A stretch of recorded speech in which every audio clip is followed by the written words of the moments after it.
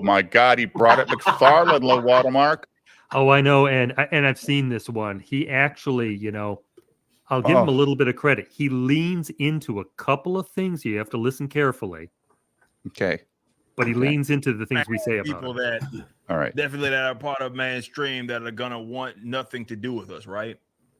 But as you see success after success after success, especially with the creators, they start to care little about that shit because it's about, are there fans? Is there an audience? Can it make money? And obviously we check all those boxes. So at some point it's like, people don't care about that shit.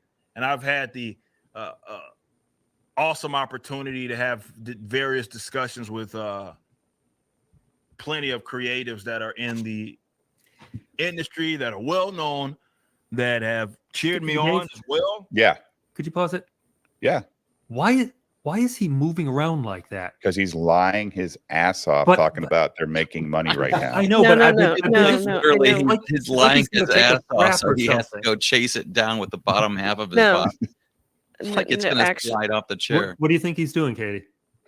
Actually, I put a clip up. It's only a minute, but he explains at the beginning that he's using a yoga ball because he broke his chair, and also admitted that he's broken several chairs.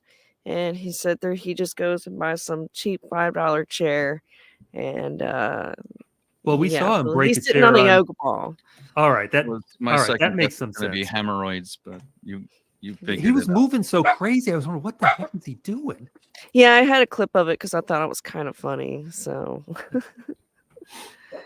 I put that in the group chat, Dave. If you want to visit the yoga ball. Okay, I was sitting there like, you fat ass. You think somebody could talk him into making a Yibra yoga ball? You think if you buy enough $5 fucking chairs, you might spend $100 on one so they don't break all the time? Well, that's interesting, Mike. The people in my comment section for that clip, it's like, you spend all this money, but you can't. Like, it just shows that he's cheapskating a little bit. A little bit. It's called Pennywise Pound Foolish. Yeah. Yeah. He's buying yoga balls because he's got to pay his employees. He's like, fuck. That fucking $100. Horseman. What do you call him? The hobby, like a horseman, hobby horse? Ball with the around the yard. Yeah. Maybe he can shoot out pee because his Saska sister is branded hobby horse. Oh my God. Yeah. Why is he breaking so many chairs? Because they're cheap. Is that what you said, Katie? They're just cheap chairs that they just break. And he's jumping up and down on them.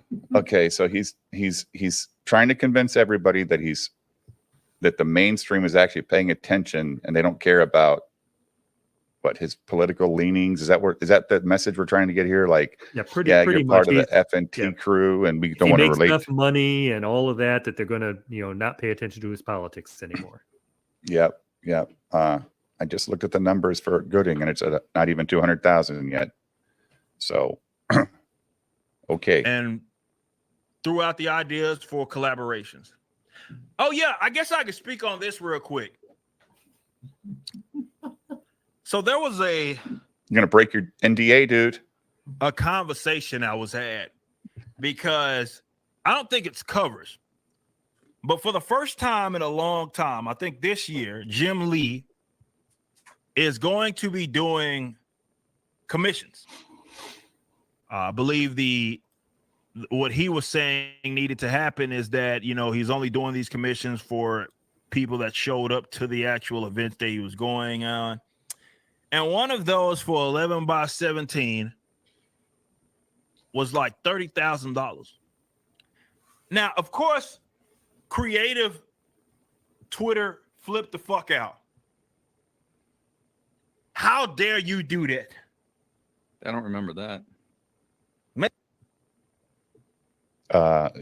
No, I mean, I remember seeing the post, but I don't remember. I mean, the only people that freaked out are the people that don't have money to pay him. Yeah, you don't freak out. But an artist wants to fucking price it at, you pay it. I mean, and if you don't want to buy it, you fucking move on and you buy the reprint.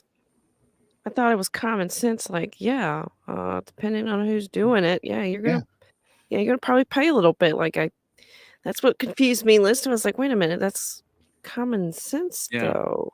So Jim why Lee- is it an issue now? Like, why are you bringing this up all of a sudden? And ID said you saw Jim Lee's post and nobody was like giving him shit, right? Like, why would they? I mean, the people that can't afford it, that follow Jim Lee, just go, oh, okay, I can't buy this one. But the guys that could afford it going, all right, let's when's this shit coming out? I mean, that's some pretty special stuff if you're into Jim Lee, right? I mean, you want that commission. Look at fucking Nick Rekieta. He spends $50,000 on a painting of Johnny Depp in his background at an auction one night because he liked the art. I mean, that's what people do, Jim. I mean, you just buy what you like, and whatever the price is, if you can afford it, you buy it. If you can't, you say, fuck, I'll try next time. I've sold a couple of pieces that totally surprised me that anybody wanted them. Of course. Yeah. But you know, I'm not going to complain. I didn't get it, but I'll trade the art of your money. Those really cool little swirly pictures on. Trade all my art for all that filigree on a dollar bill. Sure. Making a mockery of the industry because for whatever reason you have this hyper fixation on like these people act like you can't be creative and be a businessman. Okay, look, for anybody to say make a mockery of the industry and it comes out of his mouth. Dude, Mike Lee isn't charging $30,000 because he's a businessman. He's charging $30,000 because he thinks he can fucking get it. That's why he's doing it. It's not about business. It's about, hey, I don't do this shit, and now I'm going to do it. And if you people want to pay it, you can pay it. If they don't, guess what? He'll hold on to the commissions. ID. It's whatever. Oh, yeah. Well, there's also this concept. You charge enough money so that you don't have to do it if you don't want to. Right. He might not actually, like, the busier you are, the higher your prices get, so that when you do actually get around to it, you really get paid. You know, you pay if you're only going to charge half as much, you're going to be it's like you with your paint, right, on your motorcycle stuff. Yeah, you get so busy, like, well, fuck, I can't keep charging $7,000 for a fender. I'm going to charge $14,000 because I got to catch up with all these $7,000 fenders. Jesus Christ! Exactly. It's just a math problem. It's time is money. That's all it is. He might be busy with a whole bunch of other stuff. He's like, yeah, sure, I'll draw something for $31,000 or whatever. Hell yeah, all day long. And people will pay it. There are people will pay it. And again, Katie, this has nothing to do with business. He doesn't have a warehouse full of people. It's him sitting at his desk drawing a commission. That's just an artist. That's just a guy doing some art. But it's business. He's been taking this. Well, watch. Typical Eric is going to take this and turn it into a me situation. So. All right, that's right. We are watching Eric July. Yes, you got to wait for the heel turn. They act as if because you prioritize business, because you prioritize business, they will somehow act as if you're taking a stab at the actual art aspect of the creation, and that's bullshit. Anybody talking like that is talking complete nonsense. There's a few guys in the industry that can call their shots. Okay. Whether you like him or not, how he's managed DC doesn't matter. One of the guys that can call the shots, Jim Lee. So when I saw that price, this is what I said. Sure, to the average Joe Blow, that sounds crazy. The price is the price. Mm-hmm. The price is the price. To the average person, $35 for when his book sounds crazy.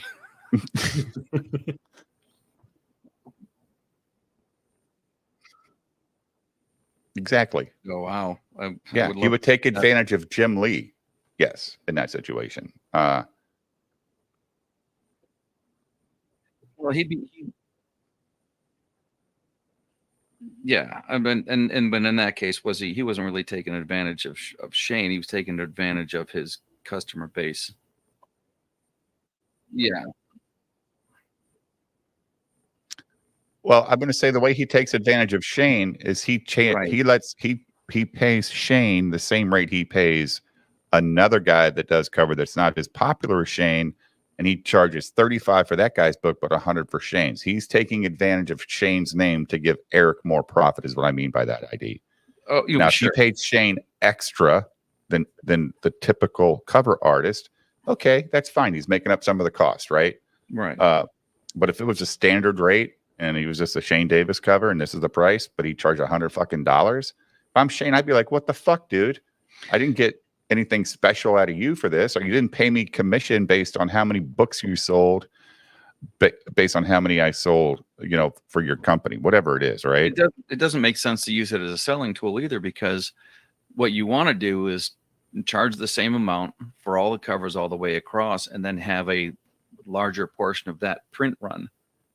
So you're of that cover on the print run. So if you're charging more for that cover, it's kind of 6 to 1, half dozen to the other. So here Bruce says less people can afford it. Yeah, Shane gave him a deal and didn't tell him he'd be charging so much for the book. Shane felt Eric took advantage of his fans.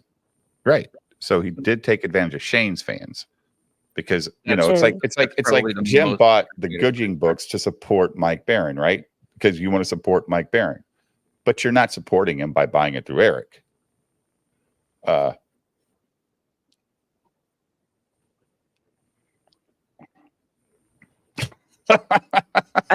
do want to address General Piggy in the chat.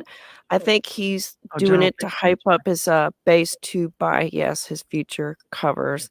I do believe that's what Eric's doing here, is saying, well, if I get someone like Jim Lee, if I charge for with the book and the cover, that's just the way it is, man. You want to get that, that cover from the one and only, you got to pay the price.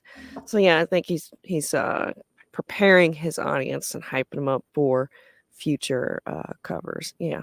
And I don't know how many people are watching this for Canon's sake videos. Katie, I have no idea what the numbers are. I don't either, because I haven't been able to catch him live for a while. But having the membership, when I go on there, it doesn't give me the numbers for the and he doesn't keep them online, right? No, because they're privated, right? No, they're for members. They're member streams.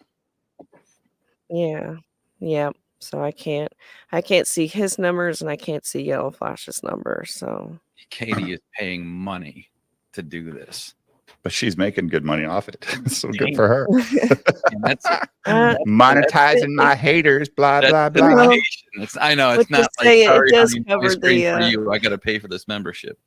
The ad revenue does at least break even with what I pay for membership, so that's it's paying itself. So I keep losing subs, Katie. Every time I live stream, I lose 2 subs. Like every time. But I don't do enough videos, and I think the videos save your channel. But they're hard. Videos are hard to do. You're clipping stuff, so that's even harder, because you got to pick stuff you think might be interesting that somebody else said. Yeah, and that's why I always appreciate when people drop tips, kind of like let me know, hey, this is what I saw, this is timestamp. For instance, I had someone reach out and say, hey, trash cast number 70 something, this timestamp from this, I think that'd be really great to clip. I think people need to hear what Ethan was saying. I haven't checked it yet, so I couldn't tell you, but it's one of them. It's nice to get tips, and I always say, if you want to be credited, I would put their credit in the description, because without people letting me know, I wouldn't have those clips to get, so it's very appreciative. It's like a team effort, we're all in this together. It's like Pastor Flash has been an amazing help for me. So Pastor Flash sends me shit all the time, and I'm like, oh great. And he goes, I'm gonna play. He goes, Katie just did it. Like, God damn it.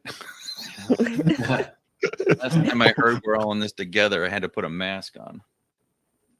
Oh, that's very true. 2 weeks to slow the spread. Yeah. I do appreciate Pastor Flash. It might not be a price. Yeah, it's crazy all the DMs you get, Katie, right? Like, oh, did you see this video? Like, oh my God, no, I have a job. Busy. Yeah. There's certain days when it gets busy. but it's a good busy. It's been good. So yeah, I don't ignore my DMs. I actually like so many people ignore their DMs. Like, why? That's what you're here for. You wouldn't. People are messaging you that you're following. Why would you ignore it? It's weird. right. Like old man Dave, that son of a bitch. I DM him every day. He hasn't looked at a DM in 2 weeks. Price that you're willing to pay for it. It might not be a price that you find respectable. Who cares? The price is the price. Well, I've invited you on in Motto. When you get in a position and you've built a name for yourself through your work or however you've done it, you get to call your shots. Yep. Obviously, it would not be in a price where just any Joe Blow could do it. That defeats the purpose. He doesn't have to do that hustle anymore. So he gets to charge what he wants to charge. And if it's 30 racks, it's 30 racks. The price is the price. So I didn't get mad at that. It was like, I'm looking at it from the business standpoint. That's what I'm looking at. It ain't, dude, but that's the wrong point. It ain't about the business. It's about the wanting that you brought up a good point, ID. Do you really want me to do this? Do you really want me to do this for you? It's going to cost you $30,000, man. Yes, I want you to do it. Okay. I mean, goddamn. I mean, if the man's going to pay, the man's going to pay. That's just a time thing. You know, like I think he's probably retired somewhere at this point, ID. Oh, yeah, and, sure. Yeah, he's just retired and he's like, yeah, I'll do some commissions, but I'll do it for $30K because I'm hanging out with my wife at the beach every fucking day. I don't want to draw this shit anymore. If I had the kind of money that he does, I would have it in some sort of a financial vehicle that paid me a dividend at the end of the month. The remainder went into principal and it made even more money and more Which is more than $30K per commission a month. Of course. Yeah. He doesn't need this money. This ain't a business opportunity. This is I don't really want to fucking do this opportunity. And what do you think Ethan would charge for a commission? Like a legitimate commission? What's Ethan's number?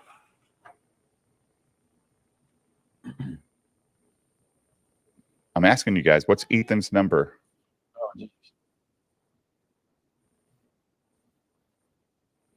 Okay.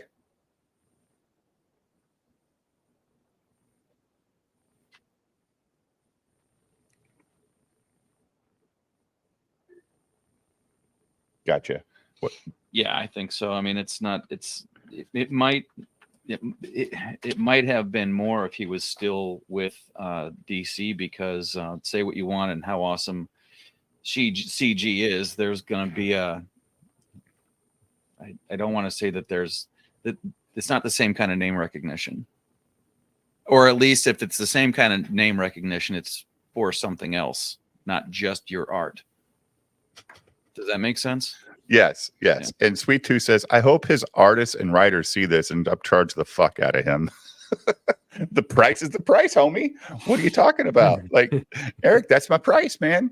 That's very good. I didn't even think about that. So yeah. Oh boy. At the front. Now, I'm not saying that people can't have an opinion on that. No, if you feel like that's not something that you should think he would charge or should charge, if that's not something that you'd be willing to pay for, totally get it. You're right. But at the end of the day, I can tell you right now, somebody's going to pay for it. Yeah. People with money or people that want it. Might not be you.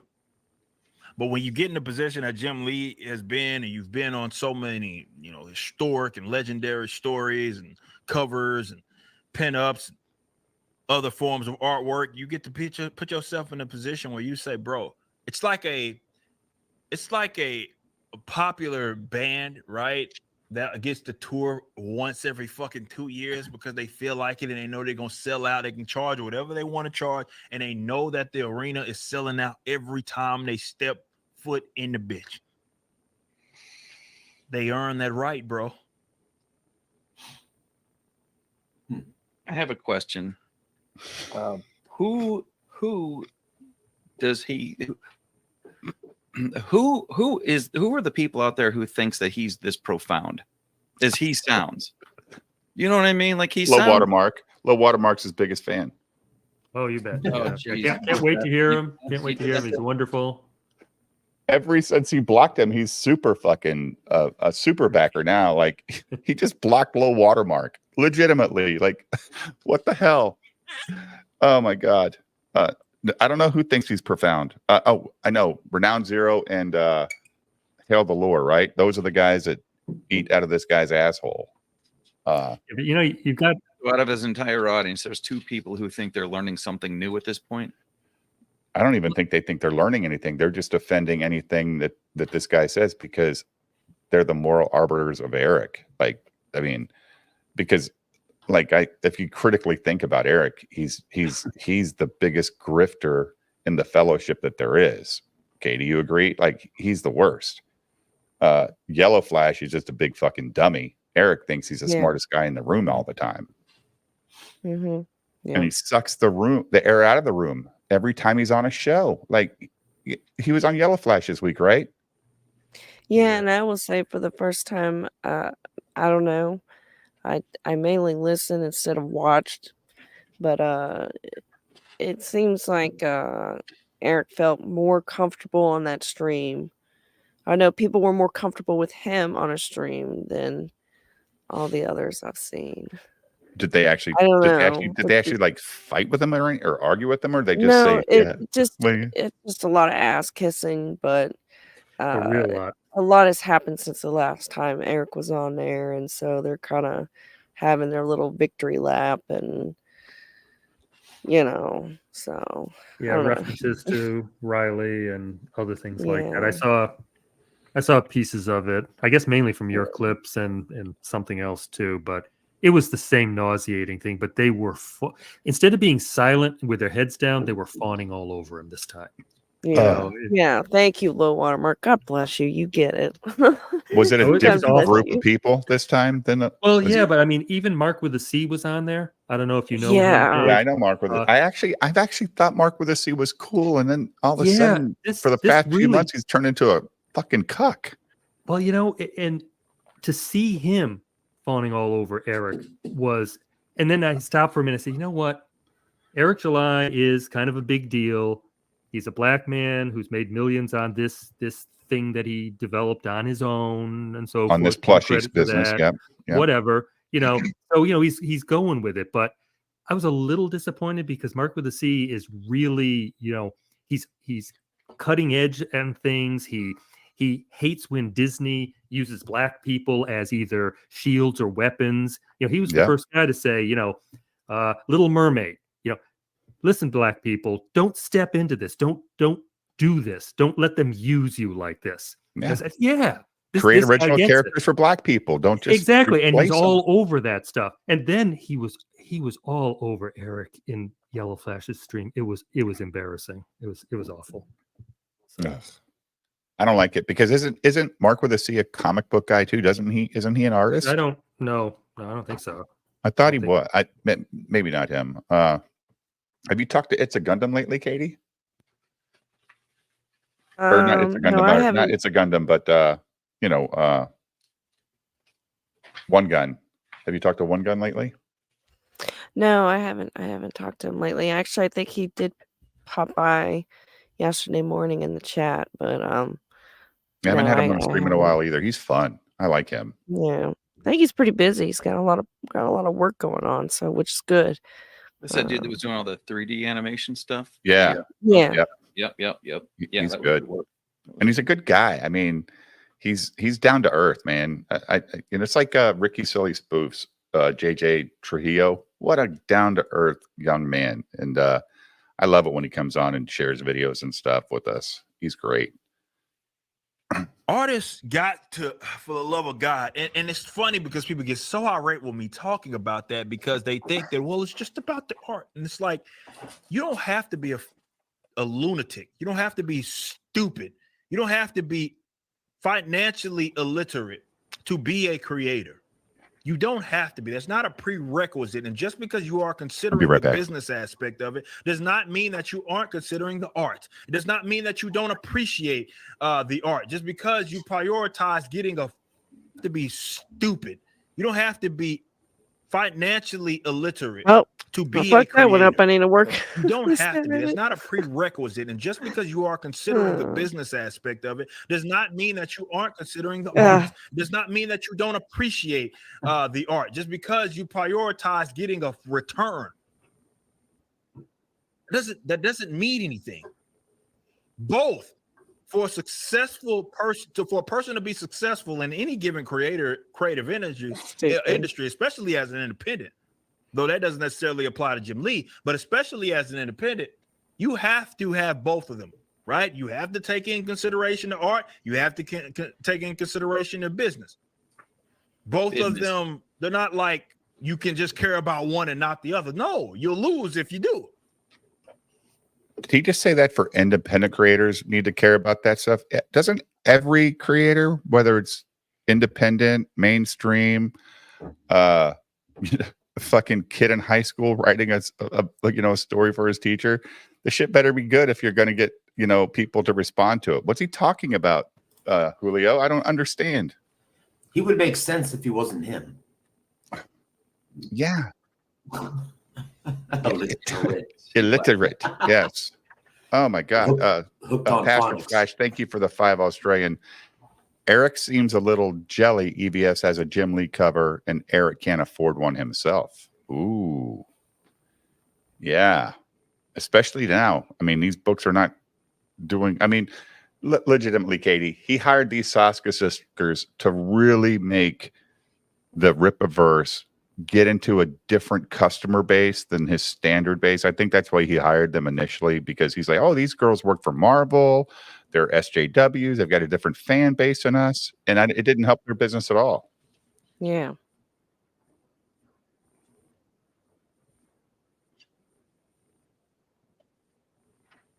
That's what somebody said earlier. Yeah. Yeah. Yeah. Yeah. So, right. Jin Wong for 5 Australian. Look at the Aussies coming in strong. Sorry, not paying attention. Has July made his point yet?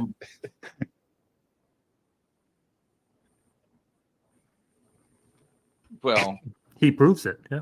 Yeah. without modifiers like good or well, then Yeah, good point, low watermark. He proved it 4 times. I can write a book. Can't write a book well. And I get it, because a lot of these creative industries, they tend to be slanted towards left. So you get a lot of that communistic, socialistic line of thinking where people think they should get paid whatever the hell they think they should get paid. They think that they as an individual should be able to dictate what everybody in the entire industry should be doing. Dude, that is the dumbest. Dude, try to get a commission from a Disney artist. Holy shit. Have a Disney artist do a commission for you, Katie, for your kid's bedroom. It ain't cheap, babe. It ain't cheap. Fuck, are you kidding me? No. It's unbelievable what he's saying here. Communistic? That's what, Jim, what the hell are we talking about? Really, because a lot of this stuff comes down to name recognition. I don't necessarily think that, Rob Liefeld is the best artist there is. He's grown a lot since he was doing stuff in the early 90s, but you hold it up against anybody else's stuff and it's just almost all style and no anatomy. You know what I mean? It's all action, it's all attitude, and I don't like it that much. But if you have an original from back then, holy crap, it's worth a lot of money. And a lot of it had, the dude was in a freaking Levi's commercial, crying out loud. He defined an entire section of shit. Where's that coming from? But you understand what I'm saying. It's he's responsible for so much good for so many comics, but the artwork itself, he's also the butt of a lot of jokes. But the artwork is still going to be worth a lot of money.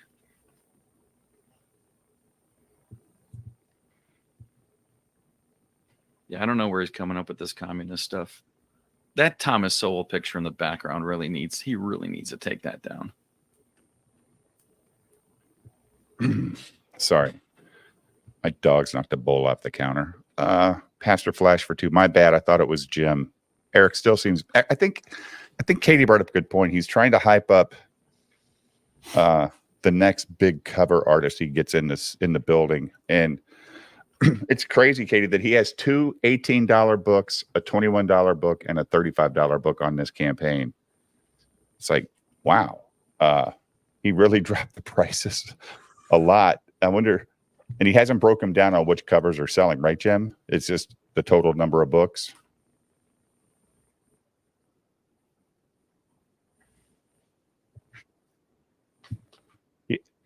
Well, he has a number that he's going to purchase, but not the number that have sold of each.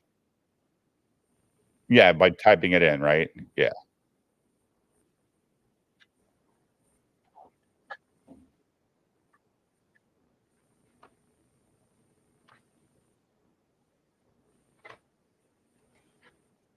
But small for him. Yeah. He's at 100 and let's see. He's at $196,000 right now. 6,700 books. So, and he's got how many days left? 27 days left. So I guess that's before it ships, right?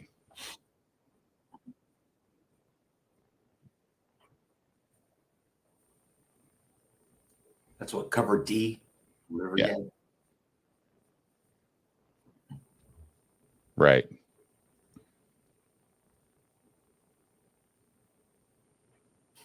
Not how it works. And I think the first thing that you must consider, if nothing else, if you are going to enter in any sort of, it doesn't matter, it's music, comics, doesn't matter, is understanding the markets and understanding basic economics. Oh my God, here we go again. Fundamental. You go into the music business because you understand economics, low watermark. That's why you're creating music, because of the economics of it. It's the business, Dave. It's the business. That's the only thing that matters. Don't get hung up on artwork or anything like that. It's right. all about the business. Yeah. I mean, ID crisis. Don't get hung up on the artwork when the artwork is the business. Yeah. Don't. I mean, what the fuck is he talking about? Jesus Christ, man. Julio, you do music. And I do. You do music because you want to just make music. It ain't about the business of it. That's not a thing. I mean, if somebody even pays attention to you in this world of music, and it's been that way forever, you're fucking happy and surprised that people are supporting you. And then what happens is the business gets a hold of your ass when you get too popular, and they start stealing all your fucking money. It's like, how many broke ass artists are out there because their agencies took all their money? Like, legitimately. Yeah, Jimi Hendrix went through that. Billy Joel went through that. I think there are a lot of bands with a lot of Motown guys went through that. A lot of Motown was jazz the worst. guys. Yeah. Yep. Just the lawyers. Oh, never mind. Yeah, the lawyers fucked them over. Warhol had said that too. It's not enough to be an artist. You do have to be a business artist. You have to understand, Yeah, after Andy Warhol was a fucking gazillionaire, and but when Andy Warhol started, he just wanted somebody to buy a piece of art off the fucking shelf.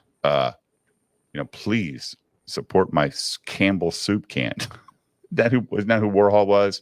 He did like real life stuff. Yeah, I'm not a. I mean, he's from Pittsburgh. He's got his own museum down here, and I'm not a huge fan, but I understand the concept behind what he was doing, and I respect what it meant. Right. Which is a lot more than I can say for other modern art like Jackson Pollock and anybody else who's throwing paint and trying to call it right. Really. Repo Man 13 says, share this. Everyone needs to condemn Biden for trying to start World War III to stay in power. Yeah, that's a good point. Like, he is doing some dumb shit. I mean, this whole thing with the goddamn Supreme Court is crazy. Like he's out here talking shit. Like the Supreme Court made the wrong decision, and every citizen deserves the same rules of the law. Really? Is that what you're going to say, Jim or Joe? Because if that's the case, then why is there insider trading in your Congress? Why is that allowed? When he's out of office, there are going to be moments, that I'm going to miss. Right. Knowing that every day is another opportunity to just laugh. Yeah. Once everything's better, I swear to God, we're all going to laugh at this once we get through it. Hey guys, I just started playing baseball. Now let me go ahead and lecture the major league on how to do baseball because they ain't doing it right. That's a good point. Okay, Well you know said. what? That's a really good point. Exactly. I just got done listening to, was it yesterday? It's one of the long ones. Joe Rogan podcast with Terrence Howard and I think it's Eric Weinstein. Terrence Howard, the Iron Man guy. Yeah, he is. He Like is Fredo. smart, but it's the same Are you dynamic. saying he's smart for a black person, Jim? Is that what you're saying? Oh, okay. Is he well spoken? I hate that shit. I know. Yeah. Okay. Right. Yeah, but he's not classically trained. So in other words, it's Comes from the heart. I don't want it to sound I don't mean for it to sound cliche, but it's a lot like that Damon Wayans character in Living Color that says a lot of big words but doesn't know what they mean. So Eric a lot of July. this, yeah, but a lot of the stuff that he was saying, but he's inserting himself into a respected field of mathematics without knowing all of the terminology. So it's like, it's that phrase: if you walk into a room and you can't figure out who the fool is, it's you. Sure. It's that, and this is the thing. Eric is walking into this room and he doesn't realize that he's the fool. He's walking into a poker game with a bunch of card sharks with a bag full of money, and he's losing it all. Because he's only pretending to know how to play. Yeah. He's Galaxy Stranger has it right. Let me reverberate your emancipatory proclamation. Yeah. Right. It's Oswald Bates was the character name. Is that it? Okay. Hilarious. Yeah. It's fucking. I just put a link. Whatever. He's Eric's the guy at the poker table that says, well, I just keep throwing more chips in here, and obviously I'll win sometime. And all the guys that have been doing the indie comic scene for a while, they're like, yeah, dude, keep spending 80% of your cash. We're spending about 20%, and we're keeping 80% of our money, and you're keeping 20%, and you're barely making ends meet. I legitimately think he's struggling to pay his people at this point. The Saska book, based on all the promotion they did, everything they did to make that stuff, they were everywhere. They were on every live stream. It did $100,000 more than Alpha Core. Are you fucking serious? Did that pay their salaries, Jim? Nope, it did not. Katie said she needs to go. Okay. Katie, thank you for stopping by all the time. Anytime. Katie. No problem. I'm glad to be here and got a chance to stop by. It just worked out. Perfect timing. And appreciate it. And sorry I didn't talk there for a while. I was actually trying to edit this clip because my dumbass realized I did a rewind for like 20 seconds. So I don't know. Oh, you watched what you clipped to make sure it's okay? Yeah. Wow, you really put a lot of work into this. I go through and I actually check because sometimes like I'll put my phone on like do not disturb, but somehow my Twitter comes through and I've tried everything to block it. So when it does, I go back and then I kind of clip it to where it picks up and Gotcha. it's a pain in the ass. So I just kind of realized I missed it. So I went back and edited that part out. So Because I can't have that shit on Trashcast. That's embarrassing. That's embarrassing. I ain't clipping like Student of God. I ain't gonna clip like him. Come on now, I'm a professional over here. I need to do better. No, you're not like in the gutter, hanging out in the gutter with a fishing hook. I Oh wonder my what I God. can get. But I appreciate it, and you gentlemen have a great night. You're and I streaming will- Saturday again Yep. this I'll week, or are you going to be streaming out in- camping or something? Nope, I'll be Or- streaming Saturday night, All right. Saturday night, 9:30 or 8:30 Central, right? 9:30 Eastern Standard Time, and All for right. Comic Sips and Drama Drips. And also, you guys can catch me on Monday mornings at 9:15 a.m. We go to at least about 12:30, and sometimes I get some comic artists to come on. I recently had Andy Smith and Dennis Turner on, and that was a great discussion. And Jay Bama always comes on and hangs out with me in the mornings, and so it's been a lot of fun. I really like the feedback everybody's given me about it, and hopefully when the kids get back to school, maybe I'll do twice a week. We'll see, but yeah, I appreciate it. Everybody have a great night, and clip and snip, bitches. See ya. God See you bless. later. God bless, Katie. Yeah, I might be right Women. behind her. There's Jesus. a couple I got to finish before I go to bed too. Just in like maybe in a couple minutes. Somebody say something funny. Okay. ID crisis. ID crisis. Gotcha. You got me. Cover from Here we this. go. It's not about what you feel like you're old. It's not about any of that stuff. You need to learn to understand markets. But the price for a gym, I had no problem with it personally, because I'm like, well, he can command that. And if people aren't willing to pay it, they aren't. But to act like, of all people, he can't call his shots. Sorry, bros, he can. Whether you like it or not, doesn't matter how you feel about him. He can call his own shots. Again, low watermark. He's talking to his audience. His audience already agrees with this take. Like they're Well, not. and most of his audience aren't Sure. interested in the business. It's like when he was trying to give a class practically on how you do your own comic book. His audience isn't doing comic books. So who's he teaching? His audience must be bored as can be. We're bored. Yeah. Yeah, that was my point. Who is he being so profound to? I know. And he Himself. seems like he's such an expert. Just the way he handles himself is, ooh, I'm an expert. He's not an expert. What the hell, man?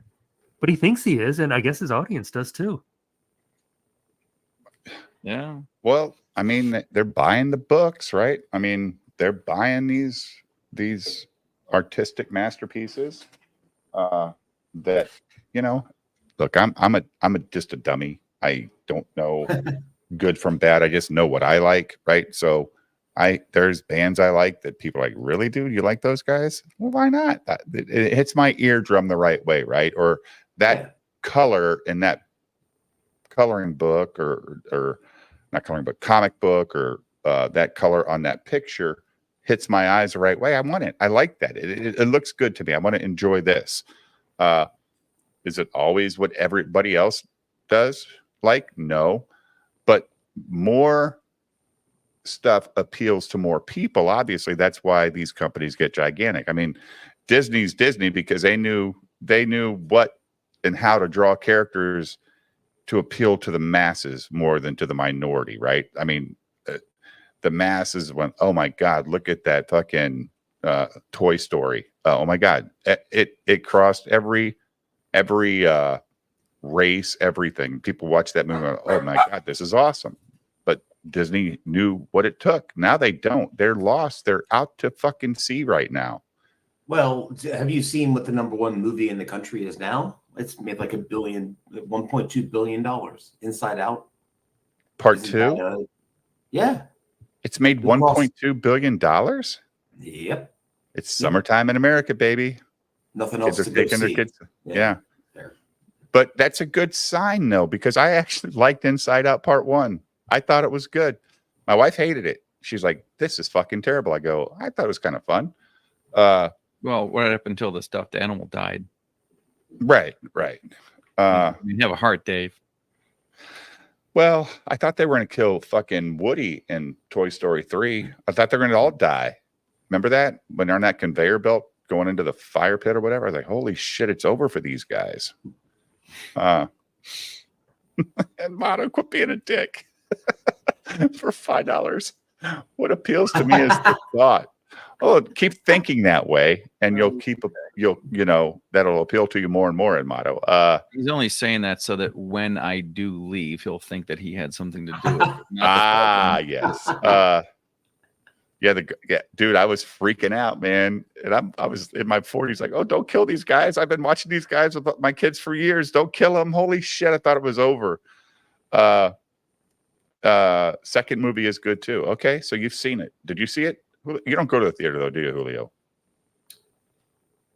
Not often. Yeah. I like going to the theater, man. I love the theater experience, Jim. Popcorn, big screen, big sound. I mean, you can have the best sound system you want in your house. It just ain't that theater 7.1 Dolby coming at you with 200 watts in your fucking ear, and you're like, holy shit. You hear that Top Gun Maverick? You see that in the theaters? Mm-hmm. Yeah. You didn't see it in the theaters? I Low did. watermark? Yeah. Good. No. Oh my, you didn't, Jim? Oh my God, that was so amazing. That took me back to the 80s when I saw the original, because those fucking planes just flying, it's like it's going through your whole brain, right? ID? Yeah, and the cinematography was a lot better too. They didn't have the technology when Tony Scott did it the first time. Right.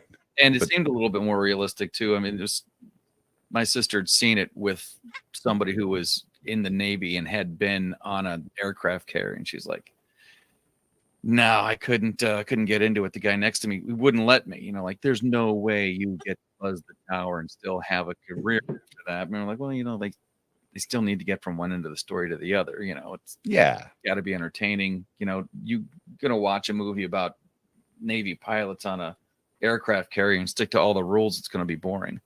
Yeah, I mean, I saw the original. I saw the original Top Gun with my best friend, and his dad was a F-14 pilot at the time. Mm-hmm. And we walked out, and his dad goes, "That was fucking amazing." Like, yeah, he's like, "Oh, that was amazing." Like, and he flew the tower and all that. He goes, "That was still amazing." Like, that was amazing. So I was like, cool. He gives no value for Peter Watts and what is this? Oh yeah, Jim is in 3 other chats, of course. Yeah.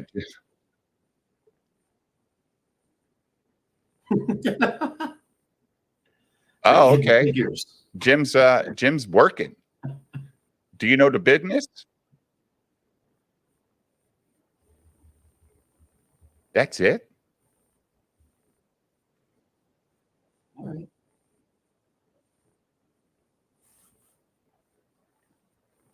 Cover C is the $35 value book, right?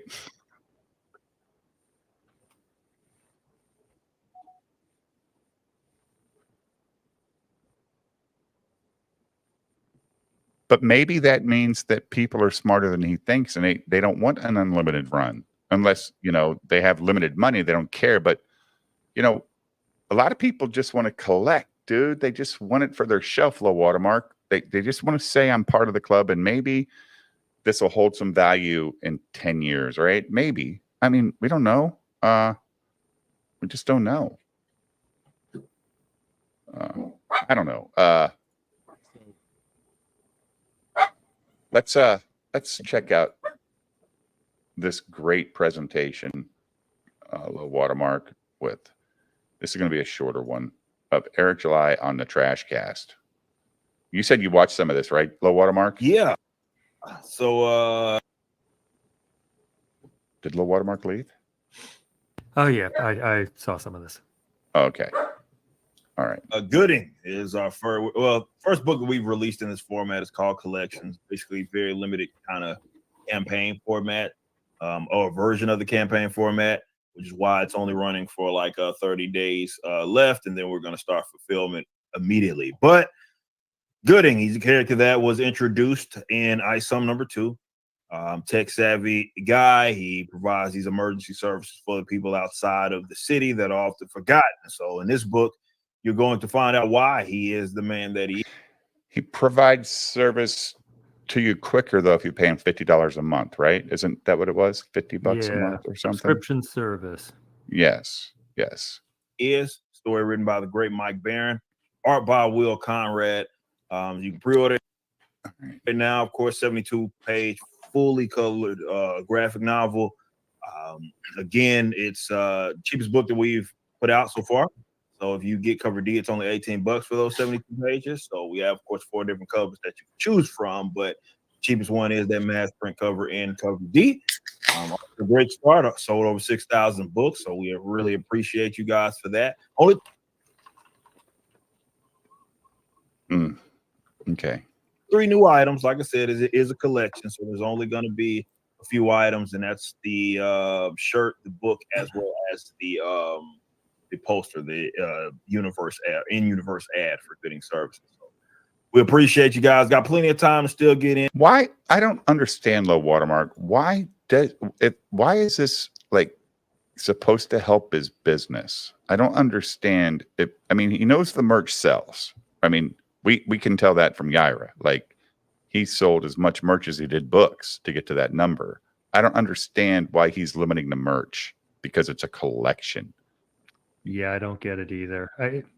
Maybe less will make people want it more. I don't know. He sold so much merch before that maybe people haven't had enough time to make money again. It's got to be something like that.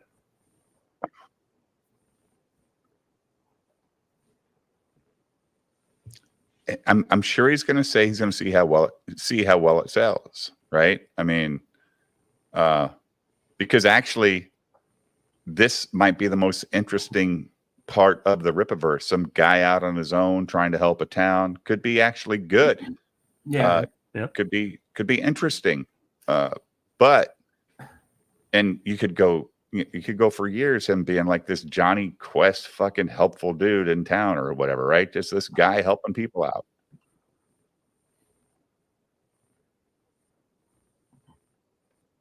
No, goddamn no. Yeah. Yes. Unless you're a guy with 500,000 subs and you sold 70,000 copies before, right? That's the issue. It's not. I mean, if I made $182,000 on a campaign ID Crisis, would you shit your pants or what? You'd be like, holy shit. Yeah, if you did, yeah, I'd If want to you know what your did. secret is. If I did, Yeah. well, hell yeah. For me? Let's get started. I mean, my point I won't is, be happy. I won't be happy until all my haters buy my book, which means I have to sell at least one. You think you've only got one? And Motto, that's your cue, baby.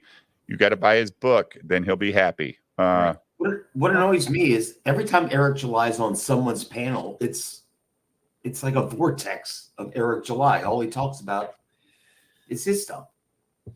I mean, he doesn't talk about anything else, right? And he never talks about the story. And when is Yellow Flash going to start his fucking gay campaign? What the fuck, dude? This guy has been screwing this guy Dillard around for a year and a half now. What the hell? Everything's done. Why hasn't he gone forward? Is there some delay? Somebody said it's going to be like September or something. What the heck? Before he even starts a campaign, yeah.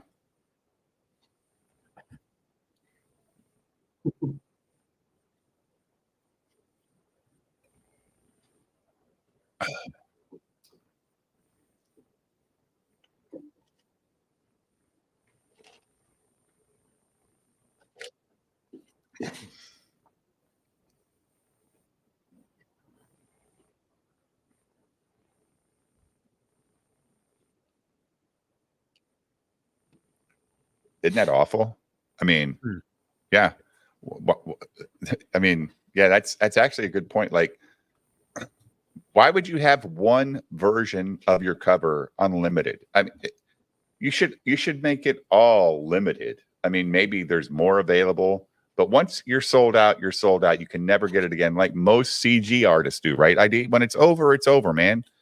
And if you start another campaign and you have a bunch of books left over, then you'll like combine them to get people to, you know, catch up with the story or the series.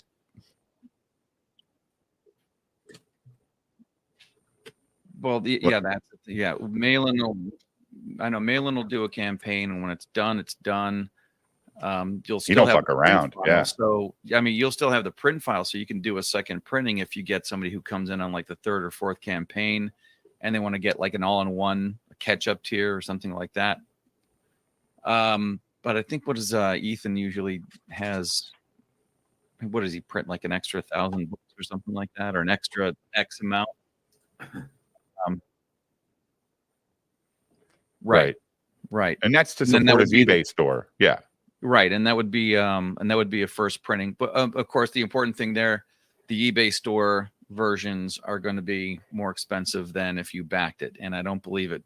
Yeah. And those would not come with any of the tchotchkes and cool stuff. Yeah. And that's great. That's great until 6 months later, he's on fucking YouTube doing a sale. And you're like, you motherfucker. You know, yeah, I do. I need to find that sweet doing spot sales where I can sell the double of the figurines that I bought. It's annoying, man. I spent a lot of money in real-time cash. It's well, like, because if he keeps doing that, and everybody else out there is thinking the way that I do, which is, okay, I'm not going to buy this one off of eBay because at some point EBS is going to put this on sale again. You know, but hey, whatever. Galaxy Stranger, I don't know, man. I think they pay their Apple card off that $500 till the next campaign shows up, and they fucking charge it right back up. It's crazy. Only inking was done. Oh, is that right? Only the inking is done. So we've got a while here. I mean, we've got a while for Yellow Flash. I think he's scared. I actually think he's scared low watermark. Like at this point, he probably should have did a crowdfund last year before all this shit happened. And, you know, he was getting what, 3,000 or 4,000 people on Saturday nights watching his show live. Yeah, now he should be concerned about what it ends up selling, because it's going to be, well, it's got to be public, right? I mean, it's I don't know that he can keep it quiet how many he sold, right? I don't know how he's going to do it. Well, if he does it on Ripa's End, maybe Ripa's End doesn't do like Eric, where they're fully, you know, transparent. Maybe when you do Ripa's End, it's just buy the book here and they don't post all these numbers. But that doesn't help you either. I think the number gets people motivated. Like, oh my God, I'm supporting something that's doing so great. That's awesome. I mean, look at what he did for Cody's car in 2 fucking days. Yeah. $120,000 in 2 days. Low watermark that Ethan raised for Cody. Holy shit. Which led into Cody getting a full-time sponsorship from Tim Pool. It's unbelievable. That's I hadn't even thought of that tertiary benefit. Somebody else on YouTube is sponsoring a NASCAR that has more money than he knows what to do with, and he's like, "Yeah, I'll support you, dude. You're kind of on my side in politics. Yeah, I'll support you, man. Go ahead. Yeah, let's go. Let's roll." Did he do that because he saw Ethan do it first? I would imagine so, because Ethan actually went on that show like a couple weeks after that. He went and talked to those guys. Didn't he, Jim? Or didn't Ethan, the pop culture, but he did talk to Tim. He probably saw Tim that day. And he's like, "What's up?"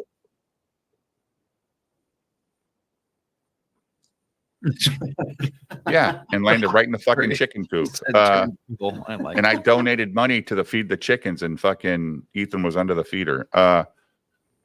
But my point is, like, I'm sure Tim Pool's like, dude, how was that? You know, doing this car ride? These guys fucking I mean, it's exciting. Ethan looked like he was legitimately having fun at the racetrack that day, seeing his Cyber Frog character on a NASCAR. That's awesome, man. And it's all because of people like us who threw Cody and Ethan a bunch of money. Now I'm so mad at Cody, fucking dickhead, low watermark. Well, it takes out the fact that the Timcast car looks straight up ass. It looks terrible.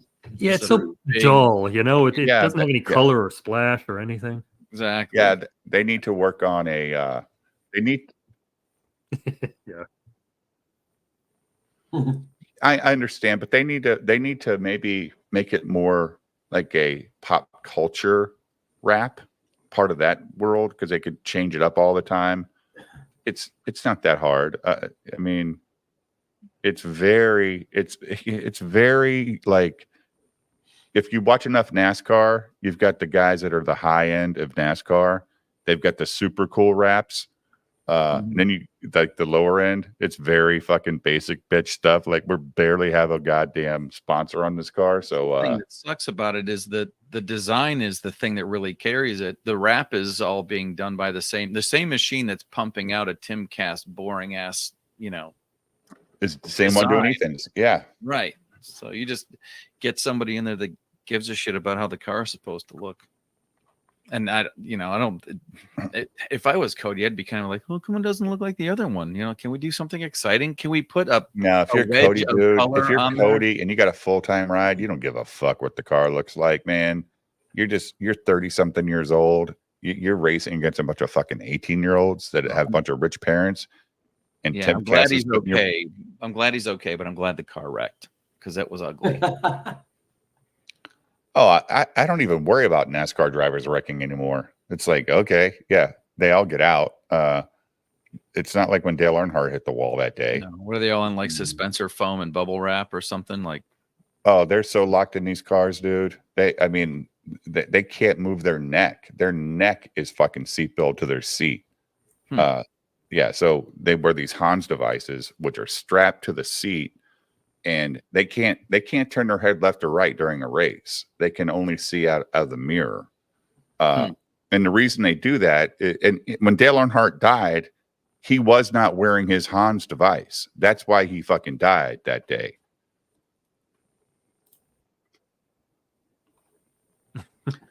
That's fine. But Chewbacca. Yeah. I didn't like Cody when you were all saying he was cool. Yeah. I'm not Look, sure. What's that? What's the point he's trying to make? So I've met Cody. He was actually a decent guy in public. I thought he was a nice guy. I was there at the show in Nashville meeting him and Nick and Drex and, Bronca, all these guys. Cody seemed down to earth. And I've watched some of his streams. And I'm, he's good. And then Nick, the guy I really like, goes on there and supports the fuck out of him. I mean, like, really helped his what's his show called? Low Watermark? Camelcast? Yeah, Camelcast take off. He helped Camelcast take off because he was on there. Every time Cody's guests backed out, he could call Nick and Nick would show up. I was like, okay, they got some chemistry.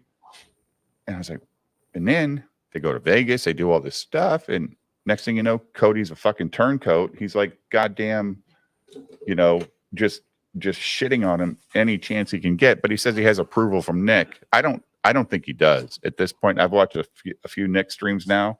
He looks really good, Low Watermark. Yeah. The stream he did last night, he was sharp.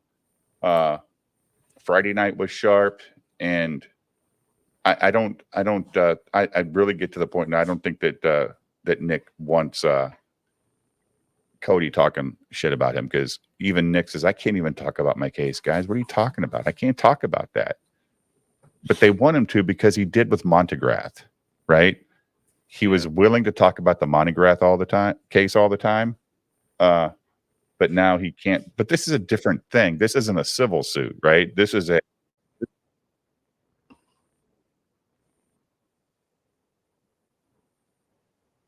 No, I get it, but he didn't. It was a civil thing. Like, he sued me for, yeah, whatever. But this isn't. But thank you for the 5 in motto. Does he have the quotes in the wrong place? It's not even. It's Samba. Cody and Nick have been friends since Cody got skinny. So for like 10 years. Cody's story changes all the time. Like, I knew about Nick's degeneracy a year ago. But I gotta pay somebody to go back, watch all the Coda videos where he's getting drunk with Nick on stream, where he's in Vegas bragging about, getting drunk in Vegas, and then now talking about how concerned he is because he knew that Nick had a problem. Well, you're the guy out there supporting it. You're the guy out there drinking with them. If you saw him doing coke and you were still drinking and doing whatever you're with him, we need to put those against each other just so we can see what a fucking hypocrite the guy is.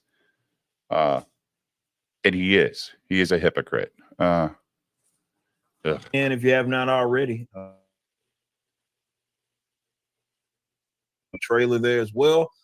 You can check out that it's not as animated as some of our previous stuff, but it is a Riververse Studios thing, so you can check that out. Why isn't it? That's another thing, Low Watermark. Why did he go cheap on this animation for this book? Money. Is he broke? He's broke, right? Well, maybe he knew it was. He said it is. It is. He said it is, but it's not as animated. So why did he go cheap, Low Watermark? Money. Why put that much money in? When he must have known how he was going to present this, it can't be a surprise that this is a pretty low volume, low money compared to the others, because he didn't put much into it. Yeah. So why would he put in? And I can't even begin to guess how much some of those cost. People are saying some of those, the numbers on the animated and the live are way up there, like $100,000 or something. I don't know. Whatever it was too much. So he can't afford to keep doing that. Hell, he'd spend all of the profits of this on one animated video. Jay popped into a Medicare stream a few weeks ago. Yellow Flash 2. Jesus Christ. Oh. That's big. Mm-hmm.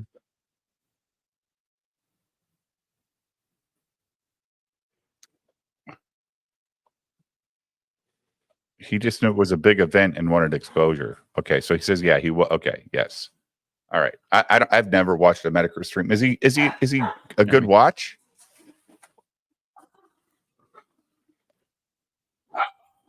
Is it just that he's been around forever? Yeah. I mean, I don't know. Is that what the attraction is? Because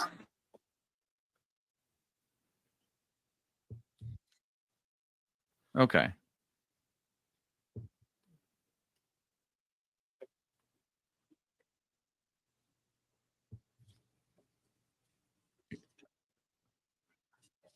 I've heard of it, The but kill stream? I've heard of it. I actually watched one the other day. Yeah. I think they put it on Twitter. It was on.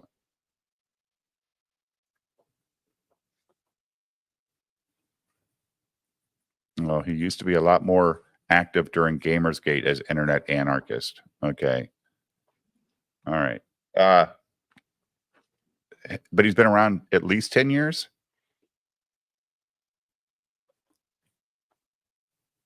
Okay. before you had anything to talk about? Yeah, when they were just making weird videos, right? All right, I got you.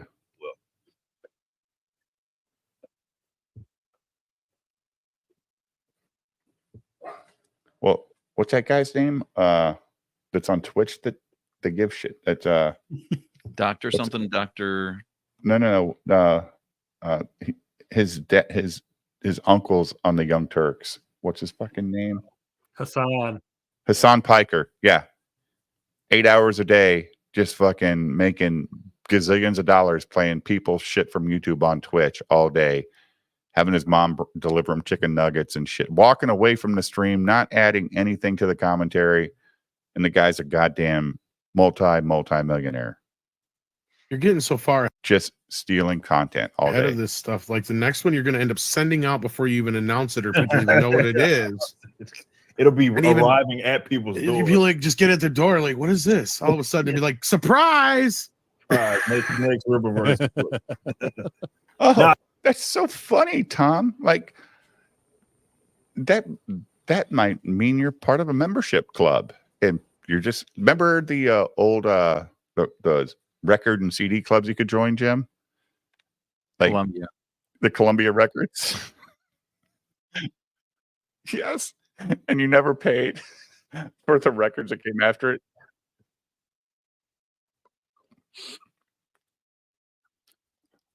Oh, dude, I cheated the fuck out of it.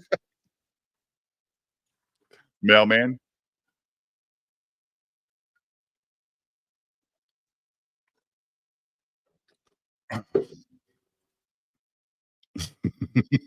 Yep.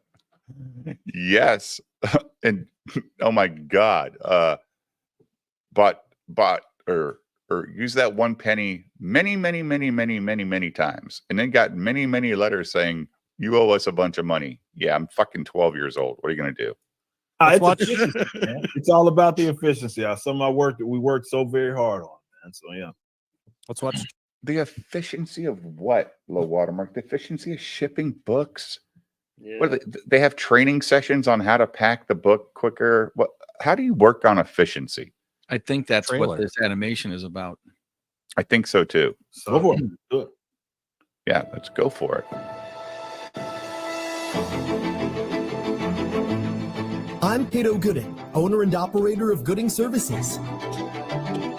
I've done work all around the city of Flores Park, but there's a reason why we're based out of Shadow Valley. Yeah.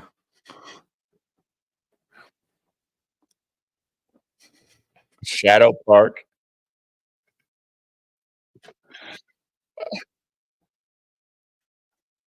I'm just going, Cato. What the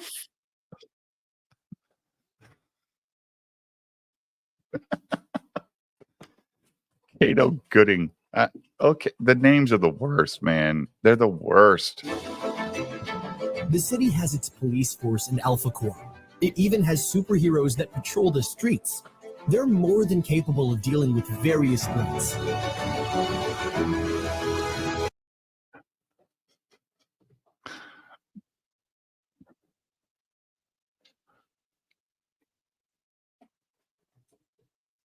All around the city of Flores Park. But there's a reason why we're based out of Shadow Valley. The city has its police force and Alpha Corps. It even has superheroes that... It looks like one of the guys from... I don't know. Who is the guy with the bow and arrow? That might be one of the guys from Norfolk. Well, I have the Norfolk cards here. makes sense. Yeah.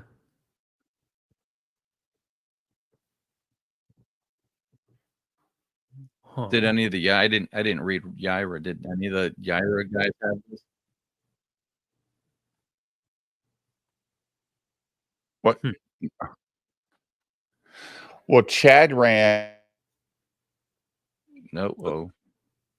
I'm looking. Blood Ruth, Samford Williard, Samford Williard, 205. Yeah.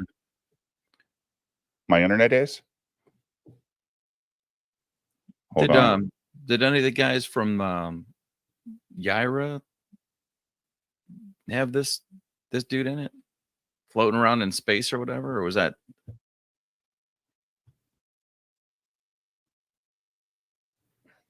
There's a string, so All right, yeah, so- but it looks like it's like part bow, part axe or something.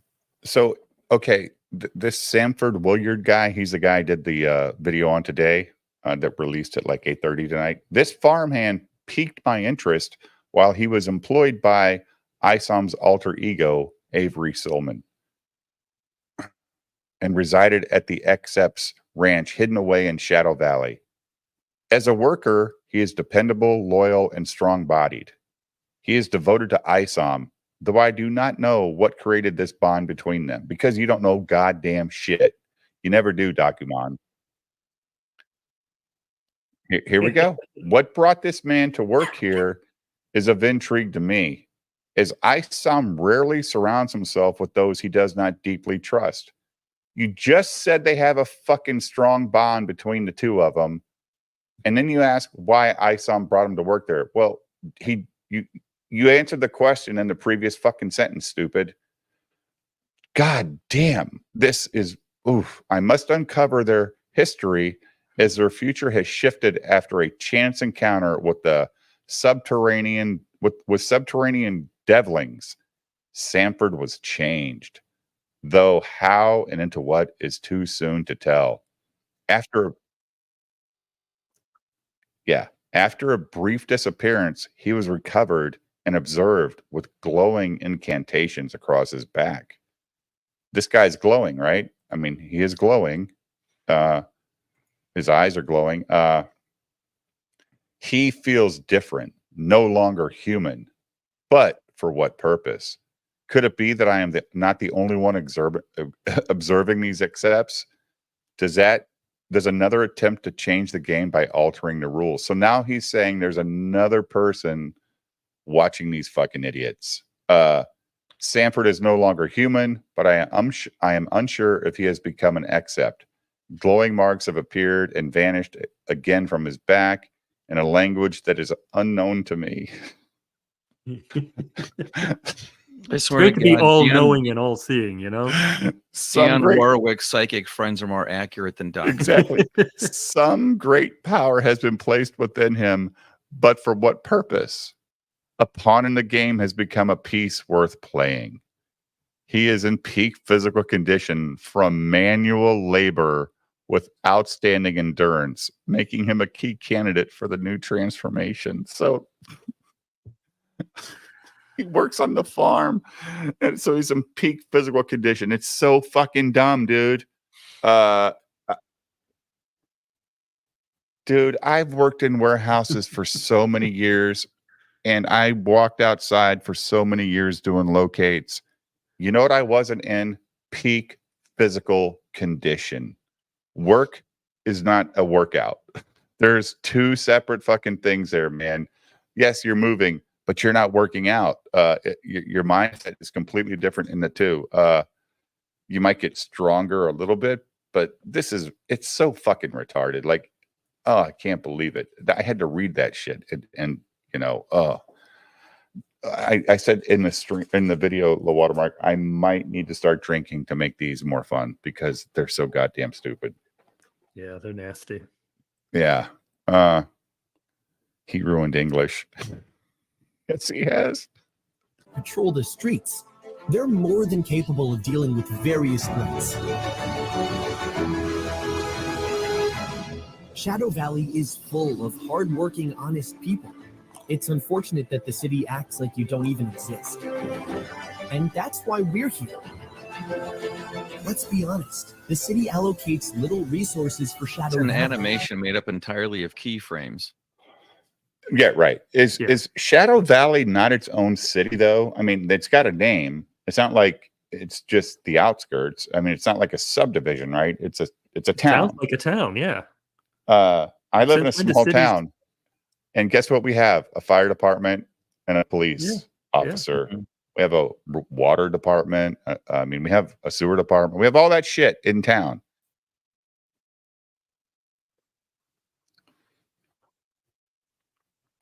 Okay.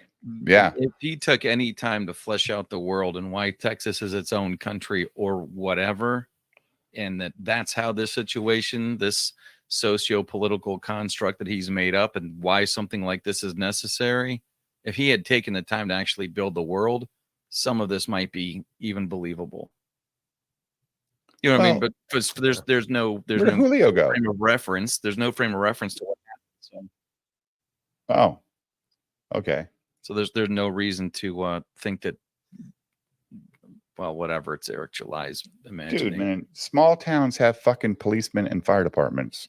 Yeah. If they're volunteer or paid, it's a thing. Yeah. I mean, Not a lot, but they have something. Yep. yeah. Then you have the county fucking services. They're like it's. Oh, yeah. Yeah, you're right.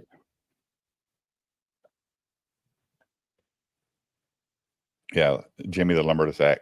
Shadow Valley is a libertarian dream of an unincorporated land. Yeah, it's probably true. The best is that Gooding is a poor ripoff of Static Shock's white sidekick from the DC cartoon. It's laughable. Yeah. That's why they're so late to respond to issues. Good people deserve good service. For our great citizens, we provide it all, from firefighting. Now, isn't the first thing you think of when you see that? Was it the joke of so who's pissing on Arabic, pissing on Isom Knox's gravestone?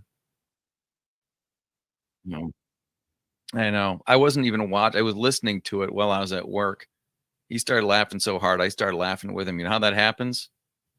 You know? Yep. Same thing. Yeah. And now, of course, other people are in the room wondering what the hell I'm laughing at. Right. I'm just pointing at And my they won't earbud. even understand when you tell them. They're like what? I'd point at my ear button. It's Yeah, a fire.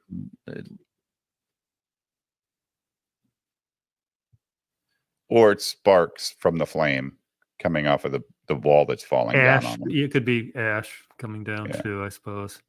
Yeah, but the way her hair is, and it does make it visually. Why is the hair always like flowing? It's always up. Like, have you noticed that? Like, their hair is always moving. You're standing still. Why the fuck is your hair moving? God.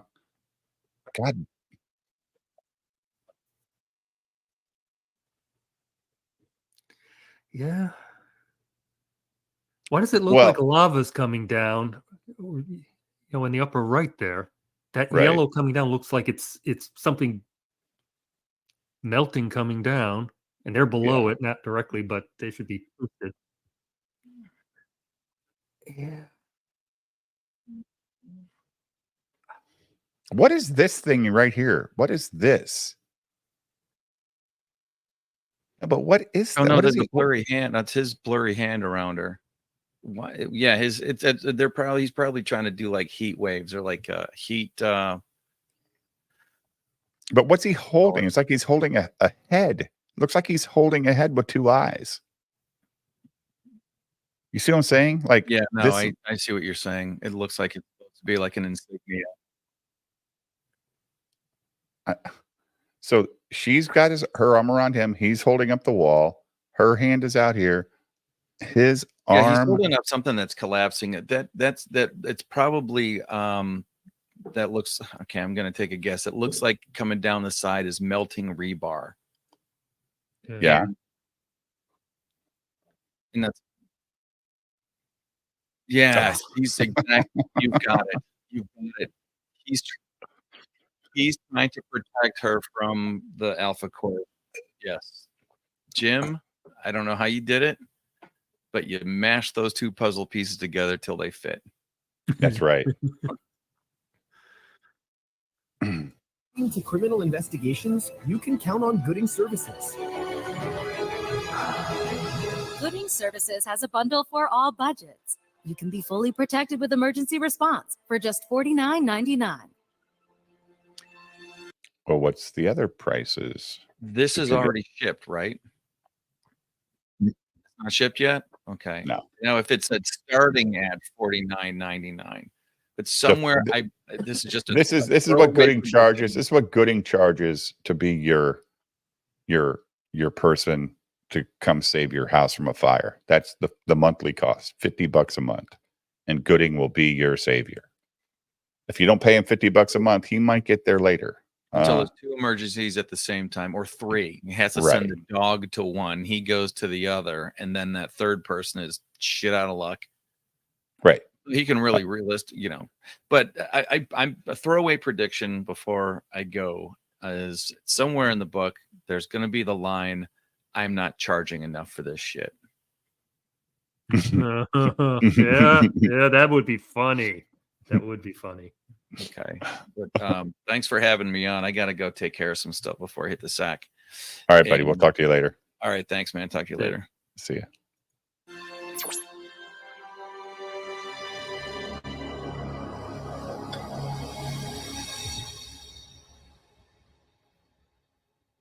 The polymath, is that a sex thing? Polymath means like well learned. Shh, it was a joke. Oh, You knew that. I like it. Hot. I like it. Yeah, fun stuff, Totally man. So y'all amazing. can Yeah, pre-order. wonderful. Did he say amazing or Yeah, sexy? fun stuff. I like it. Yeah, Hot. appreciate it. Sexy. Sexy. Yeah, fun. That's sexy? Wow. Yeah.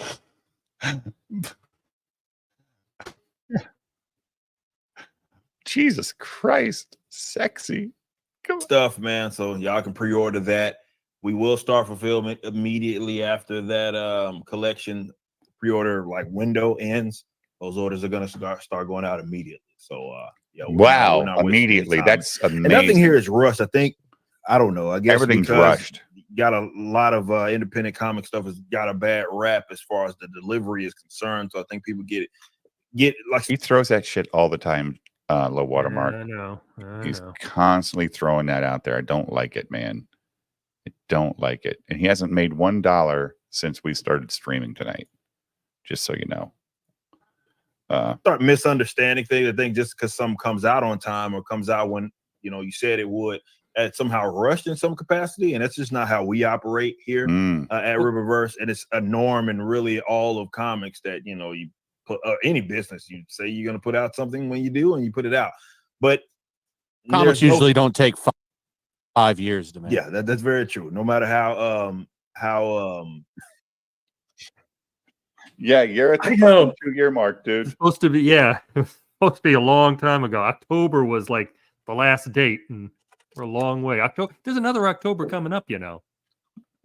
Maybe he meant all the time, October 2024. Because Yaira came out in the winter. Yeah, of course. Yeah, in the winter. Yeah, Yaira winter. What the fucking? I mean, you're worse. Yeah, like the last day. They announced the campaign, right? Yeah. Okay. Good. The Will Conrad, as you guys can see, is a phenomenal artist. He's extremely professional. As we can see, however, he does take his time. From that trailer?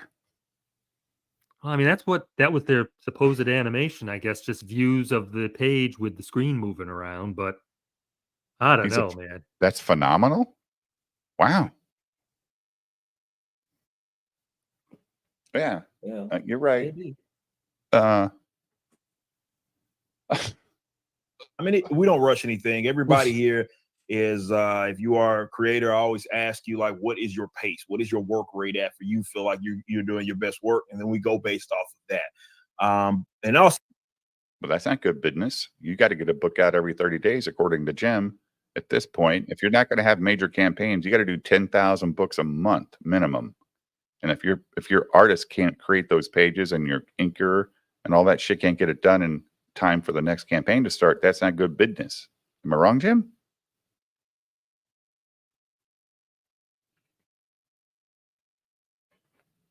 Oh yeah, they're jumping off the shelf.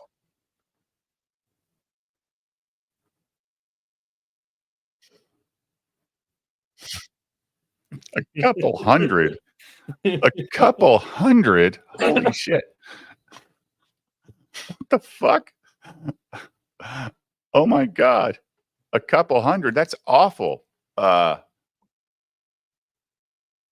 just saying that's awful. Like, he's got all those books sitting there, 50,000 copies extra that he purchased when he started. I mean, if let's say he's got 25 or 30,000 left, a couple hundred a month, he'll hold on to that shit for another 10 years. Yeah, but isn't he also so we have different donating a bunch of them to working on obviously yeah books. I heard that too, low watermark. Just to write them off, Yeah, he just donated, not even asking them if they want them. He just say, hey, here you go, here's some books. Yeah. To the military, right? Yeah, Goodwill,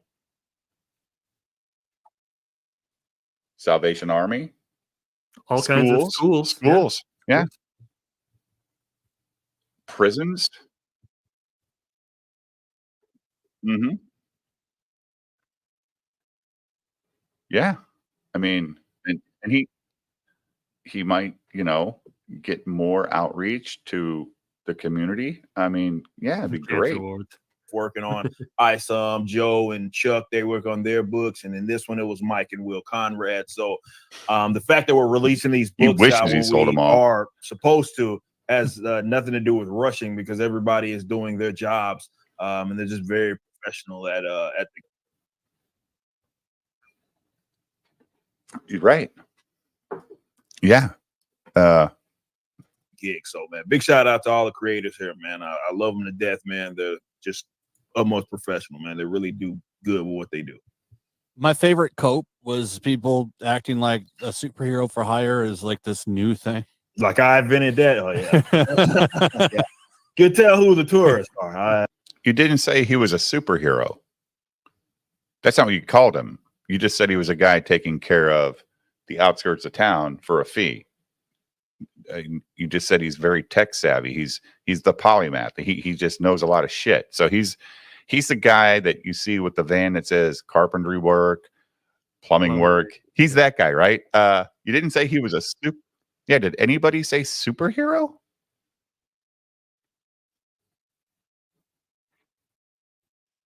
Mm-hmm.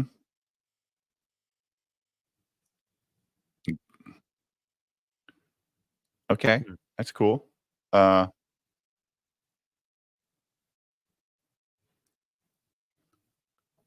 not a superhero. Like that's like I didn't think Gooding was a superhero. But I haven't read past book 1. You know what you need? You No, need the if he was document card because that'll tell you all you need to know. Well, here's the thing, low watermark. If he was a superhero, he wouldn't charge. Yeah, true. He'd just fucking do it because he can. Because he's got a real job making real money. Like, Batman's a billionaire. Superman fucking works for the newspaper. What the fuck? I don't get it. That's for sure. Because this is not a new thing by any means. Of people that are superheroes having services that they provide is not necessary. All right, chat. Official.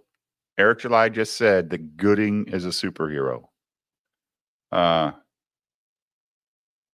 Necessarily anything new. Luke Cage's first appearance literally says "fucking hero for Heroes hire" on the cover. I got that poster, like it's right there. Actually, like yeah, it's like what the fuck. But yeah, it's you know. Is Luke Cage a superhero, Jim?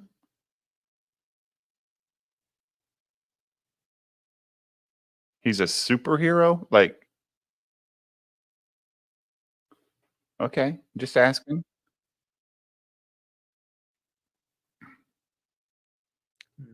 I just thought he was a badass. I just thought he was like a vigilante kind of guy.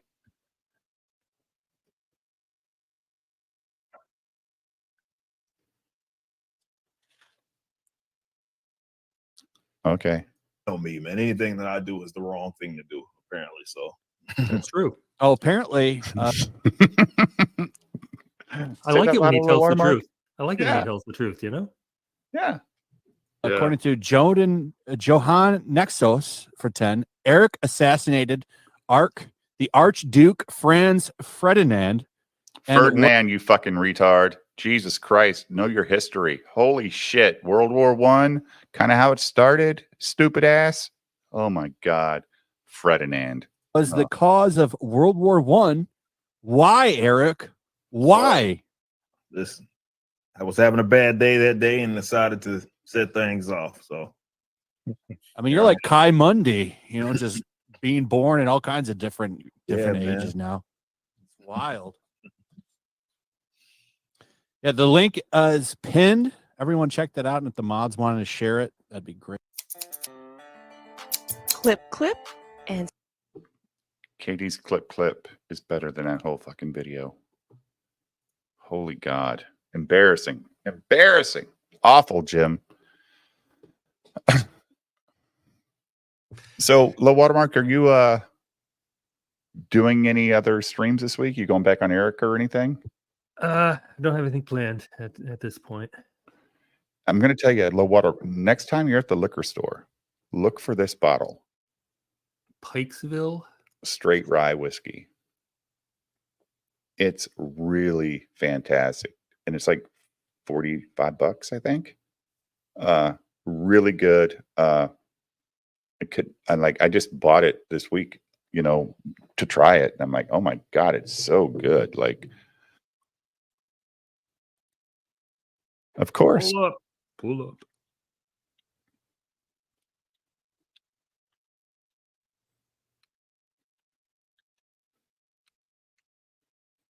So Blue's already sold. It was a crowd fund. Okay.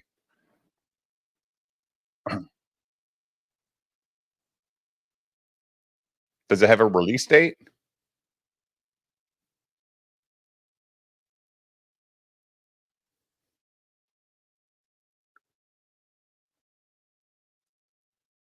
Yeah. Yeah, you sound great. We tell you. We would fucking tell you. You're talking to Low Watermark, king of sound, dude.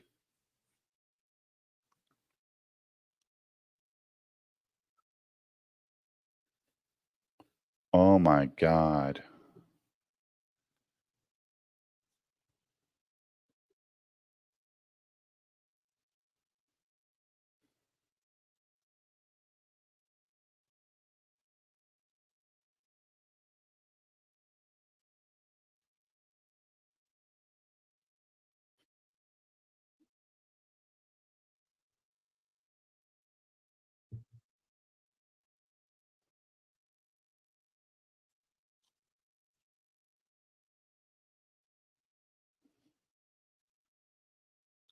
Pause. They're both the same thing. They're both the same thing. Independent creator or of a small but dynamic team. Or part of a small dynamic team. That's both independent shit. That's not mainstream. So Kara Brown, who is she? Who is that chick? I don't know. What's her job? Is she like the marketing person?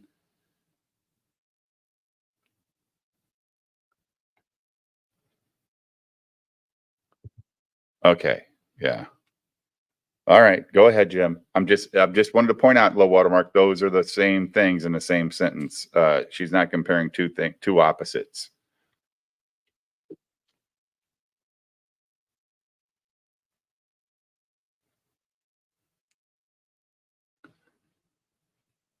With 505,000 YouTube subscribers. Yes. That very small. Yeah. Very small audience base. All right. Go ahead.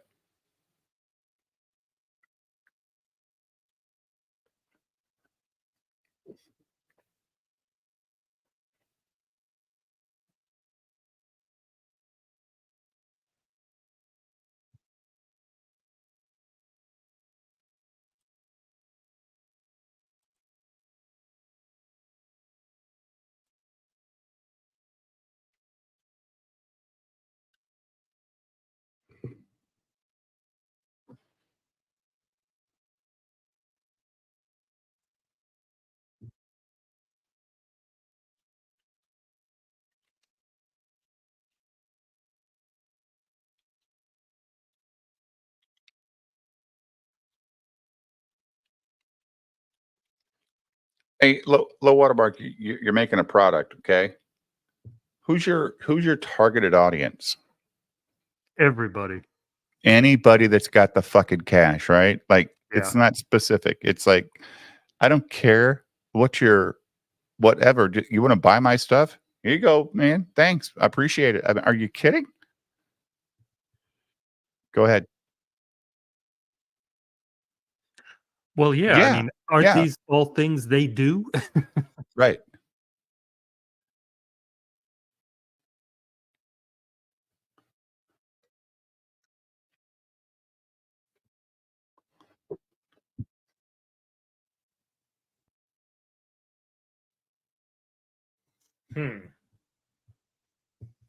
Just a separate URL on their website. Have a reverse website. So every time people come to your website, they have the list of all your books in one place. And that I do agree with. I don't want to fucking, you know, Indiegogo campaigns a different search. It's not to find your catalog. If you want to find their catalog, it's a bitch, dude. Like like like if let's say John Malin didn't end all campaigns and no more books were being produced and he had like these books available still, and you look up John Malin, it doesn't pull up all his campaigns. It has to be very specific on Indiegogo. It sucks searching there, man. I hate it.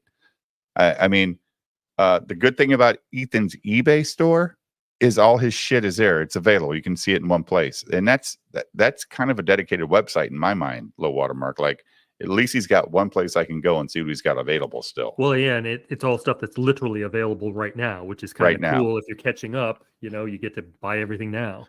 Right. I don't have but it's very expensive to run a website. It's a lot of work. You got to pay somebody to constantly be updating this stuff, because if you're the CEO, like my boss updates ours all the time. And let me tell you, dude, he's up till 1 o'clock in the morning all the time, updating price changes and all this shit, Low Watermark. And he's like, I got to go to work and do training tomorrow. Holy shit. It's a lot of work to try to maintain all this shit. But Eric doesn't even maintain his own website. He uses a third party to do all this for him. Yeah. He's got a service. So it's not even his website. He's using a third party service to manage all this shit for him. This is nothing new. Go ahead.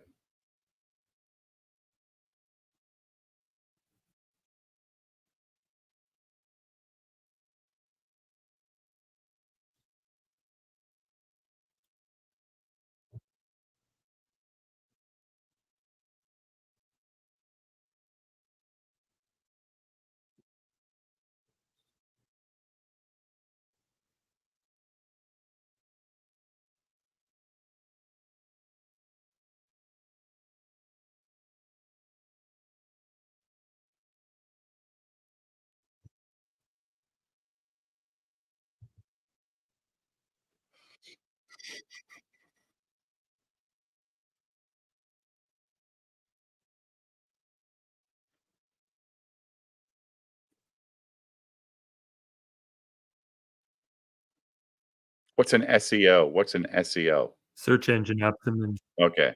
All right.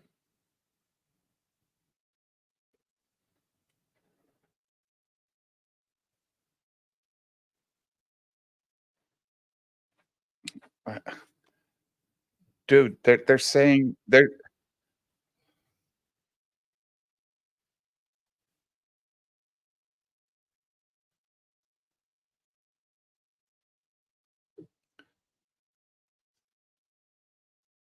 yeah.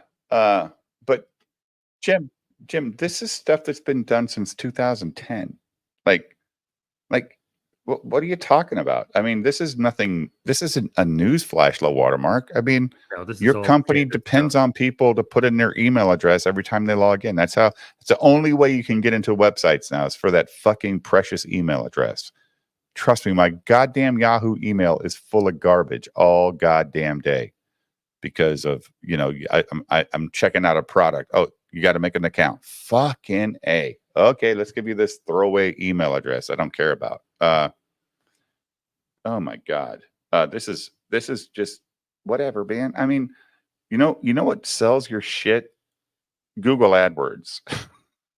Google AdWords does a really good job of hitting your target audience. You tell them where you want to fucking market it, and they will do it the way you want to do it for a fee every month.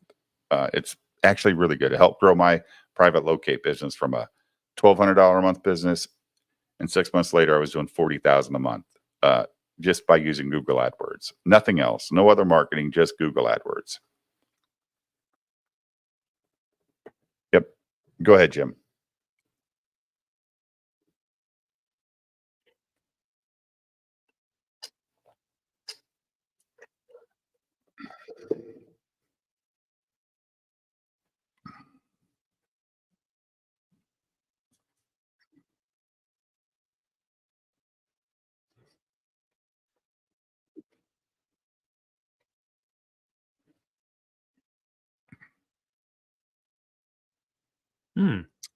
Or you have the Saska sisters go on every goddamn YouTube show they could before their book came out, and it did nothing. It did nothing to make that book sell more. It sold 1.49 million, right? It didn't do anything spectacular that, like, the first two books did for Eric.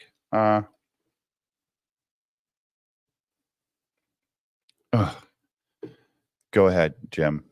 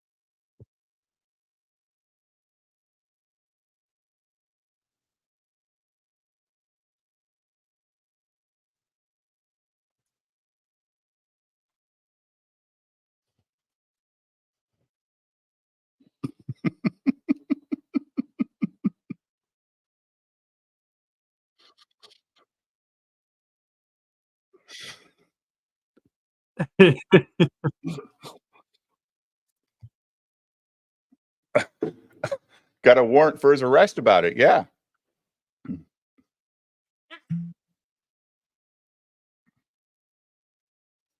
Yeah. They're marketing. Yes. Holy shit, man.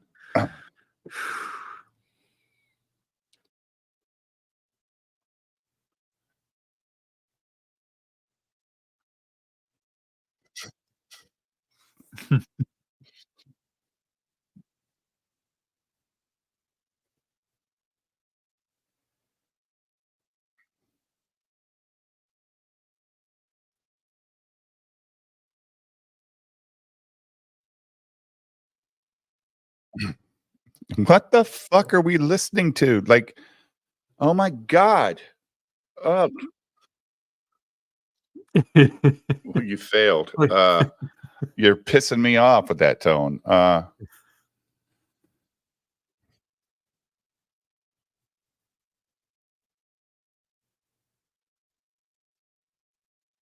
Promotion.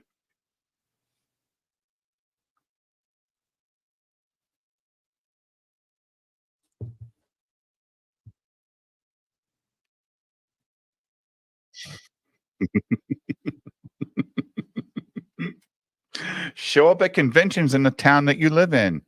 Let's do that. Let's go to that convention. Oh, sorry. Go ahead. That didn't happen, did it?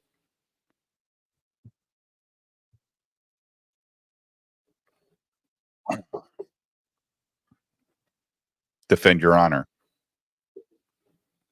But you're trying to be his friend. Be nice, Jim.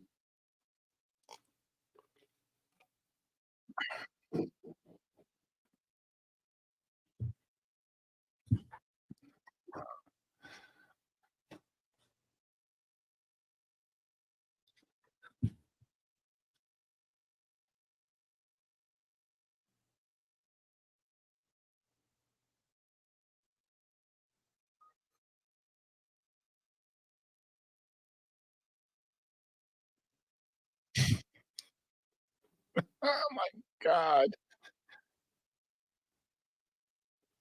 Oh, stay. What the fuck? And that's supposed to be Carol Brown. Executive assistant. Now that's her comic character. I put a link to her YouTube video, her intro, in the private chat. If you just want to play like the first 10 seconds, you get to see what she actually looks like. Oh, we're gonna play the whole fucking thing, the watermark. Oh, I didn't pre-screen. I'm sure it's fine, but yeah, it's fine. We'll I didn't go that far. Yeah, we're gonna play it. Meet the team. Hey everybody, my name is Kara Brown. I am the executive. Jesus Christ. Looks just like her comic character. Whoa. That's her. Go back to the beginning since it's only a couple seconds ago. Just to look at the comic character again and then look at her. What the fuck is hanging up on her wall? What the fuck? Yeah, some kind of Eric, pay your people some more money, dude. She looks like she's living in a fucking one-room apartment. Jesus Christ. Yeah, I think so. Look, So that's her. there in you the upper go. There's her left there. comic character right there. Cool. With her hair all flowing. Oh, yeah. That looks like her. She's got color. Oh, my God. Hey everybody, my name is Kara Brown. I am the executive assistant here over at Rippaverse. I write terrible articles on 10-year-old fucking marketing strategies. Jesus God, that's what I do. I can text that guy. I'll send that email for you. Yeah, I can look that up. Yeah, I'll arrange that interview. I can bury that for you. Yeah, I'll talk to him. I do pretty much anything that Eric asked me to do within an administrative area. I schedule things, I organize Why is there a fucking head on the bottom left-hand corner? things, I call people, I text people, I message people. There's a head down here. If they need another set of eyes to look over documentation before it goes out, I look at that too. I also You look at the documentation. Did you not read the article you just wrote? The punctuation is god awful. Holy shit. Go ahead, Jim.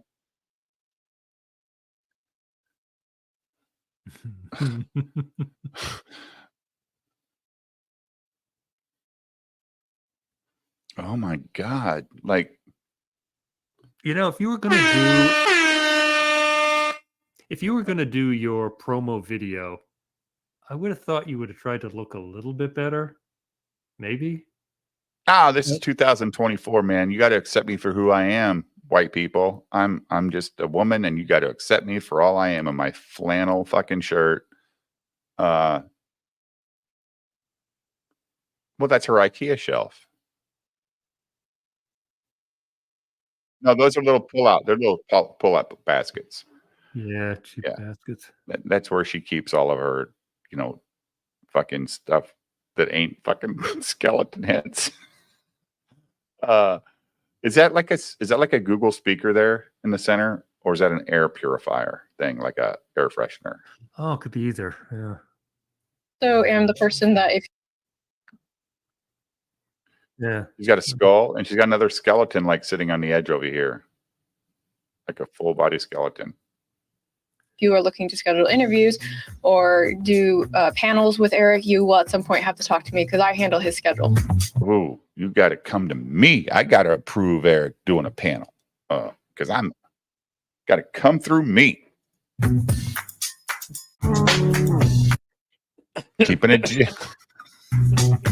I met Eric at one of his live streams. At the time, I was a little frustrated because I remember at that time having conversations in regards to the comics and the way that they were going. And She met him on a live stream. Okay. it was really bothering me because I felt like I was some kind of weird outlier, and I was doing my own perusing, and I found one of Eric's videos where he was talking about how there were too many Spider-Men. I was like, oh my God, thank God somebody else at least see something the way that I do. And I saw he was live streaming that day, and I was listening to him, and he was having commentary about like,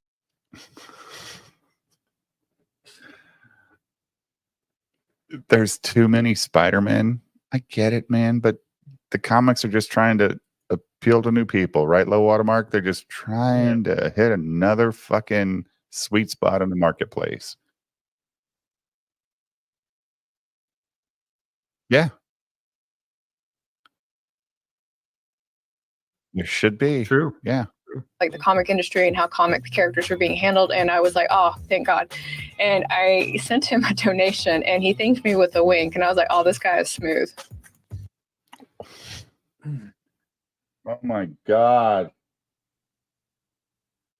Oh my God. He's smooth. Oh, you're such a, oh my God. Did she have a job before this? I just want to know, were you working? But he ended Tell us you had another job. up making me a moderator, and we kind of like slightly befriended each other on the internet. And when a need for admin assistance came into play, he reached out to me and asked if I was willing. I said yes, and then here I am today.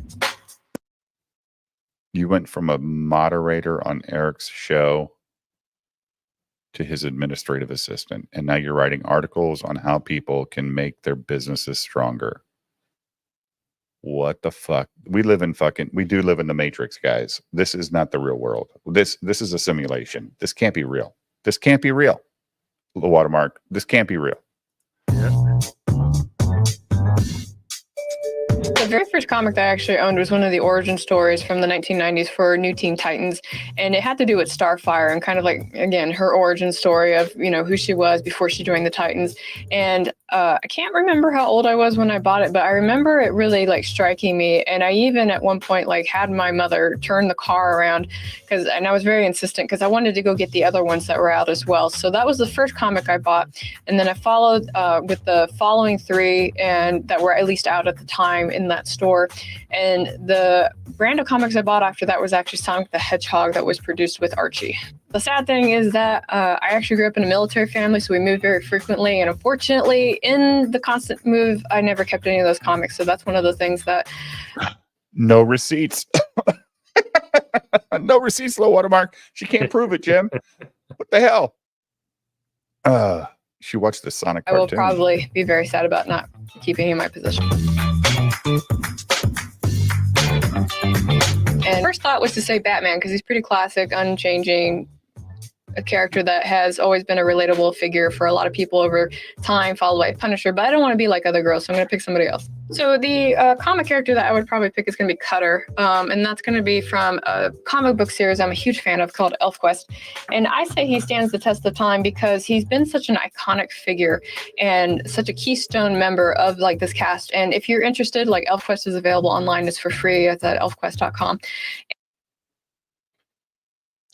Bitches, man. Bitches.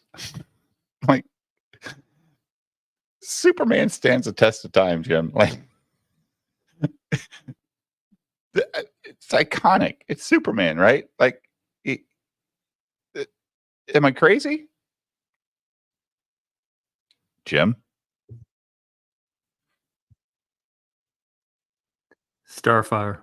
Starfire from Teen Titans. Starfire.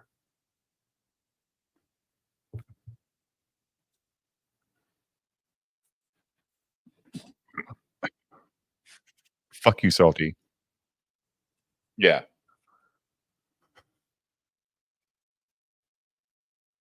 Oh no. Elizabeth. Oh, babe, you are not like the other girls. Come on, man. Why would she pull that out of her ass just to be that person, low watermark? Really? I mean, Cutter. Have you ever heard of Cutter? Have you ever heard of that character, Jim? The person she just said's the iconic. No, her favorite. And such a keystone member of like this cast, and that's going to be from a comic book series I'm a huge fan of, but I don't want to be like other girls, so I'm going to pick somebody else. So the comic character that I would probably pick is going to be Cutter. Cutter. This is her iconic character. Now, I've never. All I know is that this is kind of like the stuff that Katie did, was watching with her girlfriends, right? And then there was a big fucking Twitter fucking shitstorm over this kind of anime looking stuff that Katie was, you know, laughing about and having a good time with. And Eric's executive assistant, this is her favorite fucking iconic character. What the fuck? And that's going to be. But she has a signed copy, so maybe that's why. And is it a chick? Wendy? Is that who wrote it? I don't know. From a comic book series I'm a huge fan of called ElfQuest. And I say he stands the test of time because he's been such an iconic figure and such a keystone member of like this cast. And if you're interested, like ElfQuest is available online. It's for free. It's at elfquest.com. And he is very relatable in a lot of different ways. And watching his evolution from when the comic first got printed overall to his conclusion in the story was always something that stuck with me. I think the only character I like more than him would be Rayak from there. But Cutter, always classical, will probably be a never-ending. You just said you liked another character better than him. Oh my God. I don't understand people. I don't get it. He's asking you to pick your favorite iconic character, and you just said somebody from the same goddamn series is better than him, but you pick him. Okay. Figure for me. I'm retarded. I don't get it. is right. I am a self-published author. I am always producing some kind of content, either it be urban fantasy or under a different name for romance. And I absolutely love crafting worlds. It started when I was young, and I read the end of a story that left me really disgruntled. I think I was in middle school. And I mentioned it to my teacher, and she's like, well, if you think you can write something more substantial, you can do that and put it in for your final project for the book. And that's exactly what I did. I rewrote the complete ending of that book in a way that was more meaningful for me. And ever since then, I've always been writing. The whole self-published part of my writer journey really didn't start until 2018, when I realized it was something that was within my means, and I've pretty much been doing it nonstop. It's a very expensive hobby. Don't always recommend it, but that's what I do. Self-publishing. Well, you work for Eric now. He'll publish your wonderful books. Urban fantasy. What the fuck is urban fantasy, low watermark? Is that a category? I never heard of that. Have you? No idea. No idea, Jim. Urban fantasy?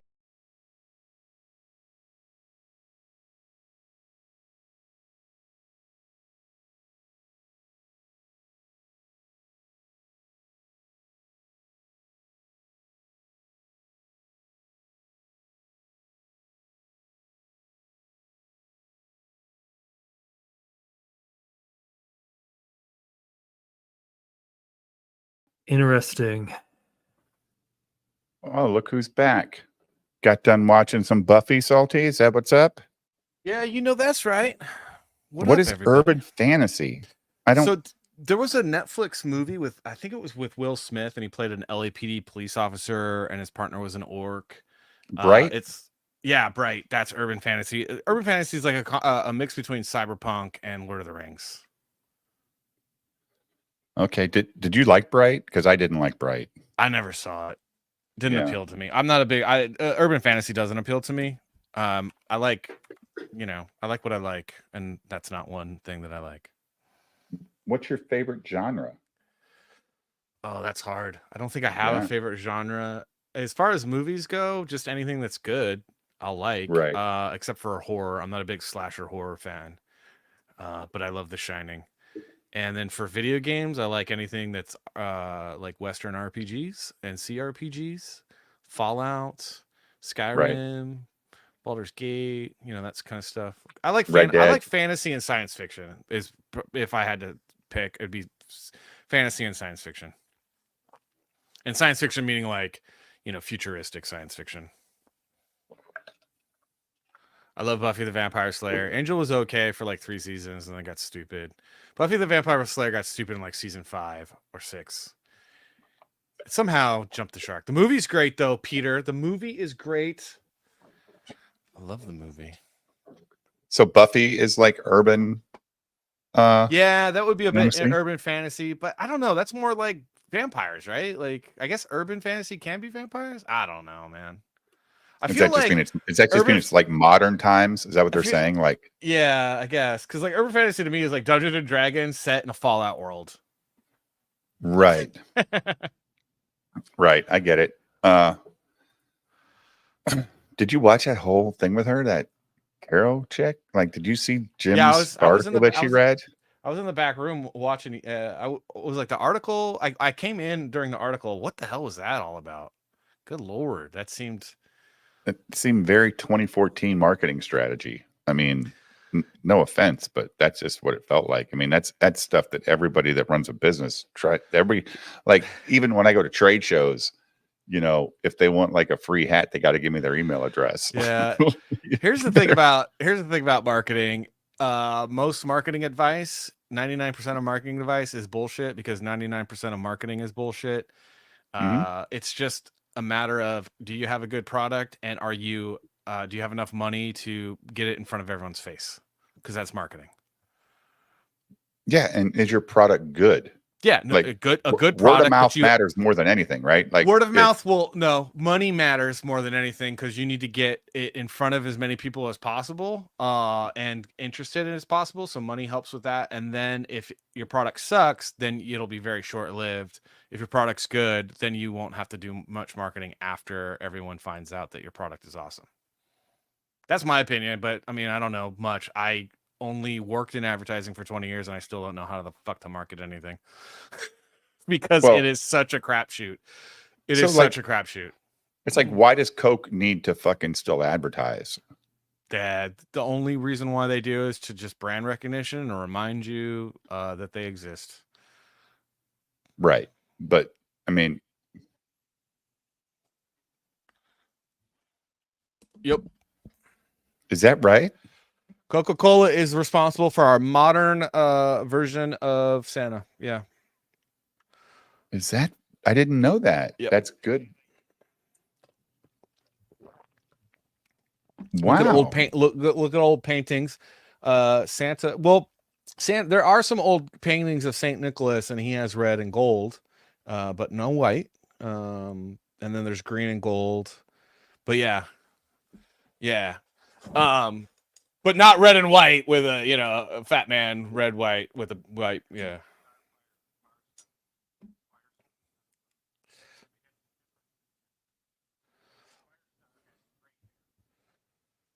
Okay. No, Jim, there's a big difference. The big difference is one is a 304 and the other is not.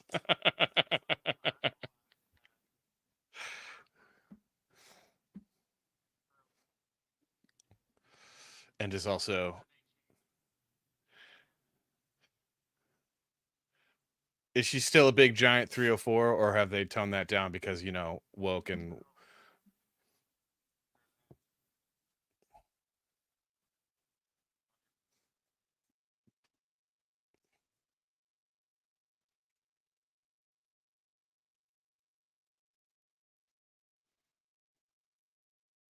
yeah, Snorum? How do you say that? He says marketing is targeting markets, plain and simple. To advertise your coffee as part of your team. That is 100% facts. Yes. Yeah.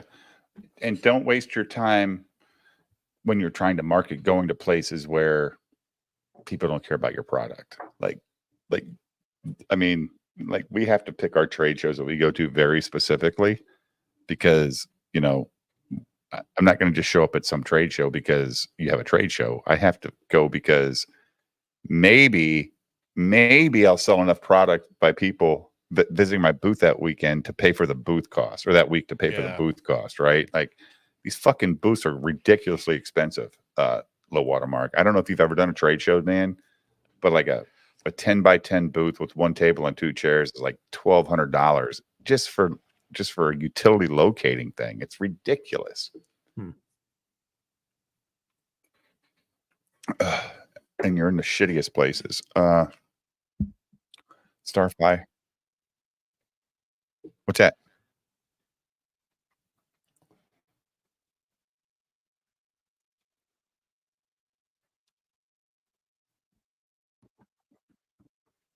Which is ridiculous since Clarence Thomas and those guys just fucking did the thing in New York where they should just say, yeah, just go to the New York case.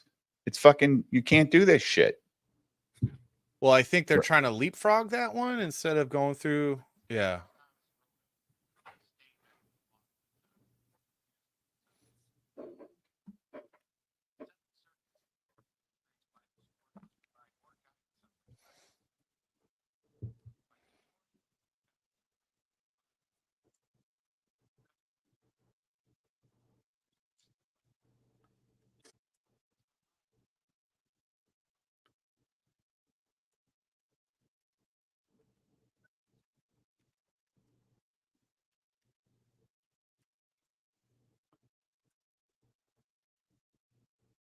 Yeah, because they were using fucking regular weapons in old days that the citizenry owned. What the hell are we talking about here? No, also, I will, to be completely, totally pedantic, oftentimes, up until 1934, the citizenry actually had access Better and weapons. had better weapons than the military, all the way from the Revolution War to 1934. I mean, so the whole, the citizens shouldn't have military weapons. That's the Second Amendment actually protects your right for military weapons. So Snorum's. Yeah. Yeah.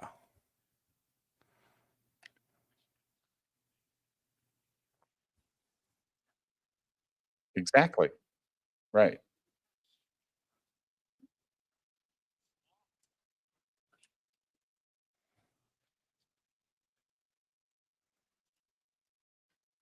Right. Yeah. And Snorum says they claim it hasn't made it through the courts to get to SCOTUS.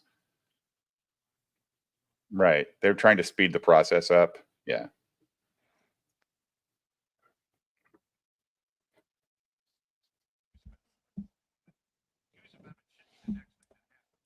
Yep. Yep. Yes, yes, yes, yes.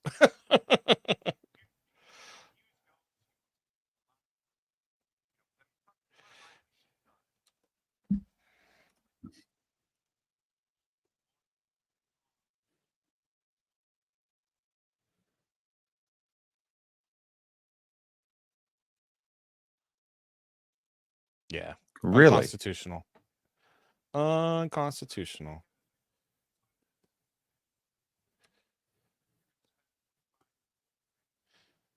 Yeah. And it's illegal. Yeah. It is. It's illegal in Illinois. It's illegal in New York, Connecticut, California, Hawaii. Yeah, I can't buy I cannot own an AR-15 in Illinois anymore.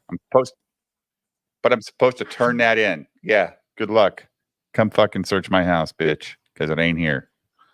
It's so ridiculous. Low Watermark, are you a gun guy? You're living in the Northeast. I mean, are you a gun guy?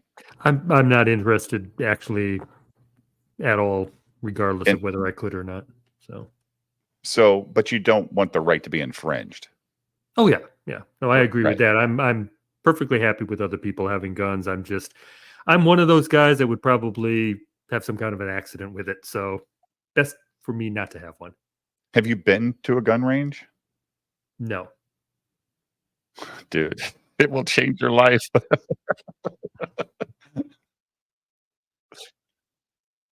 No. Yeah. If you do. Nope. Yeah. Nope. Once long ago. Yeah, I'm not big into that. There's gun ranges in your state.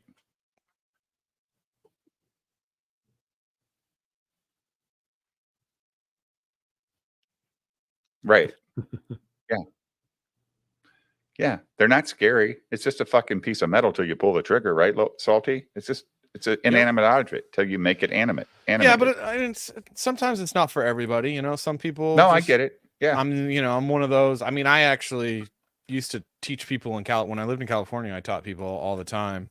And I'm, hey, Low Watermark, if you ever, want to learn, I could help. But it's not for everybody. I mean, some people I want to make sure that it stays legal because it's the only way that we really can defend ourselves against, a lot of the tyranny of our government stuff. Well, I mean, that and the tyranny of nature. Right. I mean, nature itself is I don't want to be left to my hands to defend myself. I'm not the biggest, baddest guy in the world, and that's okay.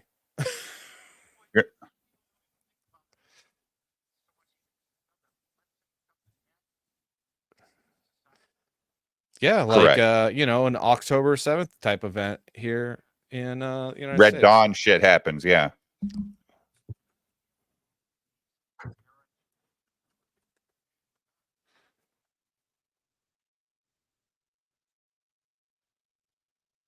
Yeah. Yeah. I'm more scared of regular people trying to come into my house. I want to protect myself. I mean, legitimately, like I'm more scared of that than the government showing up, Salty. I'm sure that's your concern. Yeah. No, I mean, my biggest concern is just being exposed to the laws of nature without the means to defend myself effectively. And what that means is beast or man, men acting like beasts and beasts acting like beasts. I don't want to be left with my hands. No options. I don't want to be left with a knife. Like you have all these people that are like, oh, you couldn't. No, I couldn't. Okay. Yeah. No, I would not be able to fight off a bunch of guys breaking into my house. I'm not tough. Okay. I'm cool. I'm cool. People think of that I'm a wuss. I am. I'm a giant wuss. And I'm a really bad shot. So I'm going to need standard capacity magazines. Okay. Thanks. That's a very Very good point there. Simply, what I don't get is how the U.S. can make it a mission to spread gay acceptance worldwide, but not the first and second. Good point. Like, it's so true. I like the new avatar, Simply Green. I like the new avatar. That's his Rumble avatar. Yeah. Ah, I like it. Oh yeah, I love Jim Norton. Oh, already? Okay.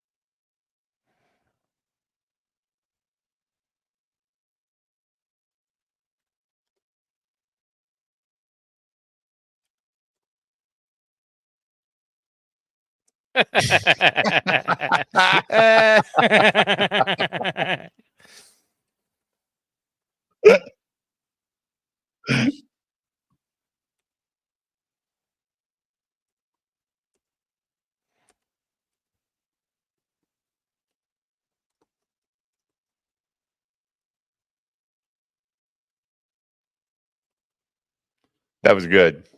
That was good. Where the hell was he at? Like he's in a little. Yeah. Yeah, he's probably testing out material. I love those guys like that are popular. Like even Chris Rock does that shit, right? He just shows up and does his material to work it out so that makes sense when he does his live shows and stuff.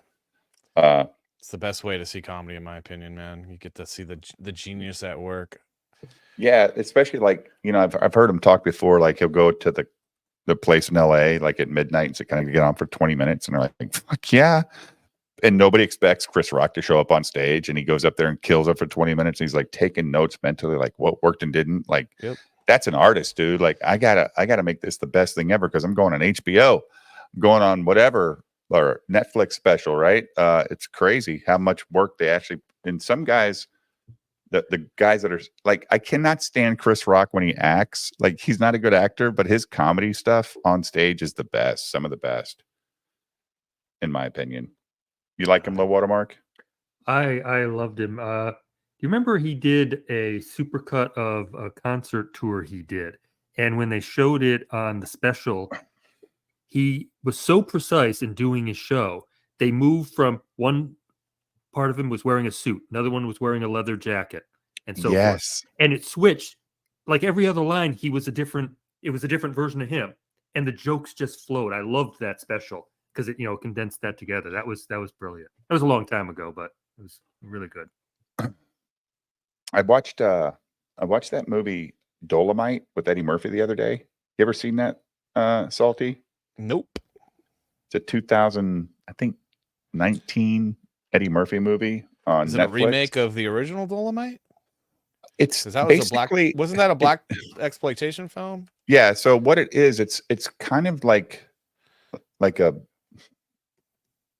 the story of how it happened. Okay. Okay.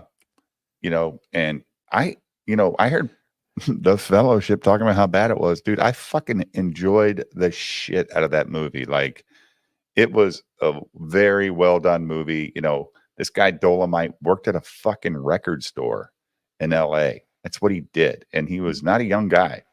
And he just started doing comedy and grew it and said, I'm going to make a movie about this shit. And nobody would support it. So he spent his own money. After he got his record deal, he spent all his money to make this fucking movie and nobody would fucking put it out. And that movie, the original movie that year when it came out, made over $10 million. It's one of the highest grossing movies in America that year. And this dude made it for $70K. It's goddamn crazy.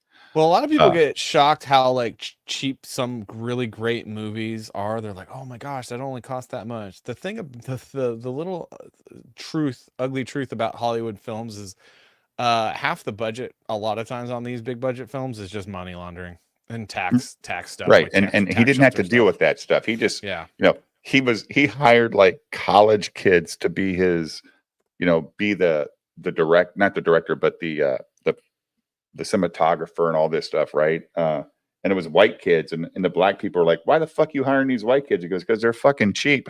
He's like, I got to make this movie, man.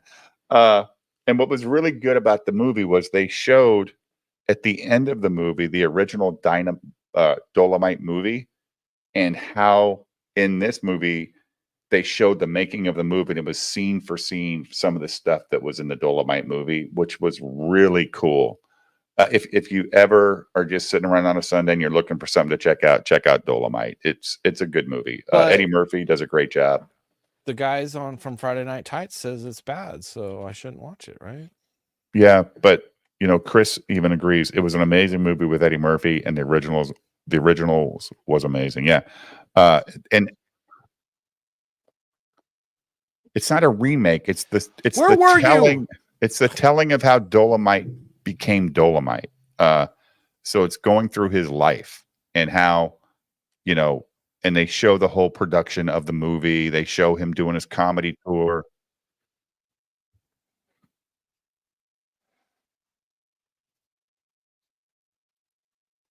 Sure. Yeah. Jim, you're always like 10 minutes behind. Someone punch him right in the middle of the face. I mean, FNT don't know shit about good black movies. That movie was goddamn good, Chris. I'm glad I'm not the only white person. Salty, check it out. You'll like it, dude. I'll check it out. If you like Eddie Murphy, I love funny. Eddie Murphy. Eddie, because Dolomite was a dirty comedian and it's a lot of dirty comedy. So it's funny as shit, right? It's funny. And all the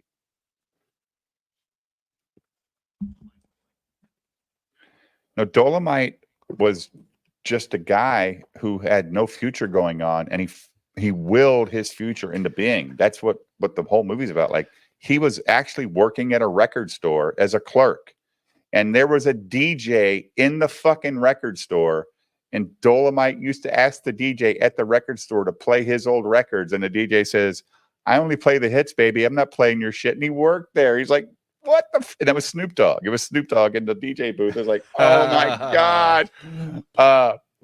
And then finally, he signs this record deal for his comedy. He's all happy. Comes back to the record store. He says, hey, can you play this shit? He goes, yeah, I'll play your stuff. And he plays his old shitty music. And Dolomite, oh, you got jokes? It's still a good song. And he starts dancing. It was fucking classic, man. I like it.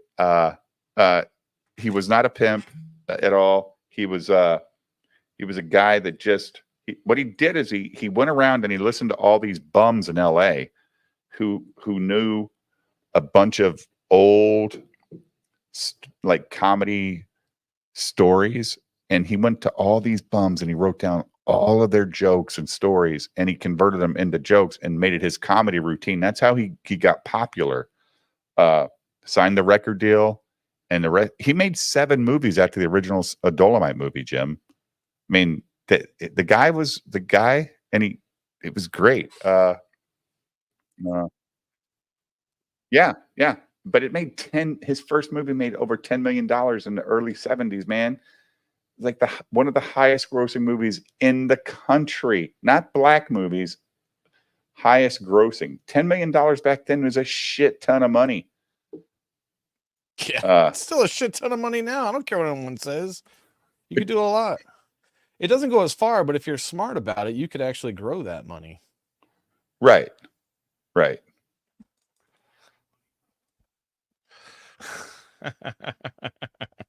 You know what I mean, jackass.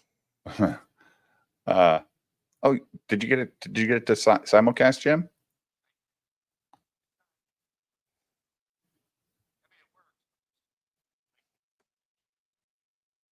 Right, but at least people can go view it over there and give you some hours.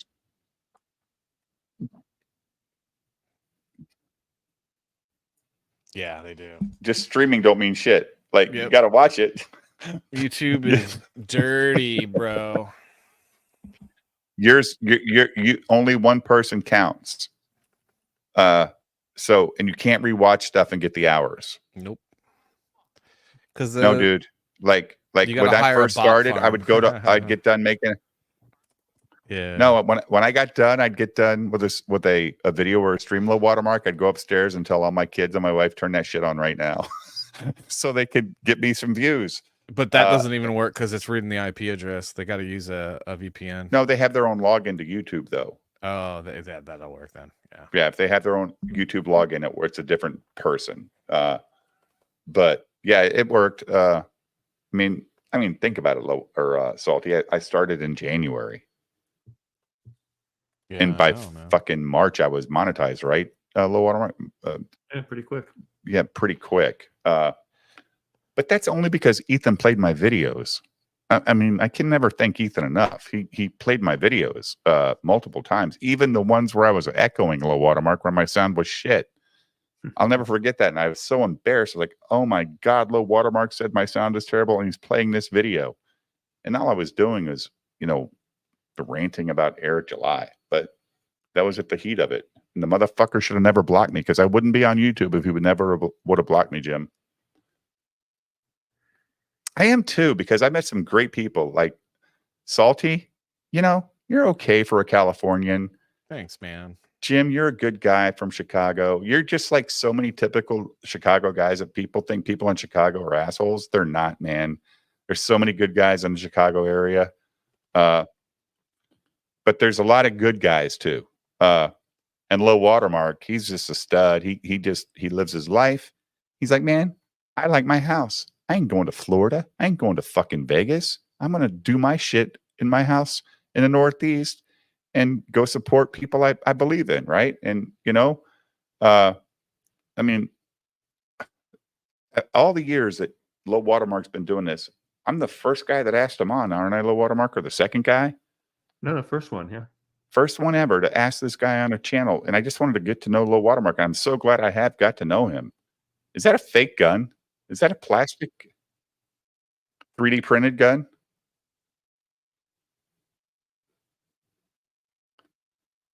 That's smart.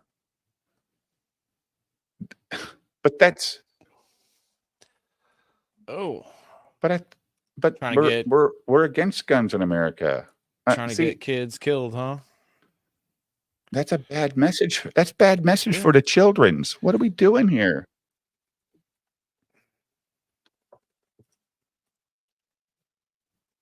Oh, she looks like she's holding it properly. Like, yeah.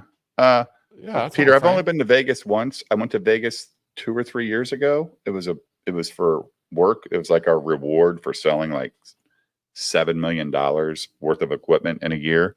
So that was our reward. And everybody else that works with me left after 3 days. I stayed in Vegas for a week, Salty. Getting into trouble. No, I just don't recommend it, because there's only so many fucking casinos you can walk around and look at. I And hate Vegas. it's fun for a couple nights. If you're just going to go hang out, throw, you got to have a budget though, dude. Don't go to Vegas with an open wallet.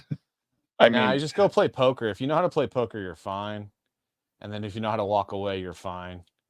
yeah. And like we were there the first night we were there, my wife put in like $25 into a slot machine.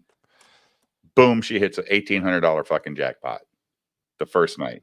And okay, I said, let's go to the room. Like we're like, okay, we're up. So we left.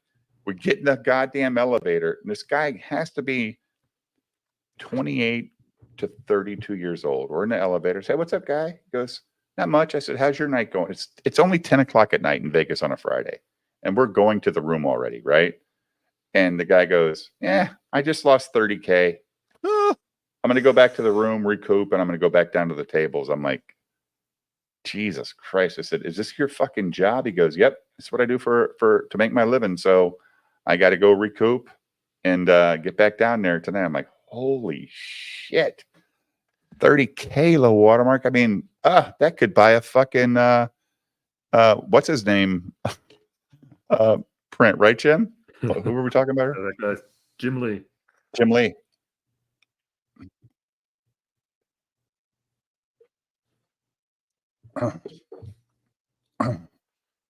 Yeah, enough.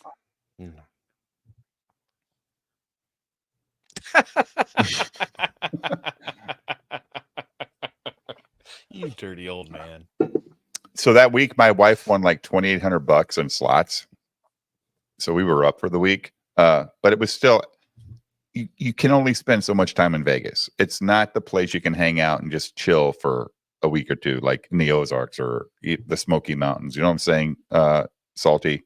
You can just hang out at the lake and chill or whatever. Vegas is not that place. No, there's no chill in Vegas. And goddamn, if one thing about Vegas, man, when you're walking the strip, every 10 feet, somebody's putting a flyer in your fucking face, right? Dude, I hate Vegas. I just hate Vegas. Well, I was in my 50s for my first trip, so I had a good time. But I won't go back. I don't see any reason to go back. I'd rather get in my car and drive down to the Smokies. And October, right? Is your comic show down there? Yep. You're going to send me all the info?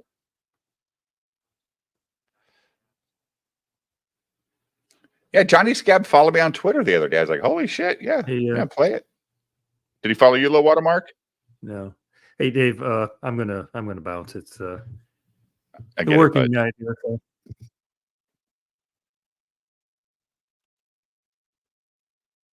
Okay. Oh, Toys R Us, Blockbuster, Radio Shack. Oh my God, it's all in one corner. Where's the Miller's Outpost? It's not playing, Jim. Oh, a picture. Oh, you just showed this for a little watermark. Yeah.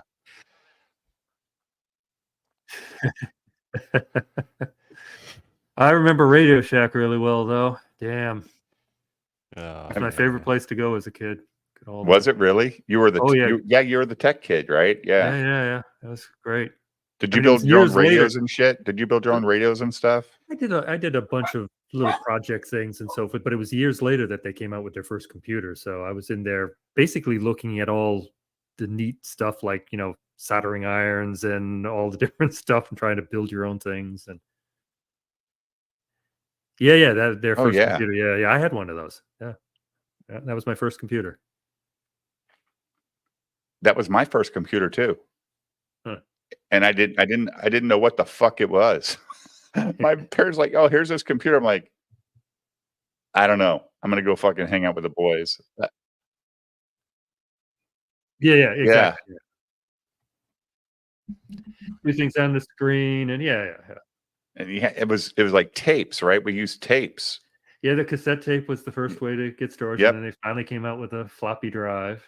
Oh my God, I remember the fucking cassette tapes. I'm like, I don't know what I'm doing, Dad. He goes, well, I bought this fucking thing for you. Figure it out. I'm like, I'm gonna go play basketball. This is fucking stupid. And walked out of the house. It was in Springfield, Virginia, man. It was a long time ago, but it was like they tried. It just sat there and collected dust. Nobody knew it.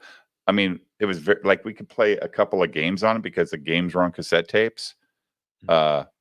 Like Frogger or some shit like that was on cassette tape, and another game that we had on that thing. But I had a Nintendo or not a Nintendo, but like a Pong machine. What was after Pong? Atari 2600, right? 2600. We had an Atari. I'm going to go play my Atari. Fuck this goddamn little CRT computer screen. It sucked. Atari. Yeah, the day of the green screen monitors. Yeah. And television was where it was at, man. And low watermark, you just fucking sucked it all in, right? You're like, I got to figure this out, right? Well, that's what I made my career out of. So it's a good thing I did. Yeah, but I mean, nice. It's weird. Like people just like, ooh, this is cool, and other people like, ooh, I don't know what I'm doing here. I'm out. That's why. I mean, people like, do you use Linux or do you use Windows? Low watermark. I'm a Linux guy. Yeah, Windows. Of course Windows you are, sucks. because you know what the fuck you're doing, right? And I think Windows and even the Apple software is kick ass, but people that like Linux, like, no, dude, you don't know what you're talking about. Yeah, okay, I don't, but I'll never figure it out at this point. I don't know. What is it, Jim? Ubuntu. What is that? That's a particular variant. Yeah. Oh, okay. Do you have Debian do you have a specific search engine you use, low watermark, or you like do you like Brave or something like that because it's pretty secure? Or what do you use? No, I don't bother anymore. I mean, I ran a security site for a long time and used to care about desktop security. I couldn't give a crap anymore because the world has moved on and the security is. It's all fucking fake anyway, right? Like, it isn't fake, but if you're just not dumb, you're probably going to be fine with nothing, really. Yeah, I don't use a VPN. Links. I don't use a VPN. Do you, Jim? It's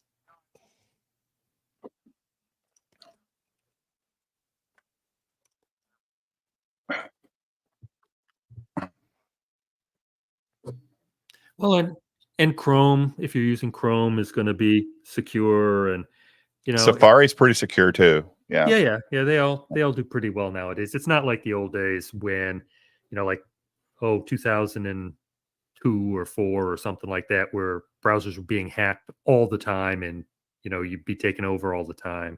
The only thing you got to watch out for, Dave, especially because you got a channel that's monetized, you got to make sure you're not one of those guys.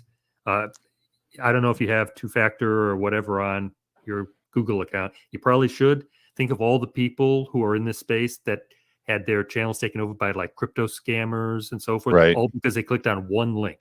Somebody sends you one link. That's happened to several of them. So 2-factor is where you can use a email and a phone number type of thing, right? Or a different app, or I use authenticators on the phone. So I should change it to 2-factor because I always decline. I always say later, like, dude, I don't want another fucking goddamn password. I can't stand. I do that. Okay. Yeah.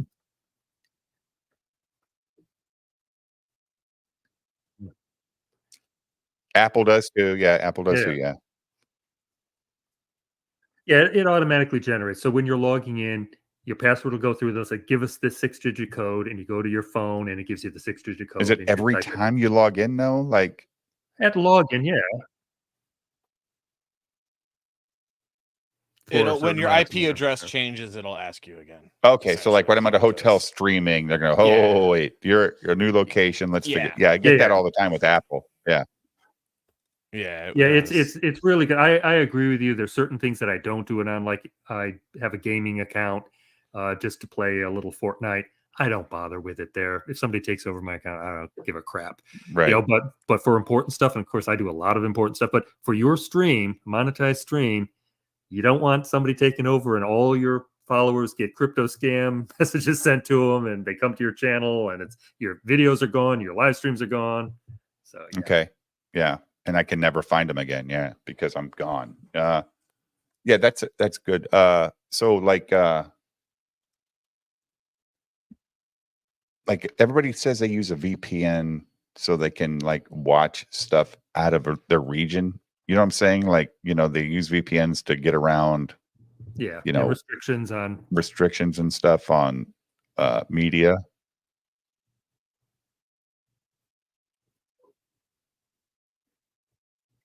Yep, that's what Gary has to do to watch Doctor Who when it's only on when it was in England only. He had to use a VPN because he couldn't watch it the same night. But now it's owned by Disney, so it's on Disney Plus. So who the fuck cares?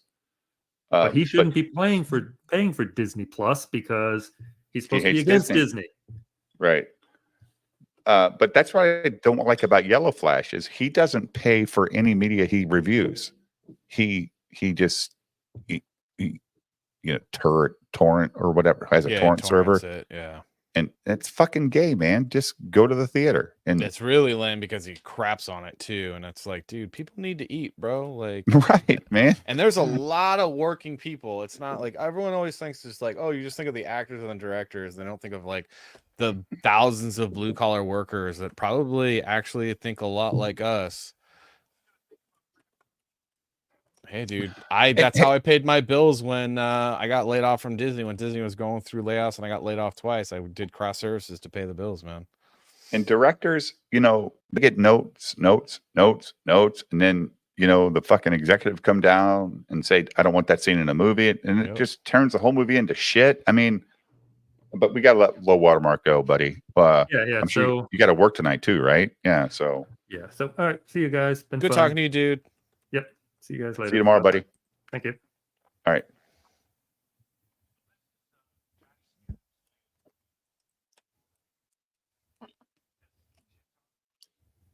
Okay.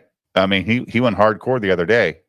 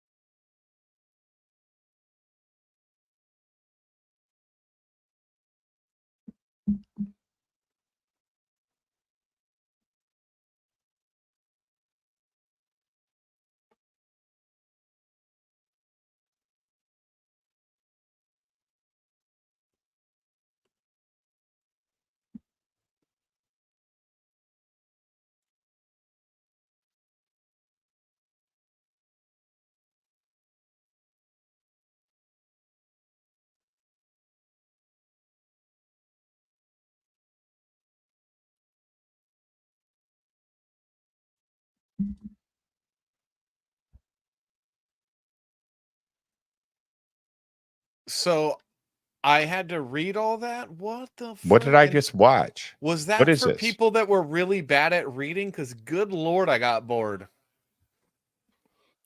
Dude, that's Johnny's fault. It does not take normal people like 40 seconds to read. Like that video could have been like a minute. Seriously. But Johnny, what is this about? What are we talking?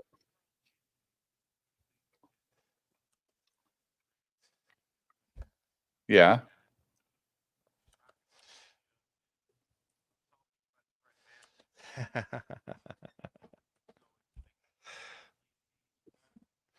Yeah, I don't get that either.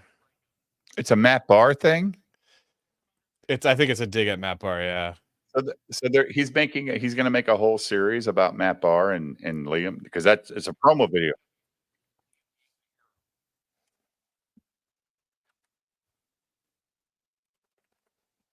That'd be fun. I mean, that'd be funny. But I like that fucking video Scab made the other day was. Did you see that, Salty? No. Do you have it, Jim? I got it. People, dude. I mean, sometimes when when I made my Thursday theory video the other day, I'm like, do I make this an 8-second or a 5-second little shot of the words I typed because I don't want people to be bored reading. You know what I'm saying? Yeah. Or Salty. It's like, Nope.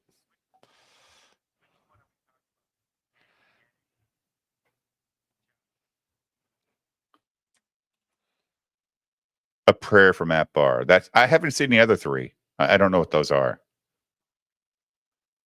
Okay. I got no work tomorrow unless my phone rings.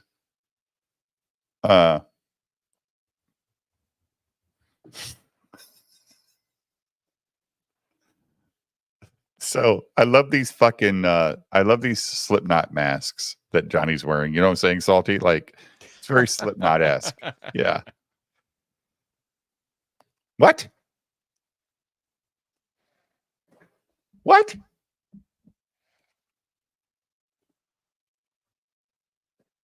Oh, that was the all free for all, right? Was it on X? So Johnny has a YouTube channel? Put it in the chat or put it in a private chat so I can fucking sub to him.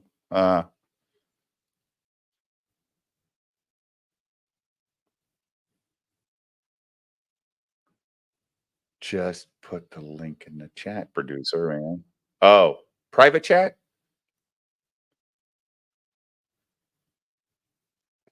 What? Good Lord. Oh, you're doing multiverse. Okay. All right. I'll look it up. I can't click on links. It's Johnny Scab Media. Thank you, Pastor Flash. Pastor Flash knows what it's all about. All right, play this. Play this again, or play this.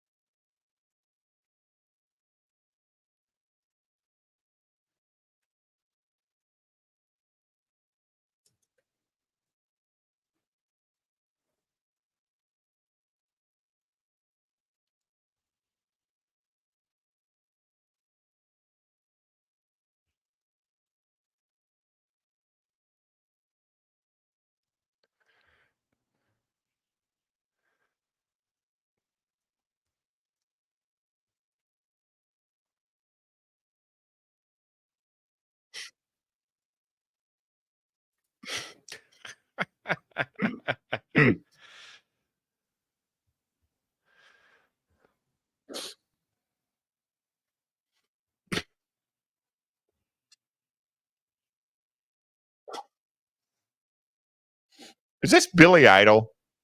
Like he's just bored with life, and it's Billy Idol making shit. Billy Idol's live still, right, Jim? Yes.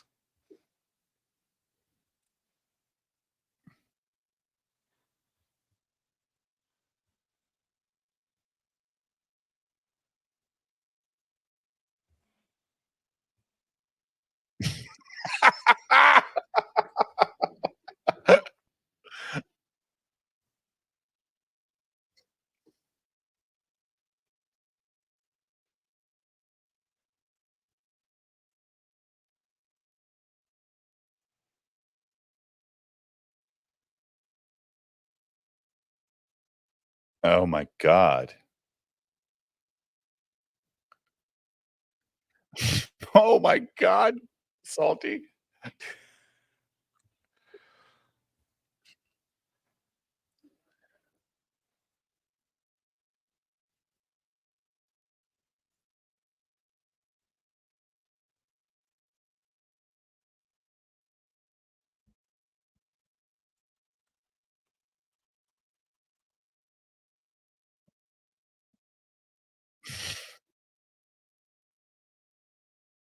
I love it, man.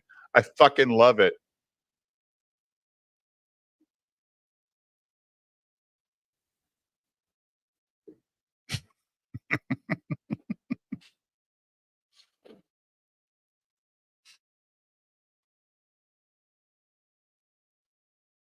We can't make it stop, Angela. It's beautiful. It's beautiful. I don't It's know beautiful. if it's beautiful, It's but it is beautiful. funny. It's look, man. But this is the kind of shit, Salty, that we need to do more against people like Gary, right?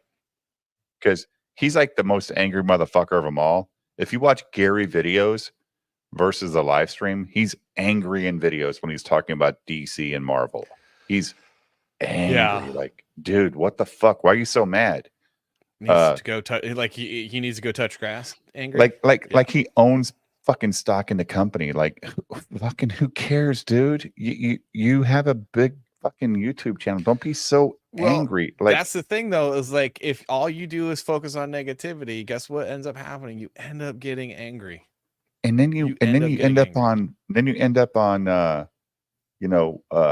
what's it, Pierce Morgan's show with fucking Critical Drinker. So now he's mainstream. I mean, it's really weird. Like, we can say that Pierce got canceled by so and so. He's still a mainstream guy, right? He's like, Pierce is a guy that, and I like Pierce Morgan. For what it's worth, I don't think he's the best, but I don't hate the guy. What is this patch on? I've seen this on Matt's face 1,000 times. What is this?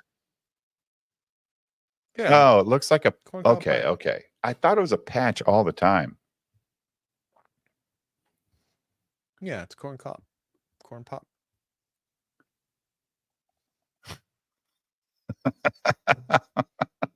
What's up, TJ?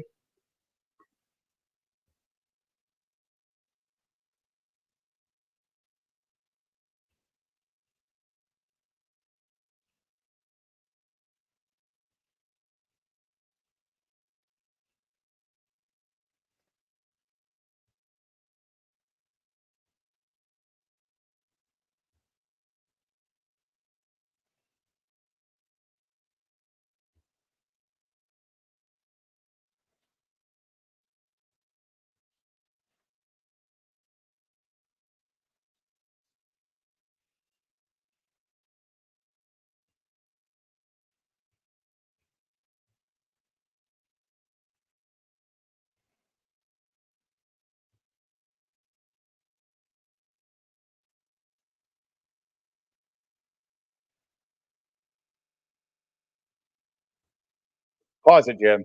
Pause it. Nobody makes music like this anymore. Like, this is a lost art, Salty. Like, good punk rock. Like, you don't understand what they're saying or anything, but it's still fucking fun to listen to. I just turned up my headphones way high so I could understand what he's saying, and it's fucking hippie on the internet. Hippie on the internet. It's so fucking funny. Like just fucking slamming him. Travis Patrick, man, thanks for showing up, man. It's been a while since you've been here for the $2. ASAB, all scabs are bastards. Oi, oi, exactly. Exactly.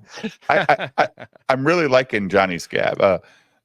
Or he's Johnny and the Gopey Postman Keyboard Soldier. This is it says Gropey Postman. It sounds, I like it. This is good punk rock. It is good punk rock. This is good. Yeah. This is what punk rock used to be. Now it's all fucking gay. No, Everything it's just sucks. pop. It's just pop music is all. Yeah, it's pop fucking. Yeah. or what they call it, electronic music. It's garbage. Johnny Scab is great. Everybody sub to Johnny Scab, but please sub to my channel if you're not, because I keep losing subs. Jim, every night when I do a live stream, I lose 2 or 3 subs. It's because I keep copyright stuff, and I think fucking YouTube just fucking beats you down. Like they're like, hey, I'm gonna take 2 away sub from you to today. my channel first, Salty and Savage Show. It's once sub. We to the entertain you every Wednesday at 7 p.m. Central. Yeah, but I 8 p.m. entertain Eastern. you 5 to 6 days a week. Yeah, I know. Once a week. It's a once a week, so I don't take away from all your other shows or your stream. Dude, I'm going to tell you right now, you need to bring us all on your show and just have a good time. Yes. And you need to bring Savage on here one night, because I like Savage, even though he called me, he called me ATM. Oh my God, get over it. Get over it. No, it's funny. It's funny because it's our joke now. It's like our personal joke, right? Because that was the funniest shit ever when you said, "Oh, BTM Reviews," he goes, "ATM?" Like that was funny as fuck, and that's our joke. And I like inside jokes between men. You know what I'm saying? That's a good thing.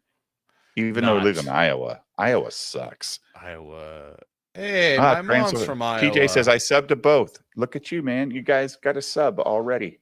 Look at you, Jim. Thanks, Transylvanian Jack. You know who that is, right? That's TJ Laser. Yeah. Oh, is that TJ Laser? I would love to bring TJ on the show one night. TJ I really would, but I think he's in England, and I don't know if the time works out for him. But TJ, if you ever want to come on, man, let me know. I would love to have you on. Andrew Campbell. Yes. F you, man. F you. Yeah. I unsubbed and reported. Of course you did. Of course you fucking did. Yeah, I would love to have TJ come on one night. Hell, we'll do a early Saturday stream to get TJ on. Like I offered that to what's his name? We almost do half the time, Jim. I mean, I've done many 8.5-hour streams. I know he's always on with Tony the Frog, or Frog Tony. I know, but they have a good chemistry. But I don't think. I mean, Tony super chats me all the time. No, TJ or Frog Tony like super chats or memberships my channel all the time, and I don't think he'd be upset if TJ showed up here. If he really wants to come on, Adeline 3 Rotoxin 11. If he wants to come on, bring him on. We're here. You missed my 12-hour streams, dude. Be here tomorrow night because I don't. Thursday's a holiday. We might stream till 5 o'clock in the morning by myself. If Jim wants to go to bed because I know he's got to babysit Friday or whatever, or Thursday, maybe she's just take a nap. Do you take naps when your grandchild's sleeping? Yeah. Okay. Well, first on Wednesday at 7 p.m. Central, you go to Salty and Savage Show, and then you go to No. I don't start on time on Wednesdays. Out of respect for you, Salty, I always start an hour late on Wednesdays if I stream on Wednesday, so that you can at least get an hour or two in before I start. Always. Yeah, I know. And I go to your stream all the time and talk to you. I know, and it's great. We actually love having you on there, man. We're just freaking Savage needs to get his shit in order so we can actually have some people on. I actually might start streaming by myself so I can have you guys on the channel. What you need to do is just make some videos, other nights. man. You need to make some videos. We are making You need to make just little 10-minute videos and throw them out there. Post them on Twitter. Have you not been to the channel? We make tons of shorts and tons of videos now. Not shorts. Shorts do not get you subs. They don't get you subs. They actually are getting us subs. They're getting us subs better than the short form content right now.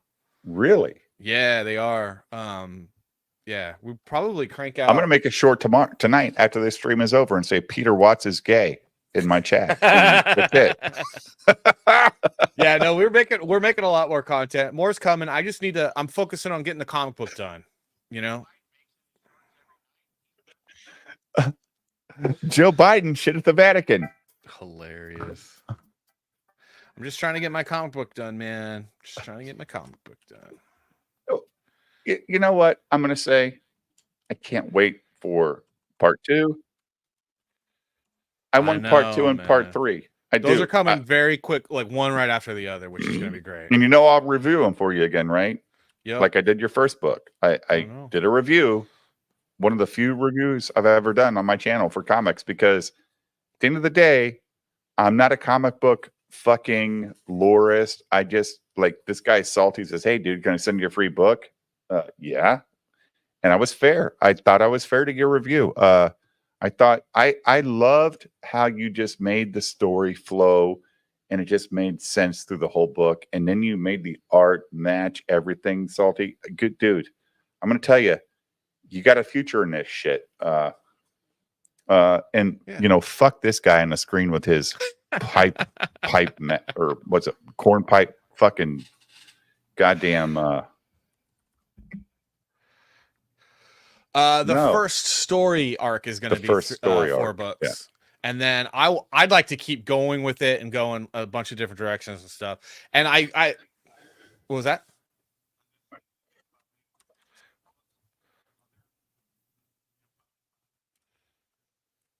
Oh, I'm sure he's got plenty of ideas. Oh yeah. Yeah, there's a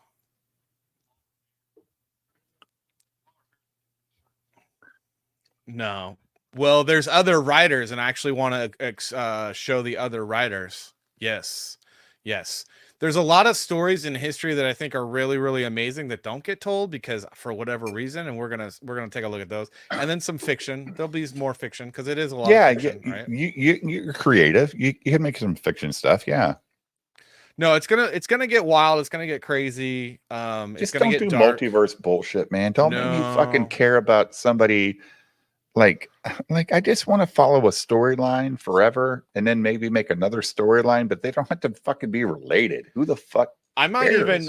even replace Ben Franklin down the road with someone else, just to make it interesting. Like, oh, someone took over and he's retired, type situation. Just do not make it a Roosevelt.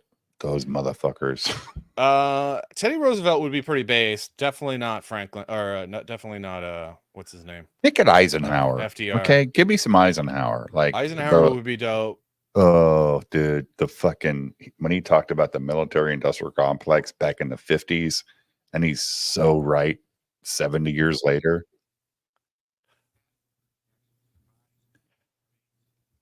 Russia. He invades Russia. Cool.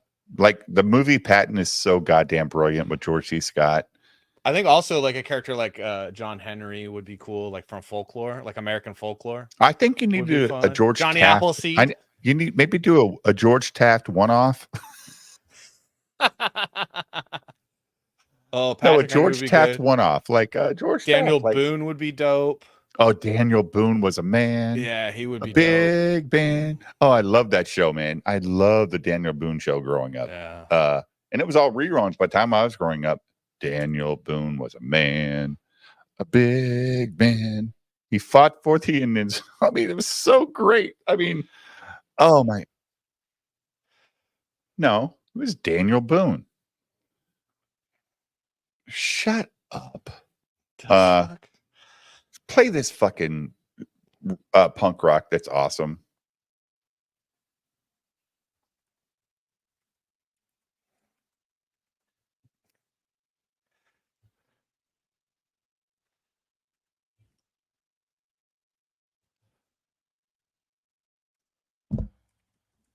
Why don't you fuck off to another place?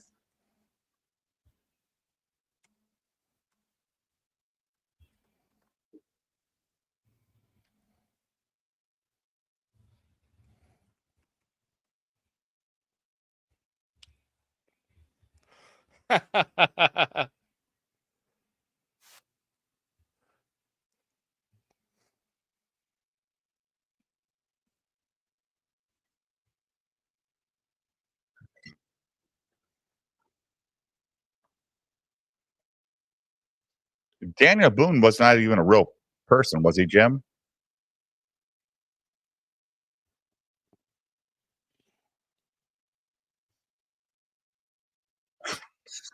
I love it, man.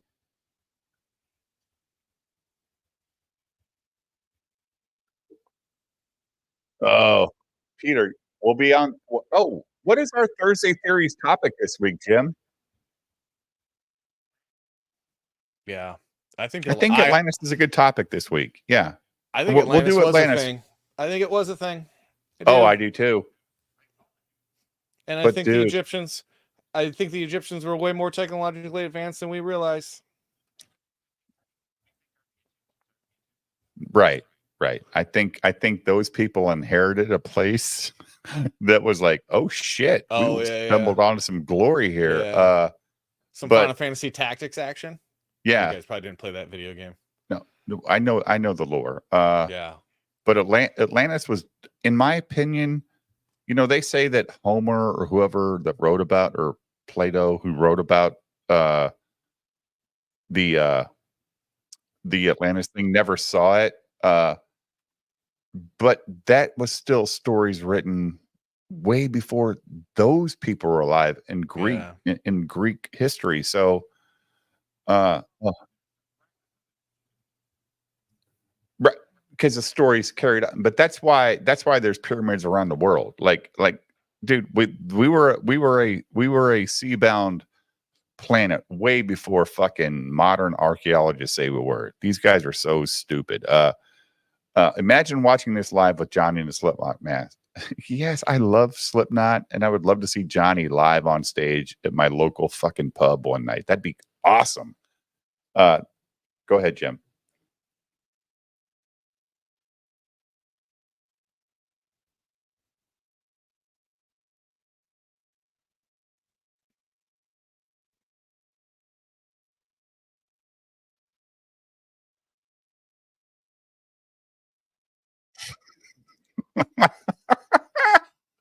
Last son of K says, more talent in this one song than all members of the Backwards combined. Yes. Oh, trying to get me fucking demonetized. I know. I hate when it goes right to the next thing. I'm gonna show something. I know, but we gotta break up the hard rock with this. Okay, but hold on.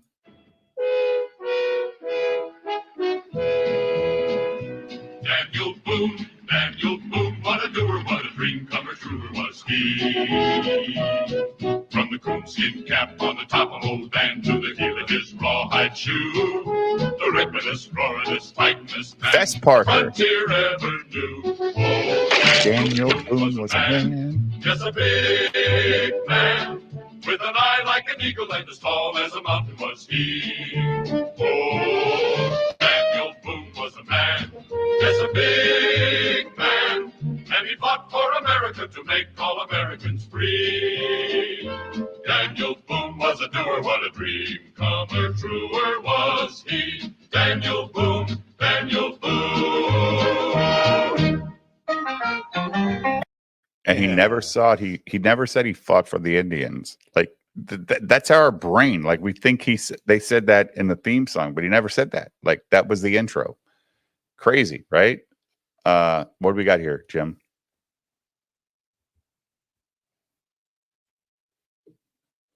He was very white. He was as tall as 2 mountains, Peter Watts.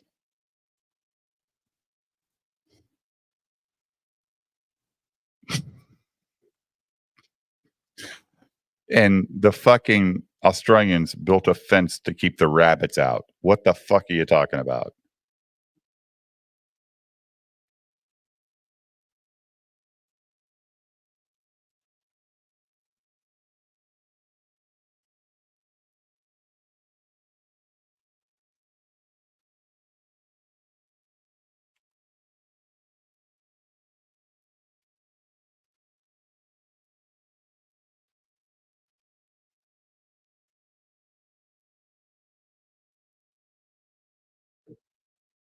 Yes, he did, Ruth.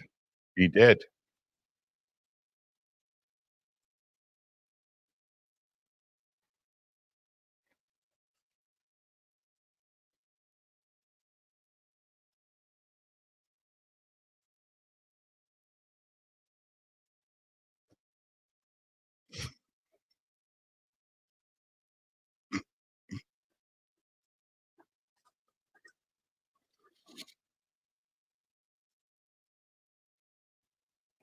Good Lord.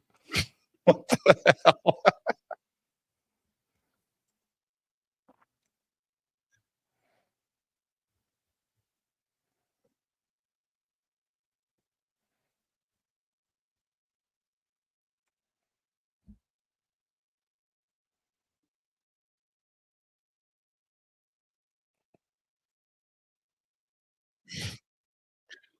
You cannot pray this much gay away, Andrew Campbell. You cannot pray this much gay away.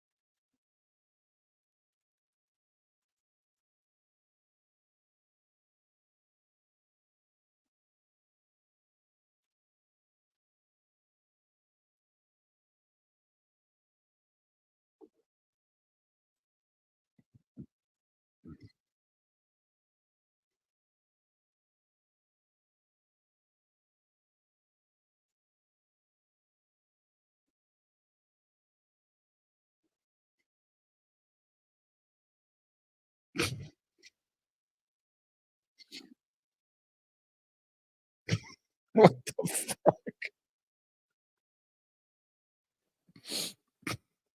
It's okay to be gay. Oh my God. That was great. That was fucking awesome. Of course. Oh, I've off playing Mario Kart lots of times. Lots of times. Hey, Geeks and Gaylords, it's Jeremy coming at you with another shitty video, and I'm here to remind you that we are the rebellion. We are the hard line of defense against cancel culture. And first off, holy moly, we have Brie Larson. Look at this stupid bitch. Look at her stupid face. And worst of all, let's zoom in on those damn feet. Disgusting. Next, we have Phoebe Waller-Bridge. Holy shit, what an ugly man face. Look at that eagle beak nose. She looks like a human horse. And of course, she's a promoter of woke culture that we, the Steel Army of Resistance, will fight until our last breath. And what about this? Little Mermaid, the little children's film. Well, Ariel has been race swapped.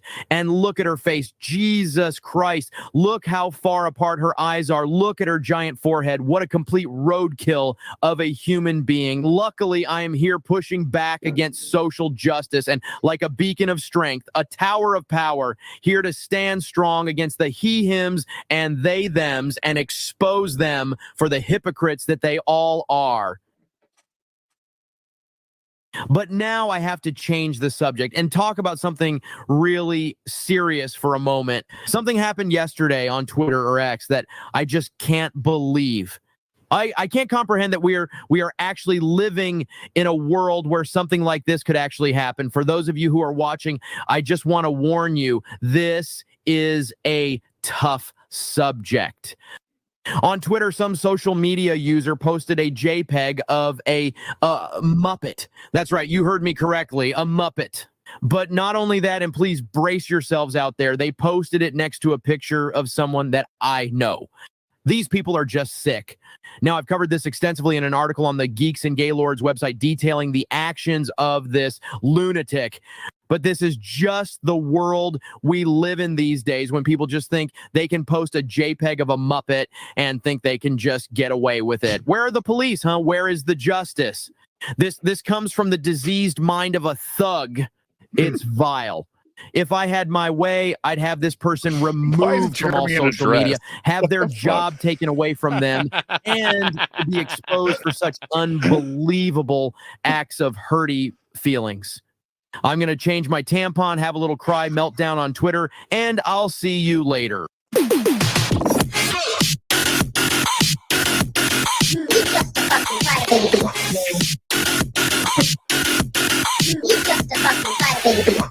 Oh my God. If you haven't subbed to his Patreon, guys, go give Rip Off Verse some love. This shit cannot be cheap. With all the time he spends making these puppet shows, they're fantastic. You got something else, Jim, for us?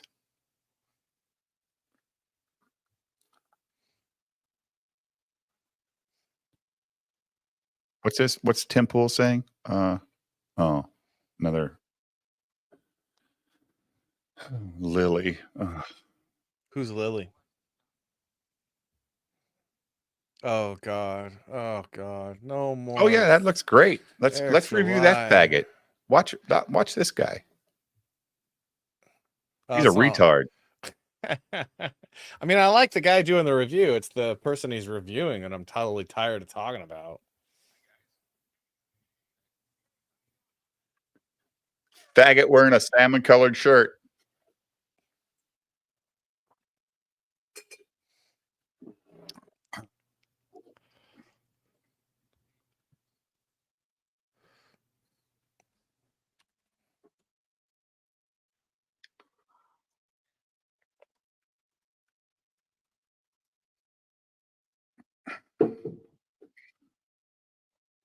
The shirt's awesome, Samba.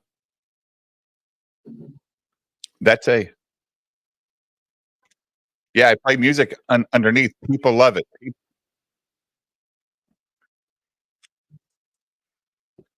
Pause it real quick. Like I've got comments in my chat or in my comments are like, dude, I love the fucking music you're playing in the background. Like it's so cool. Like, and I'm because it was a weird thing. Like, should I play this music? And I had to because it's creepy.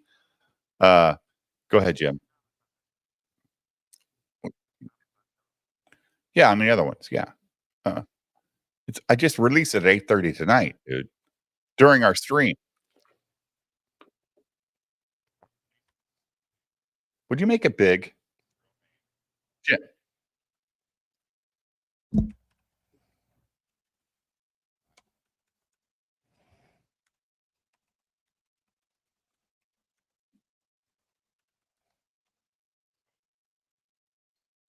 Don't you love that music, Salty?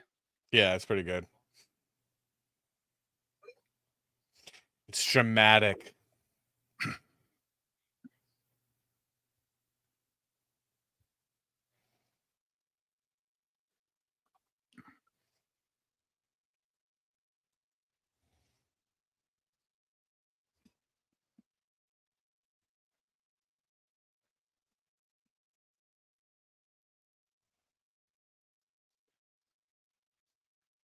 Right.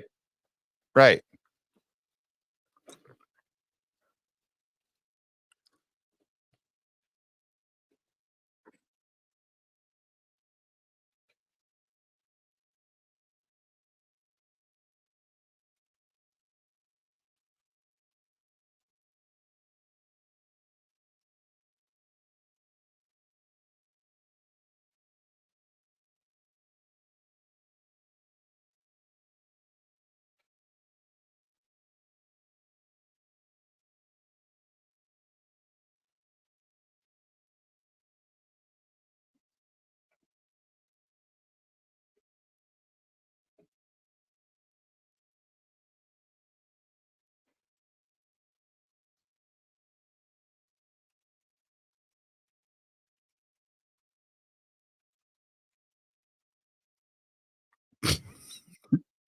I'm like,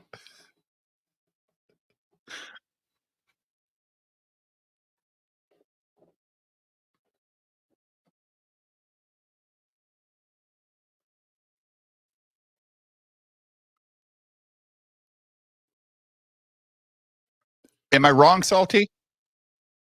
Completely. No, I'm not completely at all. wrong. Of course. Yeah. Not at all. I'm the dumb white guy.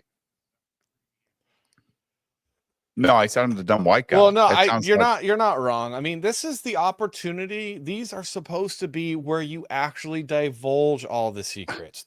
I know. It helps people get connected with your character to understand what's going on. You don't have to like tell what's going to happen in the future, but you can tell us where they've been. This isn't J.J. Abrams fucking Lost, God damn it. We want to know. Yeah. going Well, no, but you can know where they've been, the history of them. Like good storytelling, you actually need to understand and you need to create that. Like I love Tolkien because Tolkien created an entire world and like wrote extensively and almost a little bit too much and was very verbose. But every character had their own history. They had their own life experience and he could tell you where they had come from.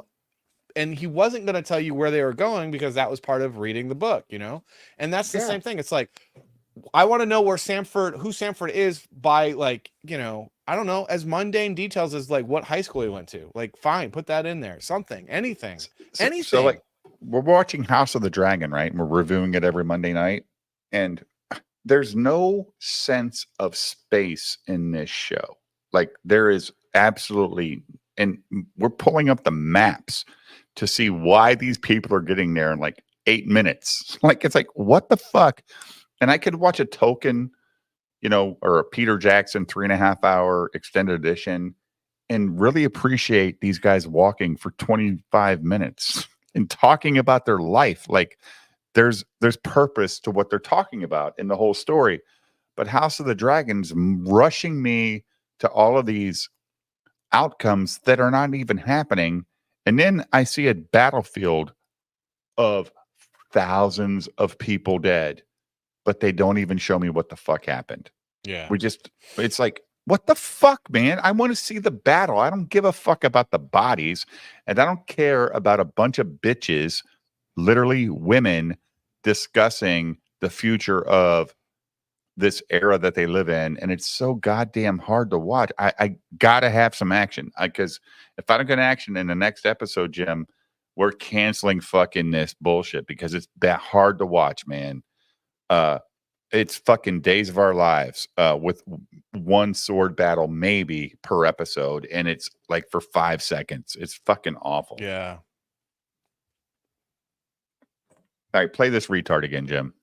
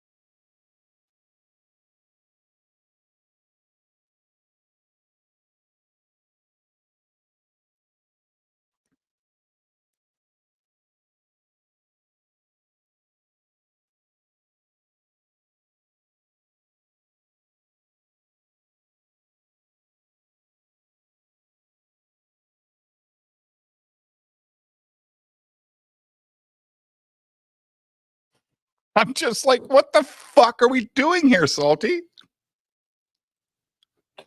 Dude, I just don't even, dude.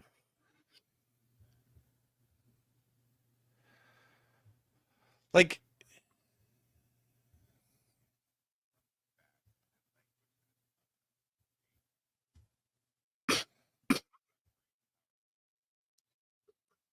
I'm EFAPing myself. What the fuck? why not?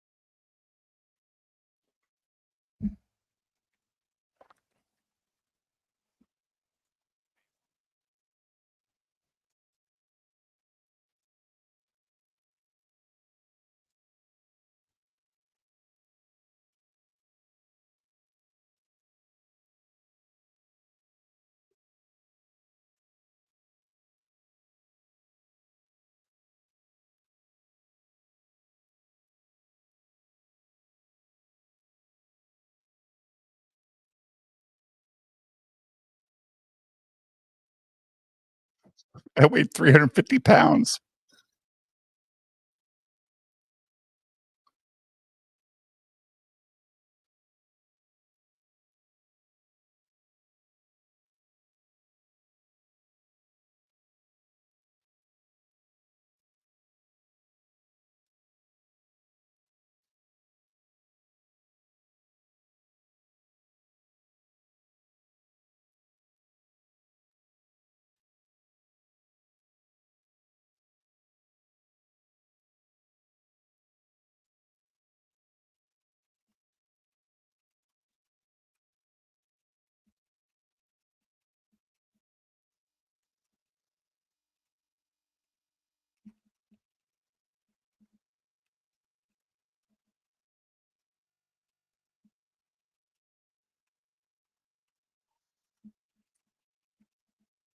Tell that retard he's gay in the fucking comments of this video. That's a great video, right, Salty? I mean, who's retarded? Me in every way. Yeah. No, who's retard? What comments? What? Oh, you? No, I want to go back and talk about that video though. I want to talk about that card. Like, what about it? Yeah. Well, here's the thing. So, is it that you're phoning it in and you're not even trying to give your audience a good product, or are you that incompetent?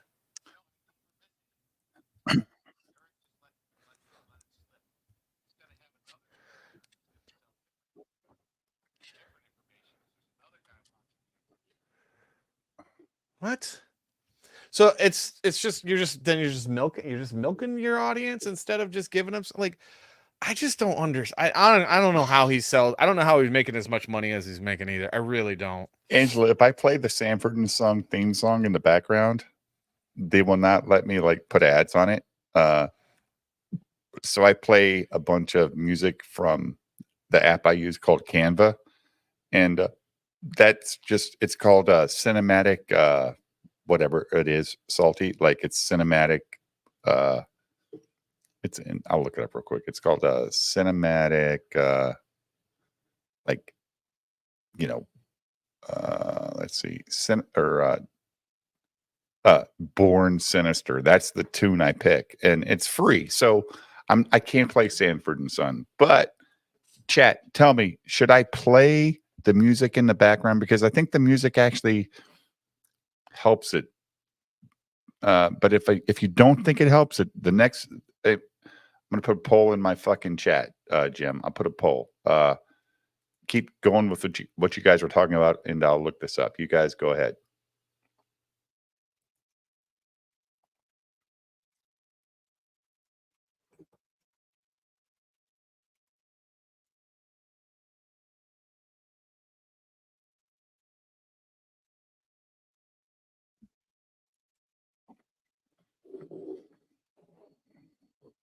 Play it.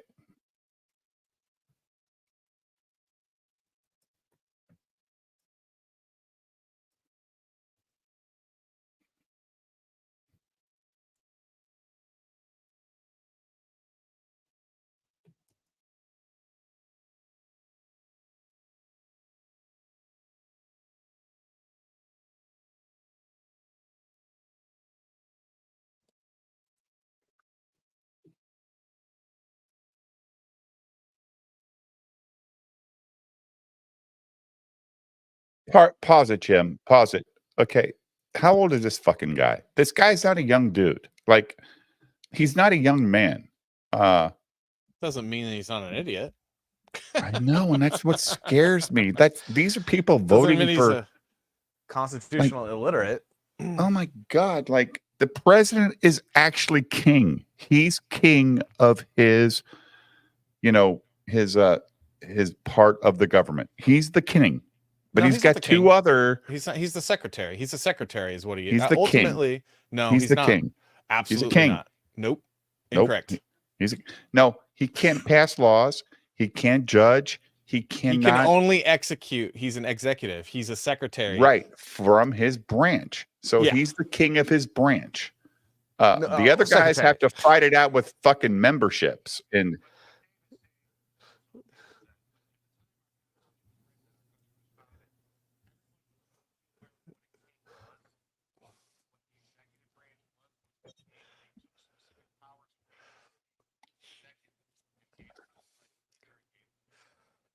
right.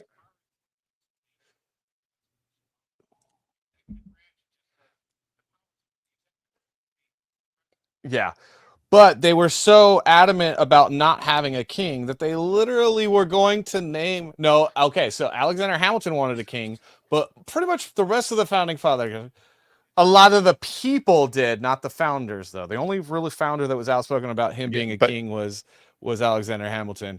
And so they were so adamant about not having a king that they were literally were going to name the office of the presidency the secretary. No, but Yes, the point they is were. no. What our point is though that the executive is its own branch, and yes, they can act as they feel. That's gonna they control our border, right? That's their job. The executive is over the border. Correct. The executive is not over much more except for protecting our borders. That's what he's over. He's over the military. He's over the border security. He's over for execution of But the laws. he can't start a war without going No. to Congress, right? No. He's not supposed to be able to start a war without going to Congress. Unless you're Biden or you're Obama, right?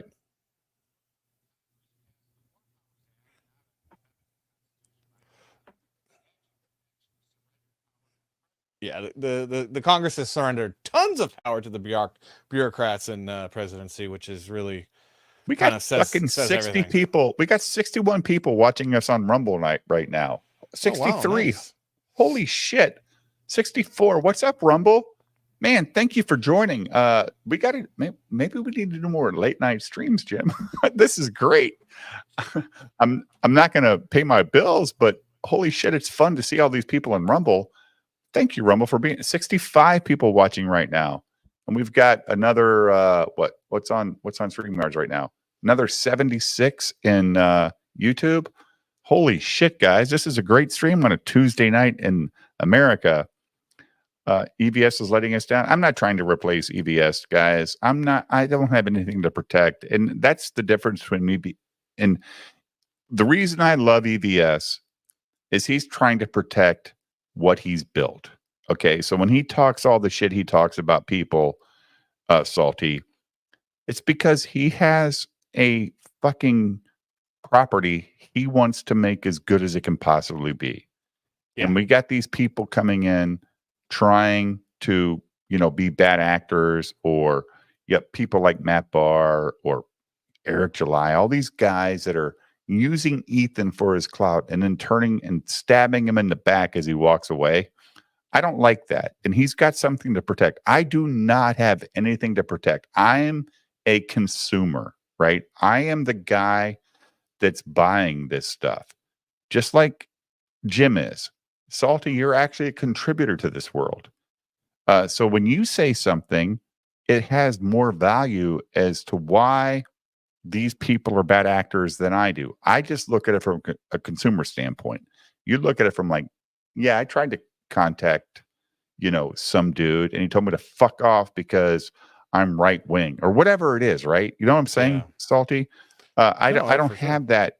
I don't have that in my world, but I just enjoy coming here, talking to Comicsgate people, talking to everybody. Like Salty, you're like B.A. Turner was my first. No, Andrew from XP Comics was my first comic book creator that came on. Then it was B.A. Turner. Then I reviewed your book, and then you came on after that. It was great, and I want to do more of that. And you just get so like into just doing like our bullshit streams. Like I don't want to get too serious. Like I don't like, man. Just go live your life, write your books, do your drawing. Salty, you're living your life out in the middle of Tennessee, in the middle of nowhere, just having a good time, right? You don't like, you're not paying attention to Twitter all day, but you are posting on. You're post posting on Twitter your. a lot. Yeah. You post what you want to post, but you're not responding to people. You're just saying, fuck the government like all day. I'm like, holy shit. Like I love Salty. And I got to like this, or I got to give him a quote tweet because nobody's responding, but he's right. Like he's completely right. Yeah. If you guys want to see some more base tweets on the Twitters and be entertained, go to Salty Draws on the X. Yeah. And follow me. Give me a follow. I follow back. And I say crap that everyone is thinking. And if you start a YouTube channel and you appreciate comics and the value you put into it, Salty's going to send you a book and say, hey, dude, just read it. Just let me know what you think. With no fucking expectations of a good or bad review. Hey, that's how confident you were in your book. Like, I was like, holy shit. Well, you also can't get mad at people for having their own opinions, man. Like, that's just really immature and narcissistic for someone that's the thing is like we have so many people on YouTube that live and act like the world revolves around them. The last time I checked, the world revolved around the fucking sun, dude. Yeah. Andrew Campbell, I do not do free shipping to Australia because that shit is way too expensive, bro. But we do a little bit of special love for people in Australia. Like what you need to do is add in extra goodies. You need to hook up with Liam because he has a printing and shipping company in Australia. Really? Yeah. And hook up with him and get your fucking PDF files over to him so you can get it to the Australian group. Like Liam, I'll do that. Yeah. I've talked to Liam before on the live stream and he's like, dude, I can get shipping like for nothing. I'll try to reach out to him then. That would be really cool because I would love because there's a lot of people in Australia that actually have asked about it and they're like, dude, that shipping is ridiculous. I go, yeah, I know, man. From my house, the shipping is very expensive, man, and I would be losing much money if I had free shipping. But hook up with Liam, find out who he's working with, and I'm sure he'll hook you up, dude. I mean, Liam's just like you. He just wants to make a living, right? He's doing the best he can. The other thing that I'm not liking about what's happening in CG is that there's a lot of like necroing like old stuff. Like people aren't allowed to make mistakes anymore, and there's no holy shit. There's 210 people or 211 people on Rumble right now, guys. Holy crap! Really? Hey, Rumble! Holy shit! What up? What's Rumble? up, Rumble? Keep on rumbling, Rumble. Keep it up. Hey, what's up, Rumble? This is amazing.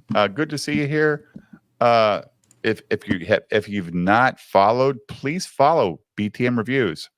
We're just having a good time. That's what we do every night. We just come in here, we talk, shit. And but literally, Salty, hook up with Liam. He's a good guy. Yeah. Liam's a good guy. He just does not believe in himself enough. No, but what I was saying about the whole thing is like, yeah, I know Liam's done stuff bad in the past or whatever, but like if people are like genuinely sorry and are actually like turning it around and like doing better, I just get really tired of all these people trying to like bring up the past and be like, oh, we have to hate him for things that happened in the past when the guy's like apologized, turned it around, and is doing better. Like that's the stuff that drives me the most nuts, dude. Is like these people that are just so bitter and so angry and so jealous that they're just for no reason. Like, yeah, It's like the Melanie Mac thing we played earlier. Like I said the N-word 11 hours ago. Like, what the fuck? Like, it's so funny. Like, it's so ridiculous.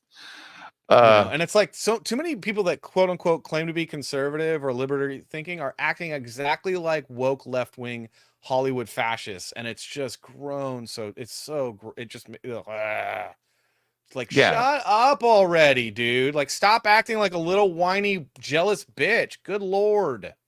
Right. Yeah. Exactly. Oh my God. It's Biden should have the CIA kill dumbass Trump. The Supreme Court said he could. That's not what they said. They're like, guys, I mean, what the fuck are we talking about? Like, if there's, you know, they forget that Obama drone killed 2 American citizens overseas, Anwar al-Awlaki and his son, a 16-year-old. And his son, his 16-year-old, who had nothing not at the to same do with time anything. either, at separate times, in separate instances, killed them both. And did he get arrested for that? Because that's against the law, actually. TJ, that's why Salty's here, because he speaks nothing but facts. Salty is the shit. And I invite him every day, don't I, Salty? Like I invite you every day. I don't come because I'm often working on my comic book and like other stuff. I have client deadlines that I have all the time. I would be on this show all the time because I love hanging out with you guys. But yeah, you do invite me all the damn time, man. All the time. And don't ever feel bad, because I know you have a life. Like we have lives to live, but I invite you because when you're here, it's fun. You're just like you're based, but you're also open-minded to other people's thoughts. Like it's a real thing. Like you can be based as fuck, but you have to have the ability to listen to other people's opinions and go, you know what, dude? I never looked at it that way. I never have, because my dad or my uncle taught me that shit's fucked up. And you go, oh shit, I never looked at it that way. You go, I don't necessarily agree, but I'm going to keep an open mind to that. You know what I'm saying? I mean, that's what freedom of speech is about. And when they try to make words, like literally words, toxic, fuck you. I will say any word I want when I feel like it. I've said the N-word to black people to their face, talking about a story, and you know what they do? They go, that's funny shit, motherfucker. Because I didn't, like you said, it's how you say it, right, Salty? It's the intention and why you're saying right. If you're conveying a story, it's like, yeah, I'm conveying the story. If you're trying to hurt someone's feelings and like, you know, be racist and like, you know, denigrate them, then you're an asshole. Like we're gonna do it, you know, like what Salty, are you trying to do? We're gonna do a Rumble only stream, and we're gonna actually organize it, Jim, and we're gonna make sure that the chat knows on a specific night it's gonna be Rumble only, so we can play all the 80s hair metal band songs that we want to, all the fucking movie shows that we care about. That might be our 12-hour stream next time. And guys, that's what we need to do, is get you guys over there. Because YouTube is so gay with copyright protection. I gotta go. I guarantee you, I played a 10-second video of fucking Daniel Boone from the 1950s, and I'm gonna have to mute that shit tomorrow. It's so stupid. And I don't mute it so I can get monetized. I mute it, Jim, so I'm not red. I don't want to be red, because when you're red, guess what happens? They take subs away from your channel. Like they just delete 3 tonight because BTM Reviews showed up as red because they played a fucking music video from 1974 that Jim Satala presented, and we're like, oh shit, that's good. That redhead chick is hot. And nobody ever heard of her before. And now they're going to follow her. We actually promoted the bitch from a YouTube fucking video, and YouTube is going to strike us. Fuck off. It sucks. Yeah, YouTube is a place to go for showing more. Yeah. Yeah, like one thing I agree with Nick Jim is when he says Words are just letters. That's all they are. And the intention of the letters in a specific series makes the difference. And it's amazing how RBM Entertainment, why are you always getting your fucking messages retracted? Every time you show up, Jim, he's always getting retracted. But Nick is right. Like, words are words in a bunch of letters. And Salty said earlier, like, the intention matters. It does matter. But I'm not gonna lie. I use the N-word in my house when I'm pissed off. It's some dumb motherfucker on TV telling me that I'm the white privileged white guy. I'm not white privileged, Salty. It's not a thing. Like, this whole white privilege thing is fucking bullshit. There's more poor people that are white in America than any other race. It's not. Because The white privilege thing is bullcrap, especially when you come from Southern California and work in certain industries like the tech industry or the entertainment industry, like I did. If you're a white straight male, you actually, it's basic. You might as well be I'm going to say it. You might as well be a black guy in the 1950s trying to work, in white corporate America. You might as well go pick some grapes at the fucking vineyards. And No, you got to show up earlier. You got to stay later. You got to work twice as hard, be twice as successful. And the thing that's funny is that all it is making white people run in sand. And once that playing field is leveled out, which the pendulum will swing, dude, people are going to get smoked because white guys just have to do better. We just have to do better just to even keep it even. So once it's even, oh, dude, it's going to be over. Right. Yeah. And Elemental, it's BTM Reviews. There's no space between BTM and Reviews. Just follow me there, bud. You just got to be clever. I can really say offensive shit without using naughty words. Says Peter. NGL being used or being able to catch a taxi at night Not gonna is lie. pretty great, though. That's What not is gonna NGL? lie. What's Not gonna NGL? lie. Not gonna lie. Okay. Yeah. Just order an Uber. This is 2024. Like, just order an Uber and expect. Now, why is nobody commenting on the Rumble video if there's that many people watching? Why aren't you guys in the chat, man? Chatting it up. Come on. I don't know. There's 180 fucking plus people there. Guys, you guys are here. Hit me up with your hard questions. That's why we're here. We're here to have a good time. And Salty speaking facts. I mean, yeah, I mean, it's like everyone focuses on race because that's what the media tells you, and it's not. It's about nepotism and the elites. Like, the elites are always going to be the elites, and they're always going to help their friends out. And so people will see like, oh, it's white privilege. No. It's nepotism. That person got that job because they knew the right person. Their daddy knew the right person. It has nothing to do with race, dude. It's all about nepotism. And all Hollywood is a system of nepotism that is trying to make up for that nepotism by doing the DEI thing. Yeah, lots of people don't make a Rumble account, unfortunately, hampering chat over there. That's a problem, man. Like, guys, Rumble, literally, Rumble's your future if you're a streamer, because, man, it's hard on YouTube to, like, there's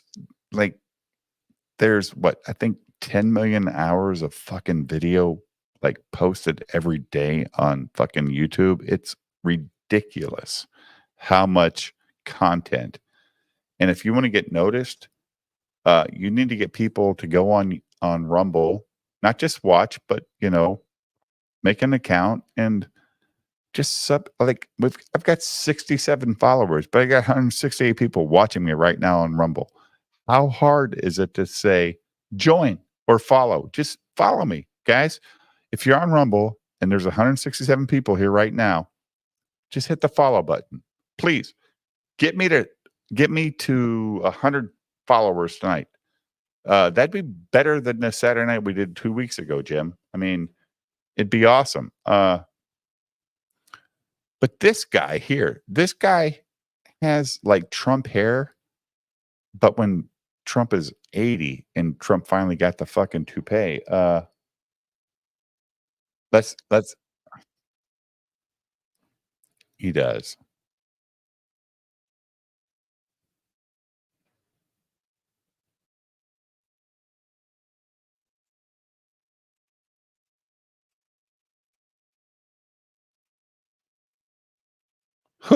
Who's brain dead? Is it Biden or Trump that's brain dead? This guy's brain dead. Yeah.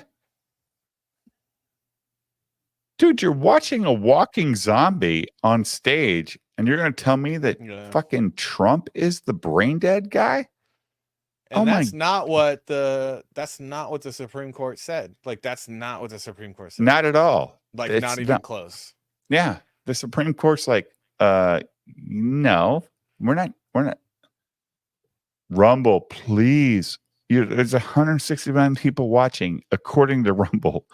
Please follow. Like, it's a little green button under the name of the stream. Just hit follow. Just hit. Yeah, go ahead. Guys, hit the follow button. We're here for you. We're not here for me.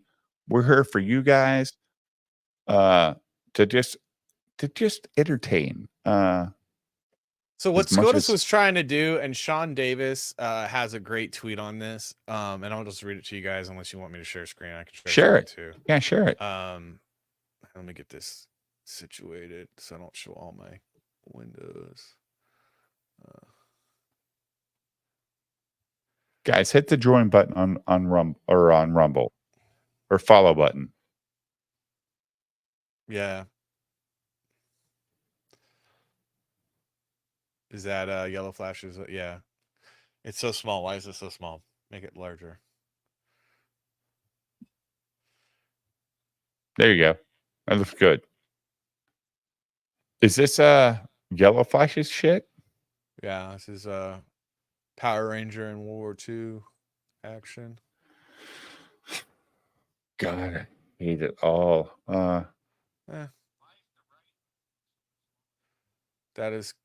That's called foreshortening, my friend. Foreshortening. It's fine. Is this It's but yeah, is this Dillard's art or is this Yellow Flash just doing some terrible. AI It's not shit to make his No, this isn't a bad piece of art. I wish it had a better a lighter background so he popped more. I think the background's kind of he's getting yeah, we lost in the talked about that background. before, right, Salty? Like, But it's not a bad piece of art. I mean, it's just not. Sorry. I mean, I know people want to hate, but that's not a bad no, piece of art. but bring it back up, Jim. Bring it back up. Do you think that's hand drawn, Salty? No, it's probably digital. It's probably hand digital, but it's drawn. It's definitely drawn. You can tell it's drawn. That's not Okay, AI. I'm not smart enough to know. Like, it's not a bad piece of art, but again, that dark, muddy background, Chris says it good. It doesn't pull you in. If you had a light background, if it was like, I don't know, like a cyan or something, like a blue, like a really, really bright blue, or even a yellow, like a brighter yellow, because you have all the shading with the gold on the armor, that would actually be a lot more compelling of a, because you'd be able to see his shape, and then you'd see the contrast. yeah, the red dot. I don't know. Well, he's fighting Nazis, right? I mean, that's bad guys from WW2, right? So, I mean, I don't know. I don't see that. It looks like a signature.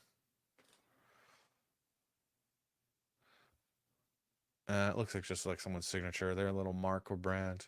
It needs a sign. It needs a bright background, man. It needs a brighter background. It's muted too much. Yeah, I agree. Well, it's just muddy. It's just muddy. So his black is just bleeding into the thing, and it's like it's not in a good way because the pose is so cropped. Yeah. That would be that's like my 2 cents. I'm not like the greatest artist in the world, but I know a little bit. And it's a good drawing. I mean, it's got good rendering and all that. Nobody's But I got added. we've Nobody moved on. on It's Rumble fine. has hit the follow button, and they've got 160 people. Or Yeah.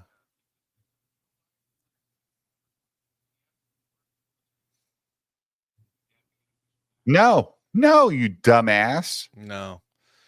No, you.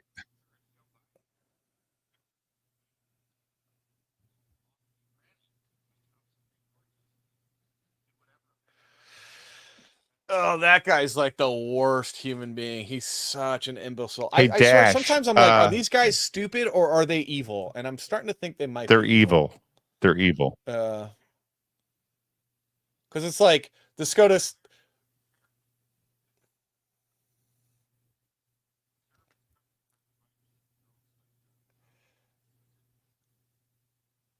Yeah.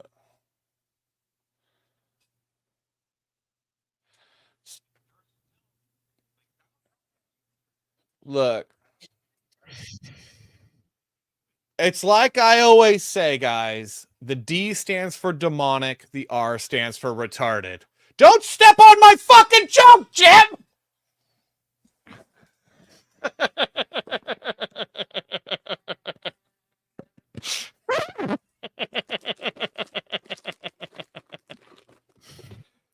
I'm just kidding. What were you looking for, Jim? This guy in the Yankees hat? A what?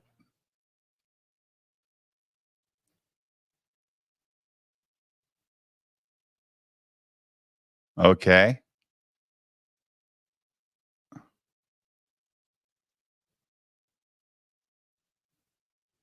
No shit. That's the Pat actress? No, it's not. Yeah, no, it's not. That's God, what's her name? She had a great book about being turning into an atheist, but no, that's not her. Let's see.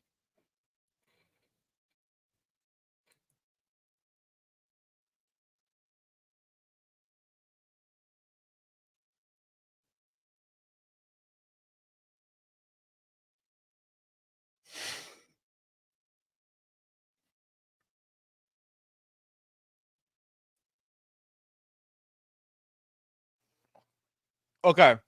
So can we please share my screen now so we can talk about what the Supreme Court did? Because I'm really tired of talking about what they think that the Supreme Court did. And this is sorry, Jim. This is the Took thing you that a I while get to really get to this. Yeah. irritated with conservatives is like they focus on what the other person's doing instead of like, no, just okay. So what the SCOTUS did was, and Sean Davis sums it up, you can't just throw your rival in prison because you don't like him. The Democrats are like, oh, so you're saying we can drop bombs on him? No. We're saying you really can't even charge your rival with a crime because his presidency made you mad. So we can incinerate his house with him in it? No. The Constitution protects officials from being terrorized with lawfare for official actions they undertook while in office. Democrat. Oh, makes sense. So we can officially assassinate everyone we don't like, right? No. Prosecuting what we're saying is prosecuting a politician because you don't like his politics would destroy our country, and we're not going to allow it. Democrats, roger that. Let's fucking burn it all down. Yeah. Exactly. And that's what Nick was saying last night when I watched his stream. He's like, dude, you have to have a righteous reason to do anything that a quote unquote president or king would want to do for his country. I think a chick I went to school with was in that show. So no, Chris says that, and he's correct. Thank you, Chris, because I couldn't remember the name. Julia Sweeney was Pat. She was hilarious. That's not Julia Sweeney? That is Are you not sure? Julia Sweeney. That is absolutely 100%. I am 100% positive that is not Julia Sweeney. But this is like 20 years later. Well, I mean, she's an idiot. Yeah, but that's not Julia Sweeney. Okay. It's not even her voice.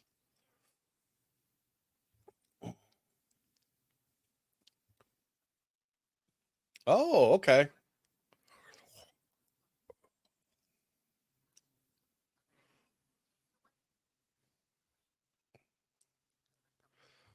Wow. Whoa! Racist bitch. Racist bitch.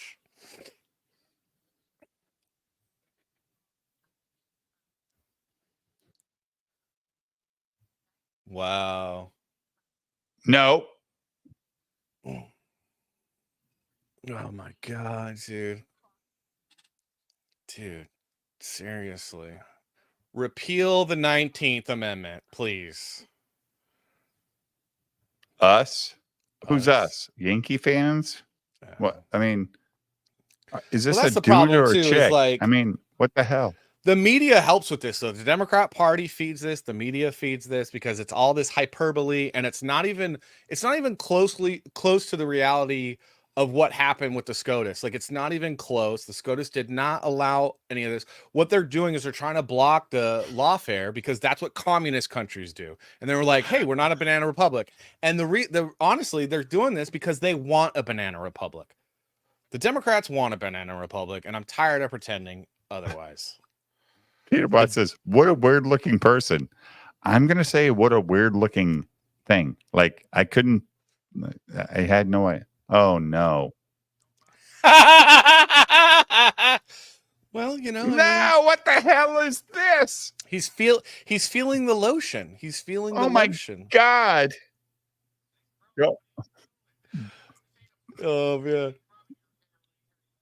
Don't meet Eric July because you're rubbing arm hair for weeks. What the or shoulder hair? What the fuck is going on, Joe? This is disgusting. And there's so many cameras, dude. There's so many cameras. Yeah, he's rubbing that cocoa butter, man. He's rubbing the cocoa butter. Rewind this shit, Jim. This is fucked up. Like fucking rewind it. Oh my gosh, what the dude. fuck? Dirty. Ow! This is like the Thing horror shit. Like, what the hell? What the hell, boy? Ugh. Grody to the max. Wow. Biden's about to.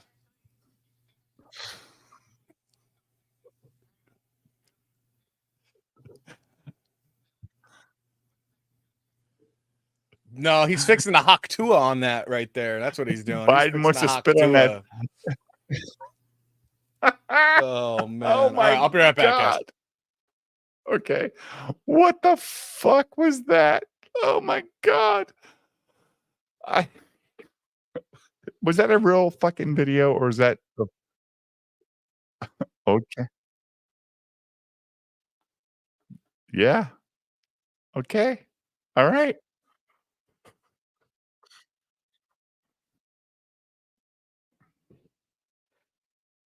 Oh, the thing that Salty purred up? Yeah, that was good. Biden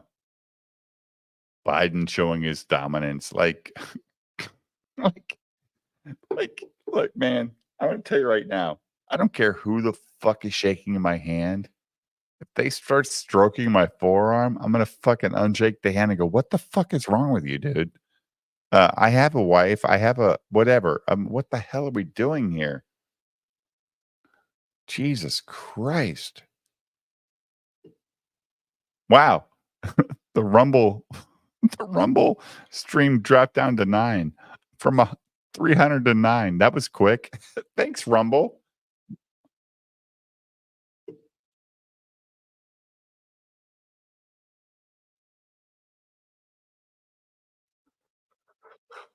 Whatever. Quit posting this shit. Go vote if you want Donald Trump to win. Quit telling us that Donald Trump is a fucking, he's the shoe-in. It's not a thing. Jesus Christ. We're falling back into 2016. Who's the worst president ever, Jim?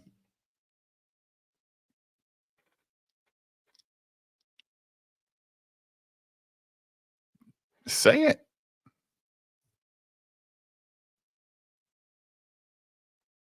I'm not going to disagree, but I'm going to say, and I'm going to say, Yeah, whatever, dude. They did not fight the war for slavery. They fought the war for fucking profit. Yeah. And he broke every fucking rule as president to fight that war. Like, that's the thing. Jin Wong for $5 Australian. Fun fact: women have smaller heads. That's why hats look bigger on women, and that's why they're absolutely intelligent. No, they're not intelligent. They're bitches, man. Just like from what's that movie? Oh.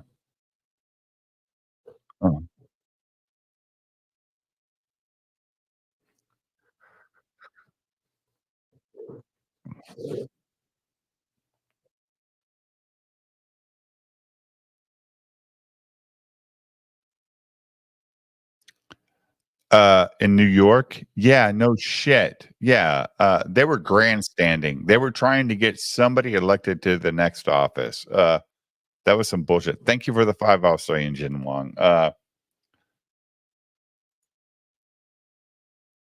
Yeah.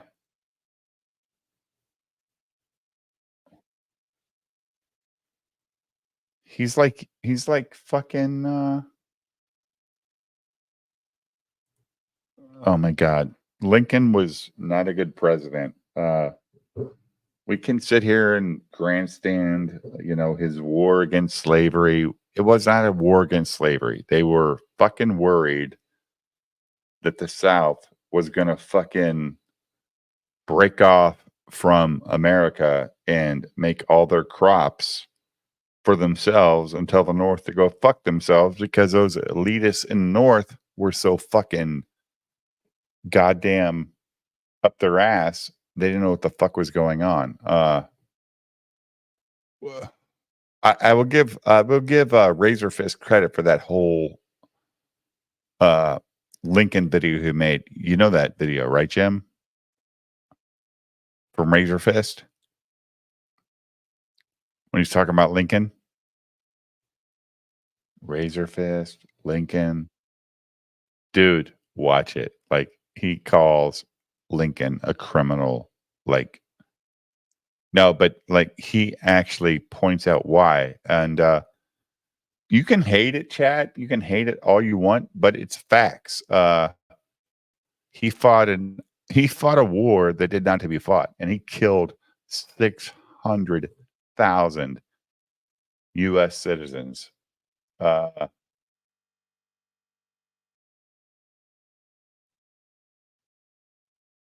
Yeah, deep sea taxes, all this bullshit. Like, Daniel Craig, when's your next movie coming out? Because I really liked you in that heist movie when you stole money from the racetrack in Charlotte. When's your next movie coming out?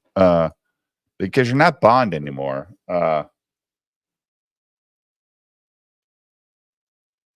Yep. Yeah. Yeah. Our American system is fucked. Like, it's really fucked. No, it's not. It's not over. Who said that? Are you back salty? Yeah. You don't think our American system is fucked? No, I think it's darkest before the dawn, and I think that we're gonna see some more stuff that's bad, and then it's gonna get good.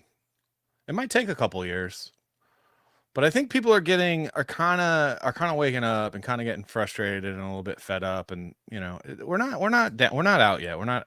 It's not over. I just want to know how many people are on welfare compared to those that are not, because that will tell us the true fucking value of the vote. Like, yeah. Like, well, that's I mean, the thing. We have to, in order for the republic to exist, it is imperative that we repeal the 26th and the 19th Amendment. I mean, you just have to. 19th, yeah. It's got to go. Have to. It's got to go. You can't have people on the take. You can't allow them to vote, man. It's just, you just can't allow it. Dude, I agree. If you don't own land, you don't have a fucking voting. Voting's not a right. No, it's an earned responsibility. You need to actually have some fucking, like, you have to have some really stakes in this shit. And if you own land, you have stakes when you're voting. Like, oh, you know, I might be Republican, but this Democrat saying, "Oh, we're not going to charge you taxes if you're zoned agriculture for 2 years." Well, okay, I'll vote for that. That's fine. But when you can be on welfare and all this shit and just vote because they say you can vote, that's bullshit. Like, you have to have a stake in the game. Being a citizen is not enough. You have to actually have stake in You the can't fucking be a game. parasite. You cannot be a parasite. And if you're on welfare, I'm sorry, it's not nice to hear that, but the fact is that you are a parasite. You are. Yeah, of course. I mean, when you're on like when the majority of the country, so you have over 50% of Americans who actually receive more from the government than they pay into, that's called that is a parasite. That is a parasite. Yes. You are not a self-sufficient human being, and you are subsidized, and we cannot When you're allow rewarded for subsidized having people. more kids because you're on welfare and they give you another fucking $400 a month because you had another kid, you're a parasite. And you know, I pay taxes every year. I'm like, what the fuck? How did I pay this much? Because You got a lot of I'm people not a that parasite. you can't write off. You got a lot of people you can't write off that are taken from you. Yeah, but I gotta contribute to the fucking masses and let them drive around in better cars than I'm driving. Like, literally, they make so much money off welfare. They can live in free housing, no cell phone costs, thanks for the Obama phone. And they can just go buy a Lexus, and drive around in downtown Chicago or Naperville. One of the things that's super imperative, and it is imperative, and it has to happen, and that more Republicans need to get on board with this, and that is they have to absolutely 100% have to get rid of income tax and go with a fair tax, because it's just ridiculous. Fair tax is the only way to go. Yeah, only way to go, because then everyone's paying into the system, and then you won't have the welfare babies driving the caddy, because guess what? You're paying the taxes for that. Consumption. No, that's a fair tax. Right. Yeah.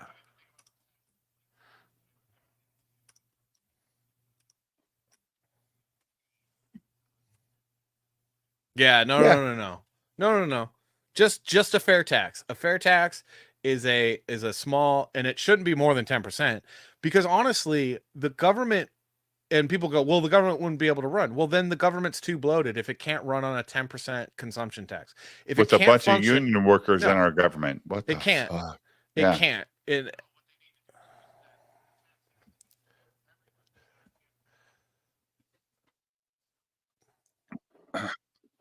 Yeah, it's just like a 9% sales tax on everything except for raw foods and medicine. Everything else gets taxed at 9%, and the country would make probably more money. But the thing is that a gazillion percent more money. Yeah, the tax code and the tax system is set up to punish people, and to keep individuals down, and to create new feudalism. You see that in California. If there's a flat tax, there's no more IRS. Well, yeah, and then there goes It is what it is. And how much money does that save the country? Like, how much?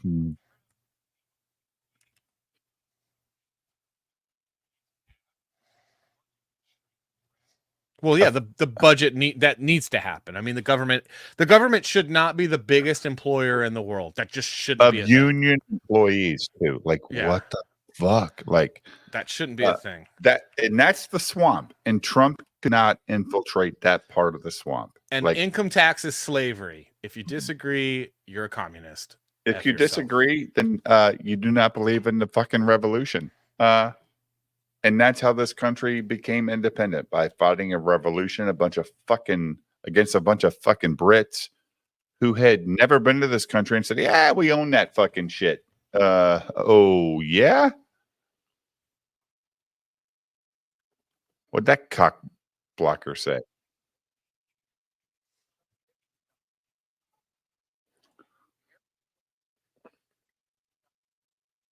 Once. Yeah.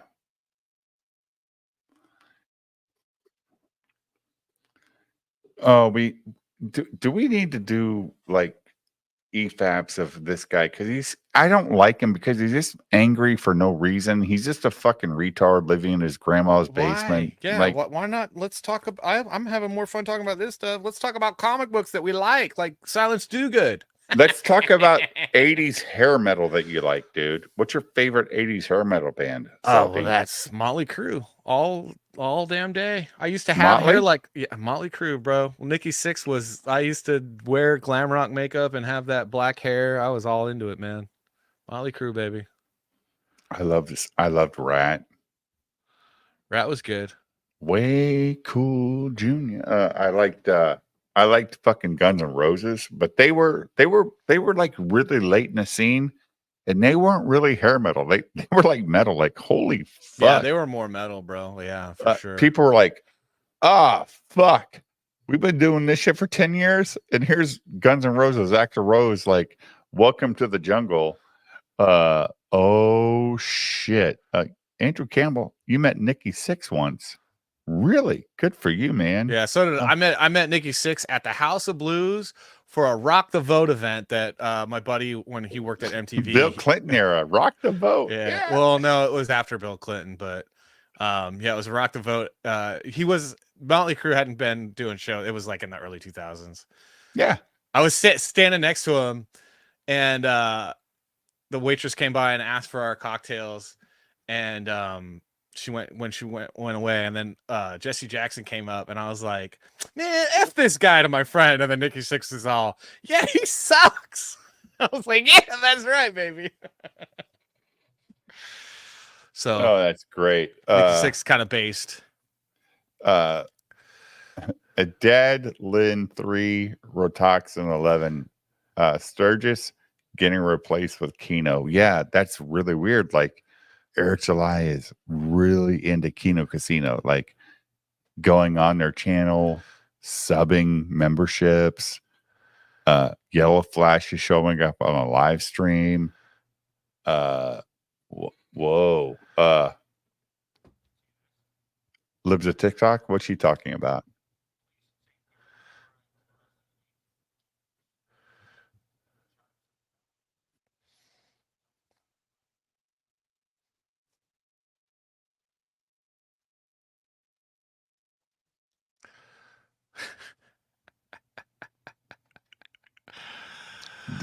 That's a hate crime, but shooting up a Christian school when you're, transgender activist isn't.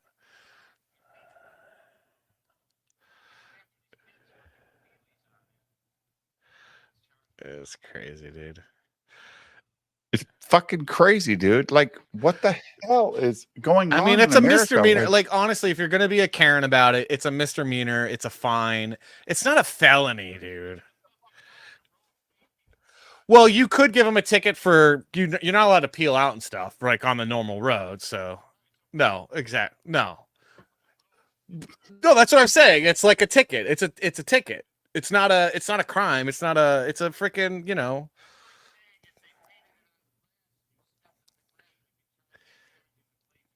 Yeah, right.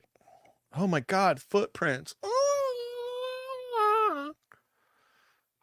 And why do we have to be subjected to this bullshit? Like, why, as Americans, do we have to walk out tomorrow morning and see pride crosswalks on our streets? Like, I just want to walk across the street.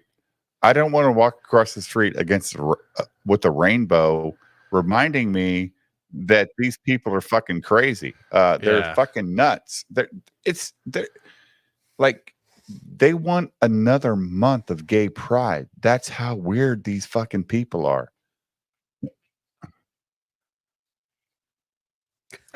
I can't believe that this, and I get why she's still there. This black chick that is she? Who's her girlfriend?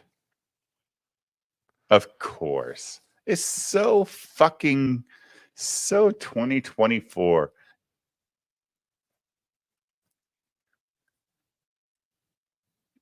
Oh, but they're the devils, man. Yeah, the white people are going to hold you back.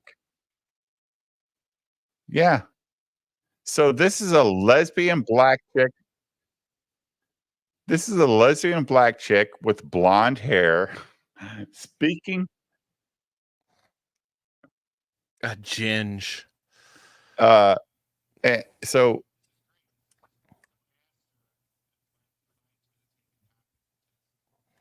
no way.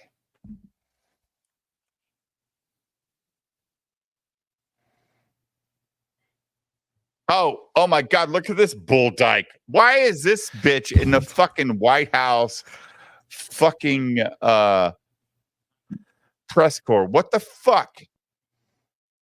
This Maybe bitch she's hasn't just been a laid little. since 1992. What the fuck?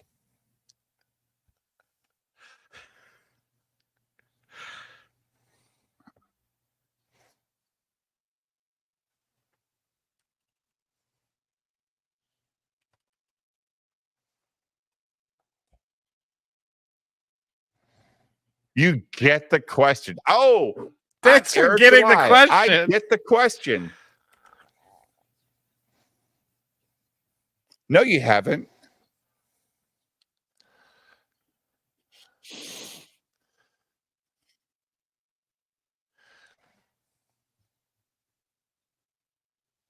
Go sell some comic books of the Rippaverse because this shit ain't selling on fucking Fox. What the hell?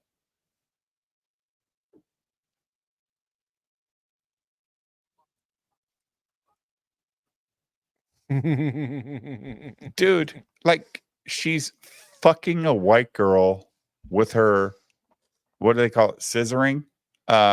She's got blonde hair and she's gonna tell the lesbian in the stand, we're doing everything we can. Like the lesbian the lesbian reporter doesn't give a fuck. She just is so excited that this fucking lesbian black chick let her talk. She's like, yeah, can you give us some medical reports? And she's like, oh, we've been transparent. Like, I haven't paid attention since Biden got elected because when Biden got elected, Salty, I was like, yeah, he did not win. Like, this is bullshit. Like, I'm like, you know how you check out kind of like, oh my God, like this is fucking crazy. And then this bitch has been here for 3 years telling America why Biden's so great. And she's fucking a white chick, but still defending Black Lives Matter. It's so goddamn terrible. I hate this shit. Yeah, you smell my finger like, oh shit.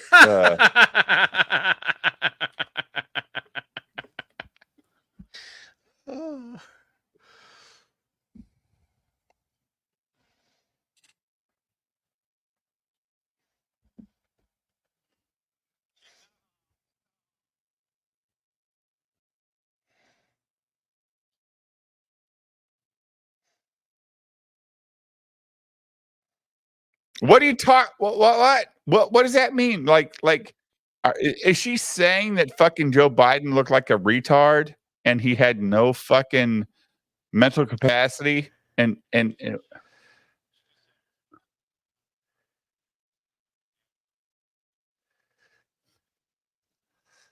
I still am suspicious about the timing of the debate because that is the earliest debate that we've seen a national debate in the history of national debates.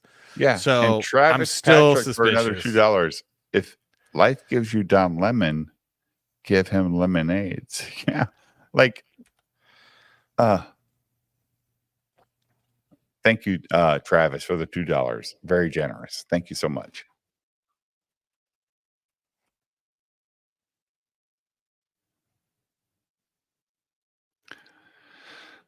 Oh, dude.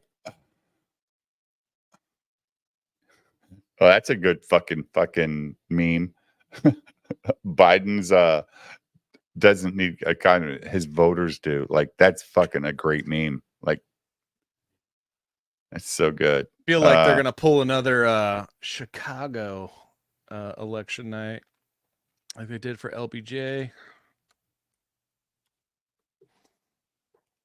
Yeah, last son of KC. like the press secretary makes EJ look like a genius.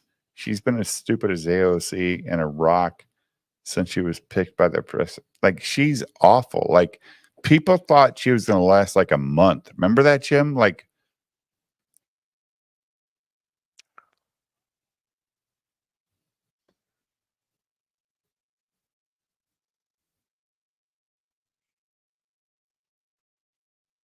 Katie's not part of it. Yeah. Yeah. Yes, it's gross. Like, Oh, God, dude. no. No one needs to see those pepperonis. Good Lord. Guy's got boobs. Frog Tony. I need to put a banner in my chat real quick. Guys, I've lost some subs over the last few days. Please like and subscribe. Please. We gotta get back to 1400. Sturgis is a angry white boy for no reason. That's a weird thing, Salty. Like, why is he so mad? Why is he so angry? Because he's actually a manga guy. Like, if you look at his old videos, he reviews a lot of manga and anime shit. Like, and he fell into the Rippaverse world, and now he's the biggest defender, and it's fucking weird. Like, yeah, like, Well, I mean, he's probably angry because Sturgis he's not came happy. to my house and my daughter, Red Scorpion, and said, "Hey, this is my new boyfriend." I tell my daughter, "Yeah, get that motherfucker out of my house." That's what Sturgis is to me. And never introduce him to your son. Is she still alive? Holy, these two. Who, Maxine Waters? Oh, yeah, dude. She's the worst, dude. These two are still alive? California. Yeah, right. Play this fucking See You Next Tuesday. What the hell?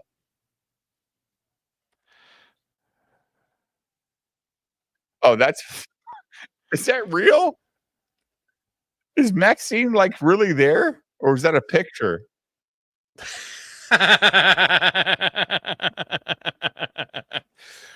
She didn't That's blink, fake. man. That's fake as fuck. Maxine did not like move 1 millimeter. Play She it again. high on that baby blood, man. She high on that baby blood. Oh, bad Botox. Oh my. Jim, you follow so many more people than I do. Like, well,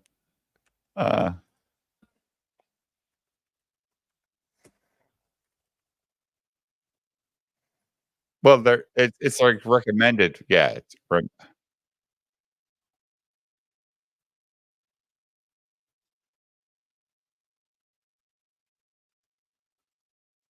you love this fucking show, dude. Like, you love it.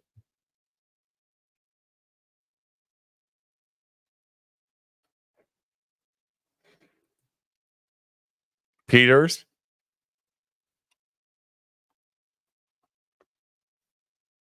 Nice. Yeah, but he's old and fucking like Biden. Like, what's his latest video? A beta. Do you know JLP? Salty? Oh yeah, his videos are hilarious, man. His videos are JLP is a man, says Peter Watts. Yeah, he's fucking great. Like, don't show us your solar flares again. God. Oh yeah, this kid's great. I remember dude. this I love guy. This guy. Who doesn't follow you? Maybe that's a shorter list. I don't follow this faggot.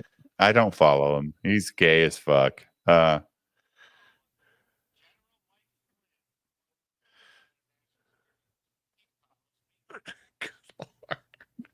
Yeah, well, Flint wants some relativity. Can we play some JLP stuff? Has he made a new video that we care about?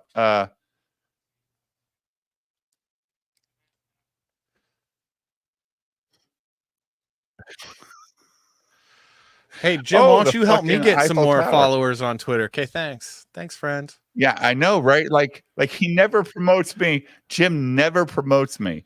Yeah,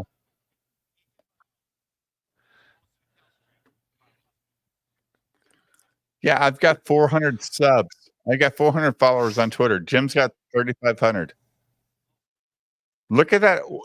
Is that an orange man? Like, is that the orange man? Like they called Trump the orange man. What the fuck is this guy?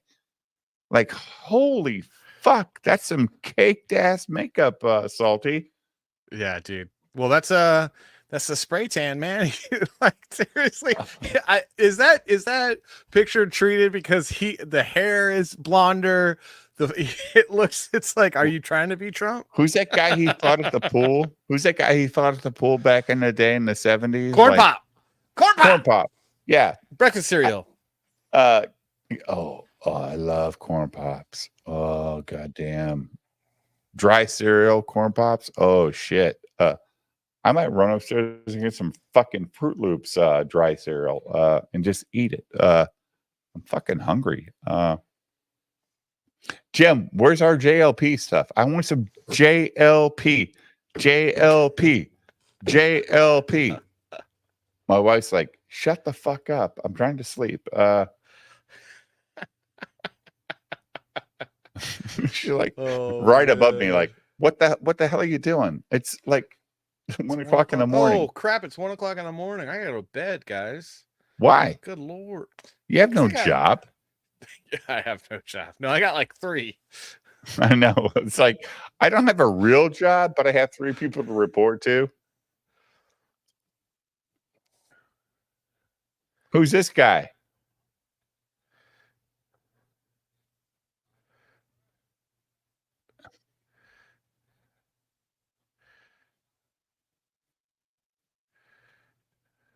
Who's this black guy? I know that guy.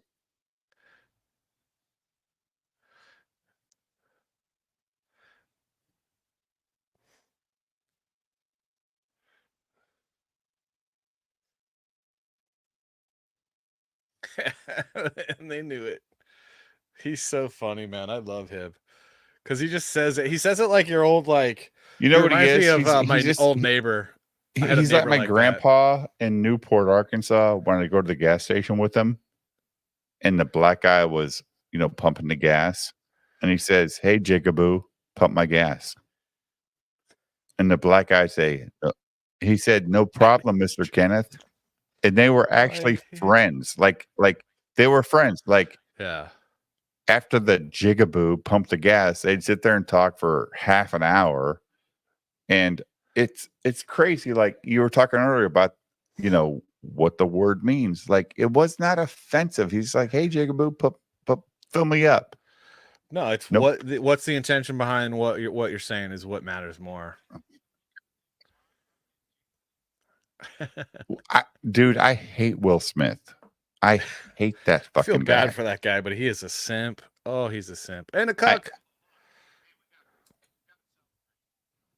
Celebrate good times. Come on. Like Cool in the Gang, yeah. What, July? Thank you. Thank you, Okay. JLP. White History Month. But There's no such thing. It's like it's like well, didn't you know that every day is White History Month, man? Yeah, every day. Like but we gotta celebrate the gays for 30 fucking days. gosh, dude. What the fuck are we talking about? July just feels white. Oh, Jesse's got a phone number? You can call into Jesse's show? Oh my god, Peter Watts cracks me up, man. Yeah, Peter Watts is awesome. Oh my god.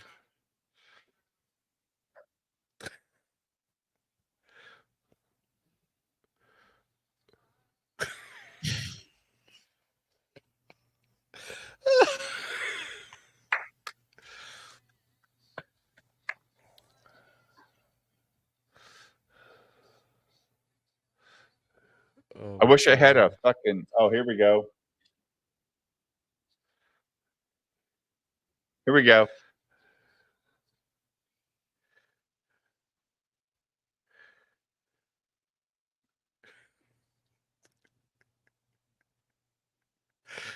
Hilarious, man. If it wasn't for the white people, man.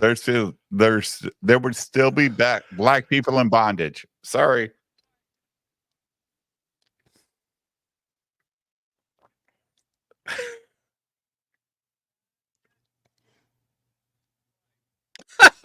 Oh, that's right. So it's not original, Peter Watts. You got it from JLP. Hilarious.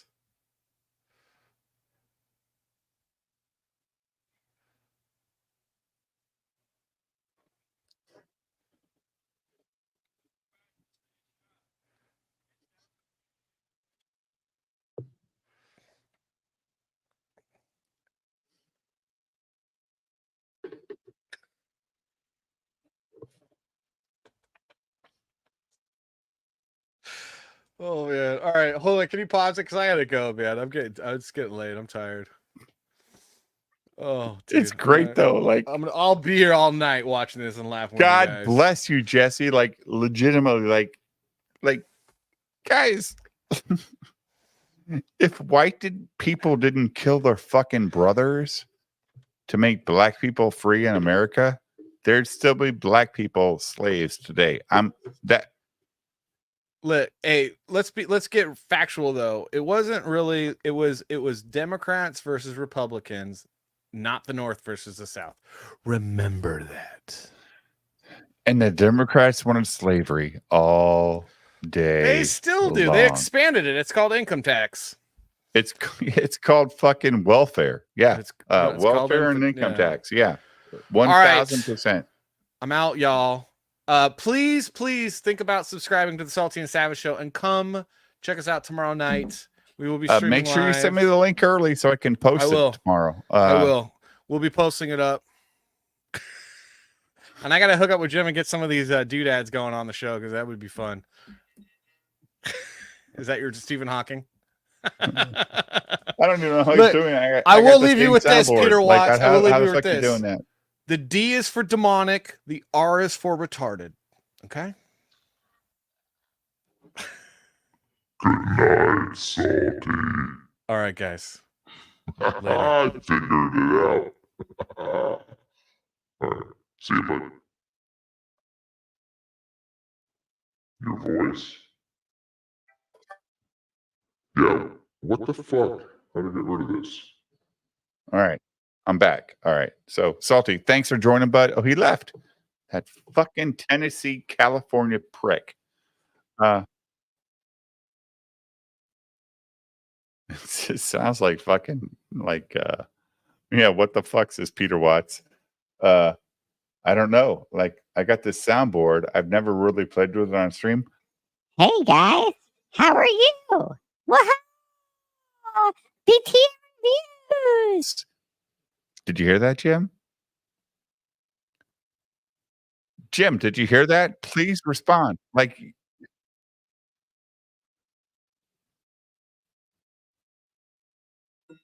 Oh, wow. That's terrible. Is this better? I'm yelling at some weirdos in chat, says Peter Watts.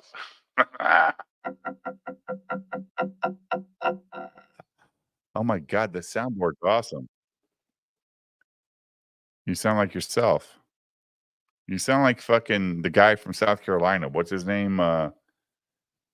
With the butterflies. Oh, what the fuck was his name? Lindsey Graham. Oh my God. Jim, it was terrible. No, it's put the tip on your tongue. It might sound better.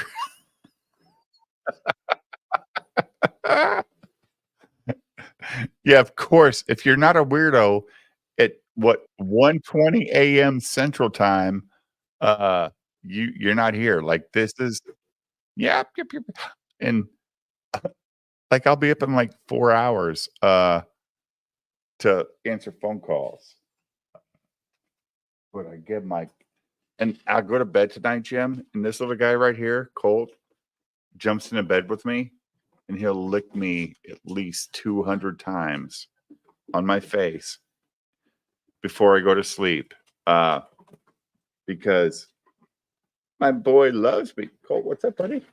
This is Colt, guys. This is Colt. He's my little fucking wonder dog. Look at him. Look at this guy. Look at the camera, Colt. Hey, no. Look at that. Look at that way, Colt. This is Colt. He needs a haircut. He's getting a haircut in a few days. But this is one of my 5 fucking dogs. Yeah, Salty's great. What the fuck is this? Is this one of those what are those what are those people on YouTube that just hide behind them? What are the Oh my god.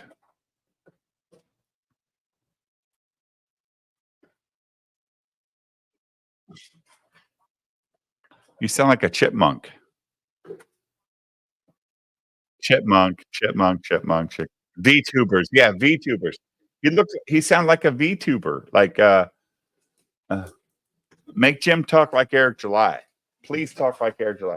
So this is my other girl. This is the other one was a boy. This is Mina. Mina is a good girl. She doesn't bark as much as her fucking sister. And her sister is right below me, like begging to bring her on stage. These guys are all camera whores. This is Mina. She's a good girl. She's like, hey, Daddy, could you please open the cage so I can go to sleep? I need to go to sleep. Winnie, come here. So this is Mina's sister. This is Winnie. This is Winnie. She's a good girl. She's such a good girl, but she barks too much because she just likes to watch everybody else interact and just bark at them like they're playing fighting, and she's sitting there going, arr, arr, arr. Like, right, Mina? Right, Winnie? Right, Winnie? Yeah, that's a good girl. Who's a good girl? Scott, come here. And then, come here, big boy. Come here. Come here, Scout. Come here. Scout, come here. And this is my boy, Scout. Ah, fuck. He's too big. Scott's my golden retriever. And all the little dogs go, rah, rah, rah, rah, rah, because he's getting attention. And he just sits there and takes their shit. Hey, shut the fuck up, guys. Let's go. Come on. Come on, Winnie. Time to go tonight. Time to go night-night. Yeah, time to go to bed, Jim. I gotta put the girls, Mina and Winnie, in their little cages right behind my desk. For them, because they just bark. Like, at this point, you didn't see them all, G-Man. I got one upstairs. And that's Kiko. She's a little fucking champ. Come here, Colt. Come here.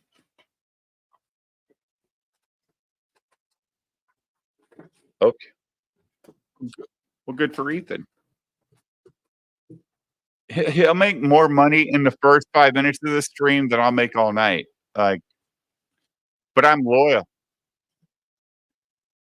Oh, okay.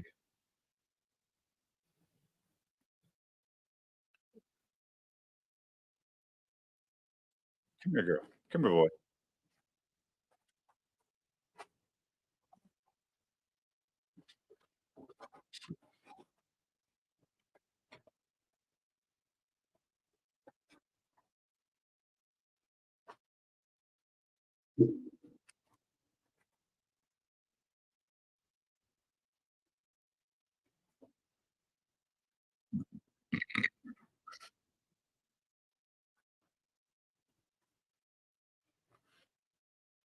Jesus Christ.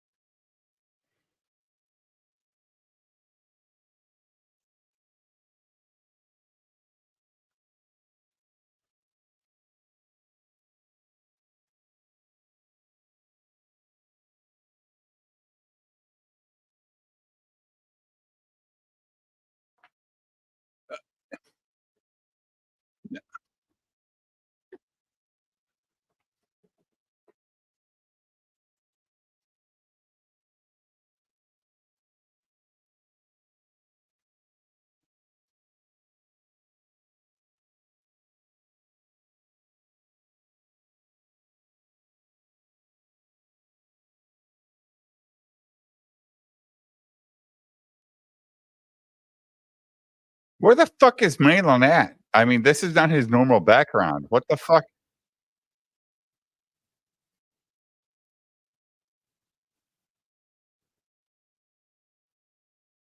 It came from the couch. Boring as fuck. Go away. Like, yeah, okay.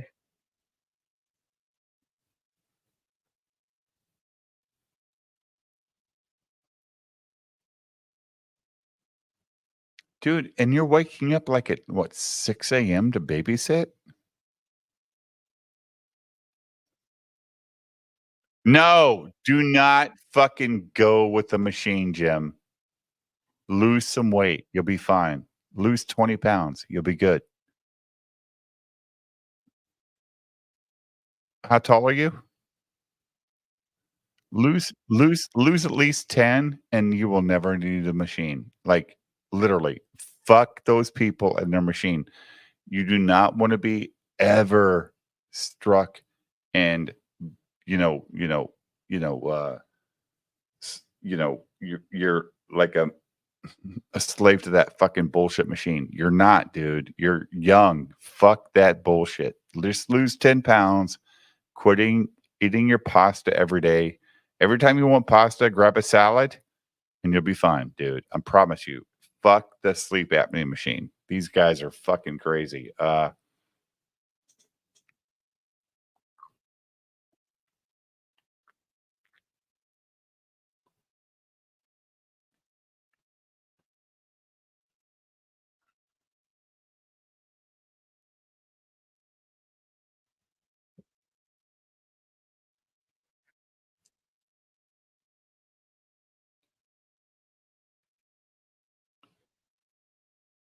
Is Anna pregnant? Is she okay? Okay, so she finally said it.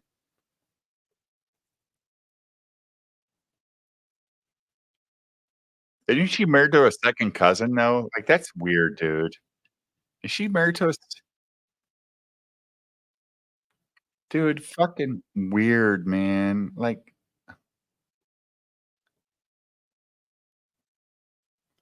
dude, I don't care, man. Like,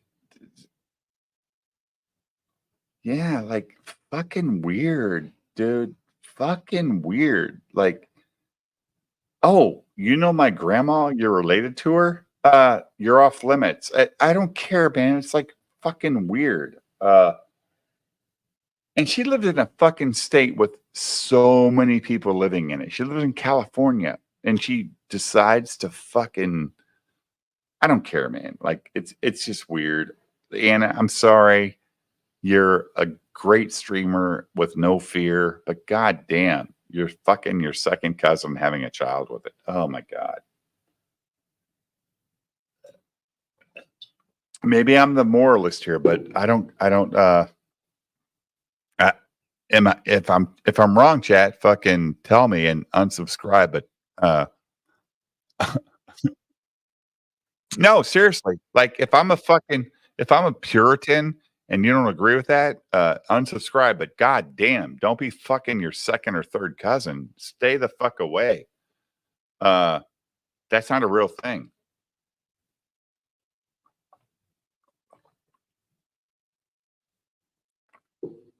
Yeah, sub to Jim's channel. Just eat chips like Martin Short's character and only murders in the boat. Yeah.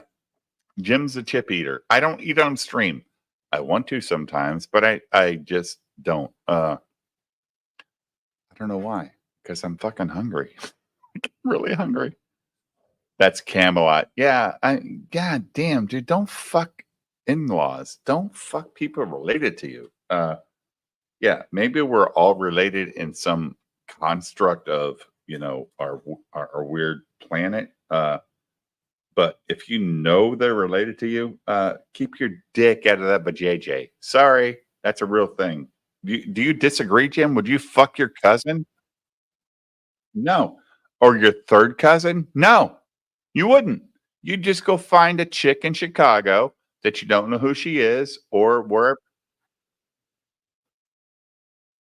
Right.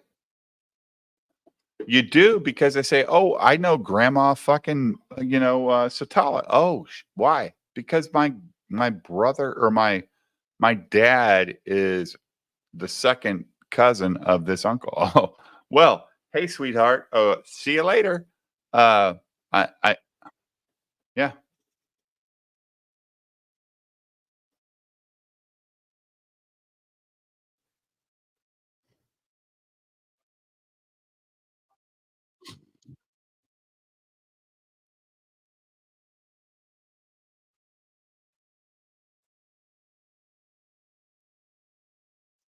Oh my God.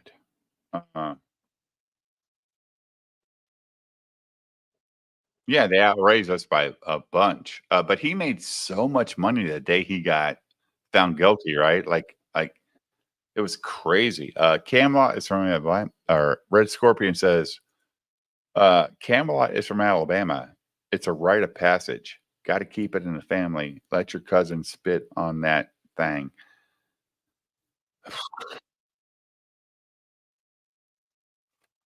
Yeah. Look, man, my family's from Arkansas, and it's the same shit. A bunch of fucking backwoods motherfuckers. I just was able to be raised by a military dad, and we got away from it. And look, man, don't fuck your cousins. I'm sorry, man. Just don't fuck your cousins. And especially don't marry them and have children's with them. What is she? What does she call her husband? What does Anna call her husband? She's got like some peaches. Peaches? What the fuck, man? Like, she's like completely degrading him as a man. Like, peaches? Not even fucking cock fucking stud, but peaches? What the fuck are we doing to this dude? Is he like depending on her YouTube revenue to support their life? Yeah, she eats dirt. It's fucking weird, man. Dirt. Like, ugh, God. And look, I'm not here to judge, but I'm here to judge. Don't fuck your cousins. Jesus Christ. And don't marry them to make it like really weird. You're marrying your cousin? Okay. And then expect Camelot to show up and keep his mouth shut about a melting snowman. That Camelot doesn't even tell us who the melting snowman is. Oh, we got some. What is this?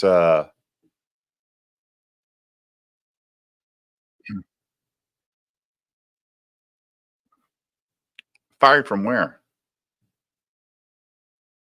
Fired from fucking.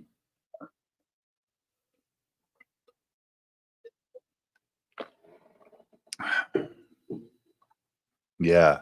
Is she supposed to be Mario? Says Chris. Yeah. It's a me, Mario. Now, Princess Peach.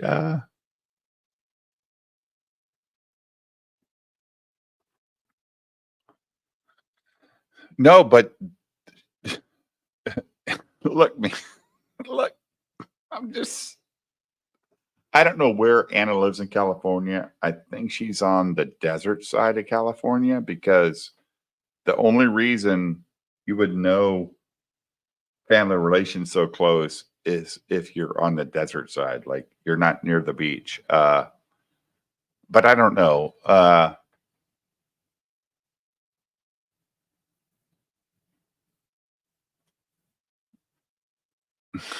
That bitch wanders around her yard on stream and chews on some sod chunks. It's fucked up. Yeah. Look, man, she's got a huge following. And Ethan loves Anna, right? I mean, because Anna never turned her back on Ethan. She told these motherfuckers, go fuck yourself. And I'll give her respect for that. But don't fuck your goddamn relatives and marry them. It's just weird. And if Ethan ever shows up here and we talk about Anna, I'll say the same thing. Like, don't fuck your goddamn family. Jesus Christ. What the hell are we doing? It's weird. Weird. They should have to be like, look, Yeah, maybe third or fourth cousins, Chris. But if you go to a family gathering on Christmas or Thanksgiving or 4th of July, and they say everybody here is family, they're off limits. Am I wrong, Jim? Like if everybody at the gathering says we're all part of the family, it's off limits. It's no, you can't tap that thing. Like I don't care what your dad told you. Like my dad says, every piece you pass up is a piece you'll never get. And I lived by that for a long time until I got married.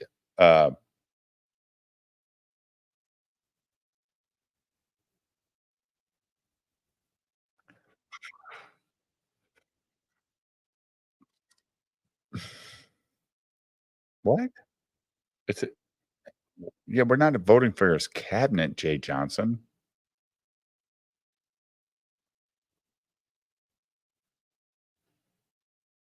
Yeah.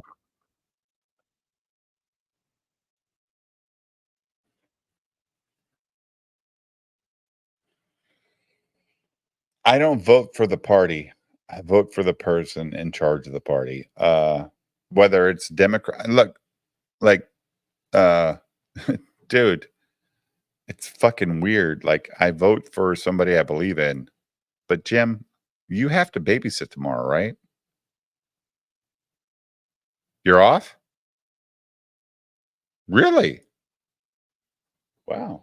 Uh, yeah, it's like her second or third cousin, Red Scorpion. It's fucking weird. I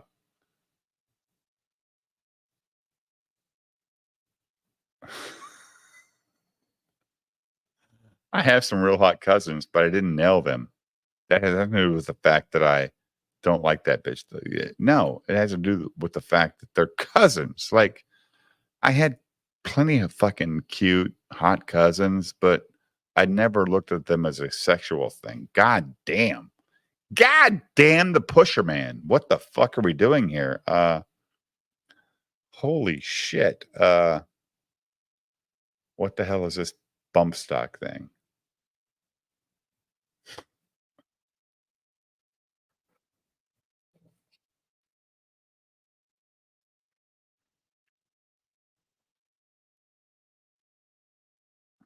Did they get rid of Chevron yet? Is it gone yet? Because it needs to go away.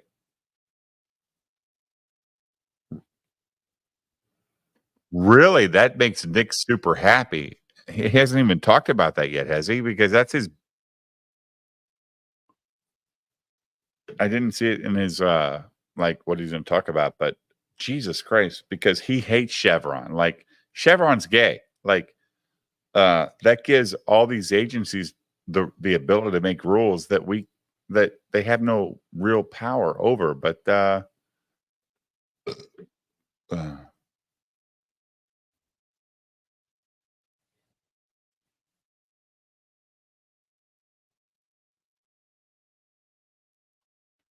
yeah, and look how bald fucking Biden was back in the 70s. Holy shit.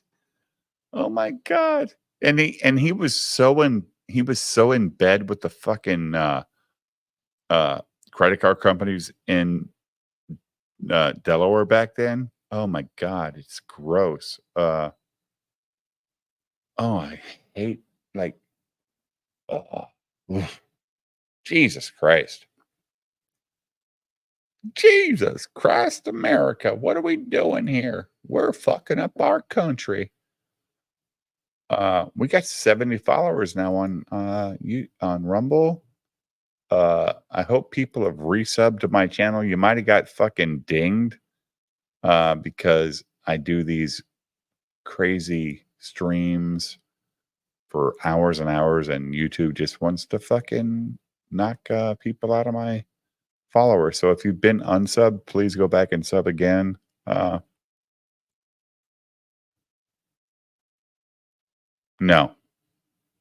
No.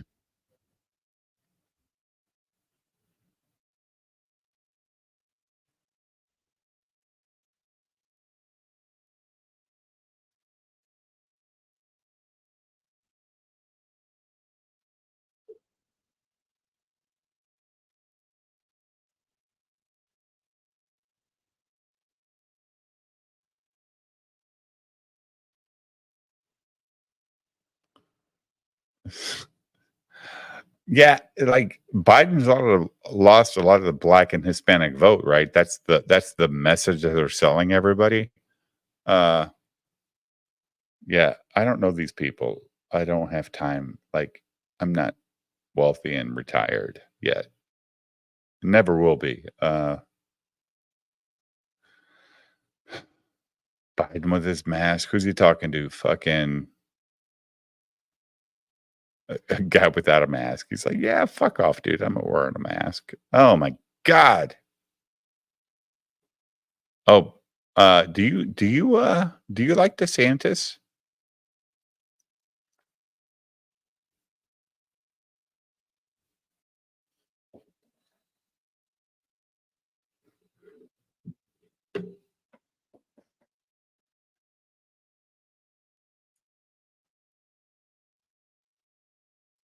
No shit. And degrading Trump when Trump supported him for a long time. Like,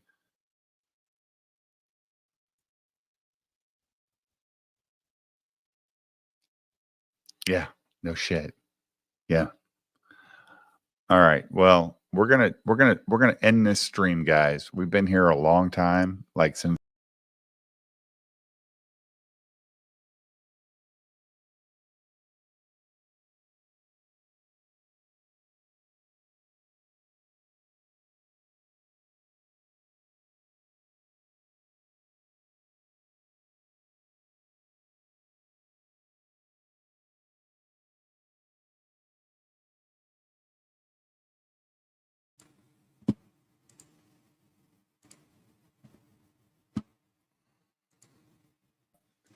and I have a $20 board behind me. If you want to get on the board, send me a $20 super chat and you'll get up on the board. And I show it off all the time. So thank you all. And we'll see you tomorrow night. I don't know what time yet. And could be early, could be late. It doesn't matter. But usually 7. Could be later though. Thank you all. Absolutely. Thank you for watching.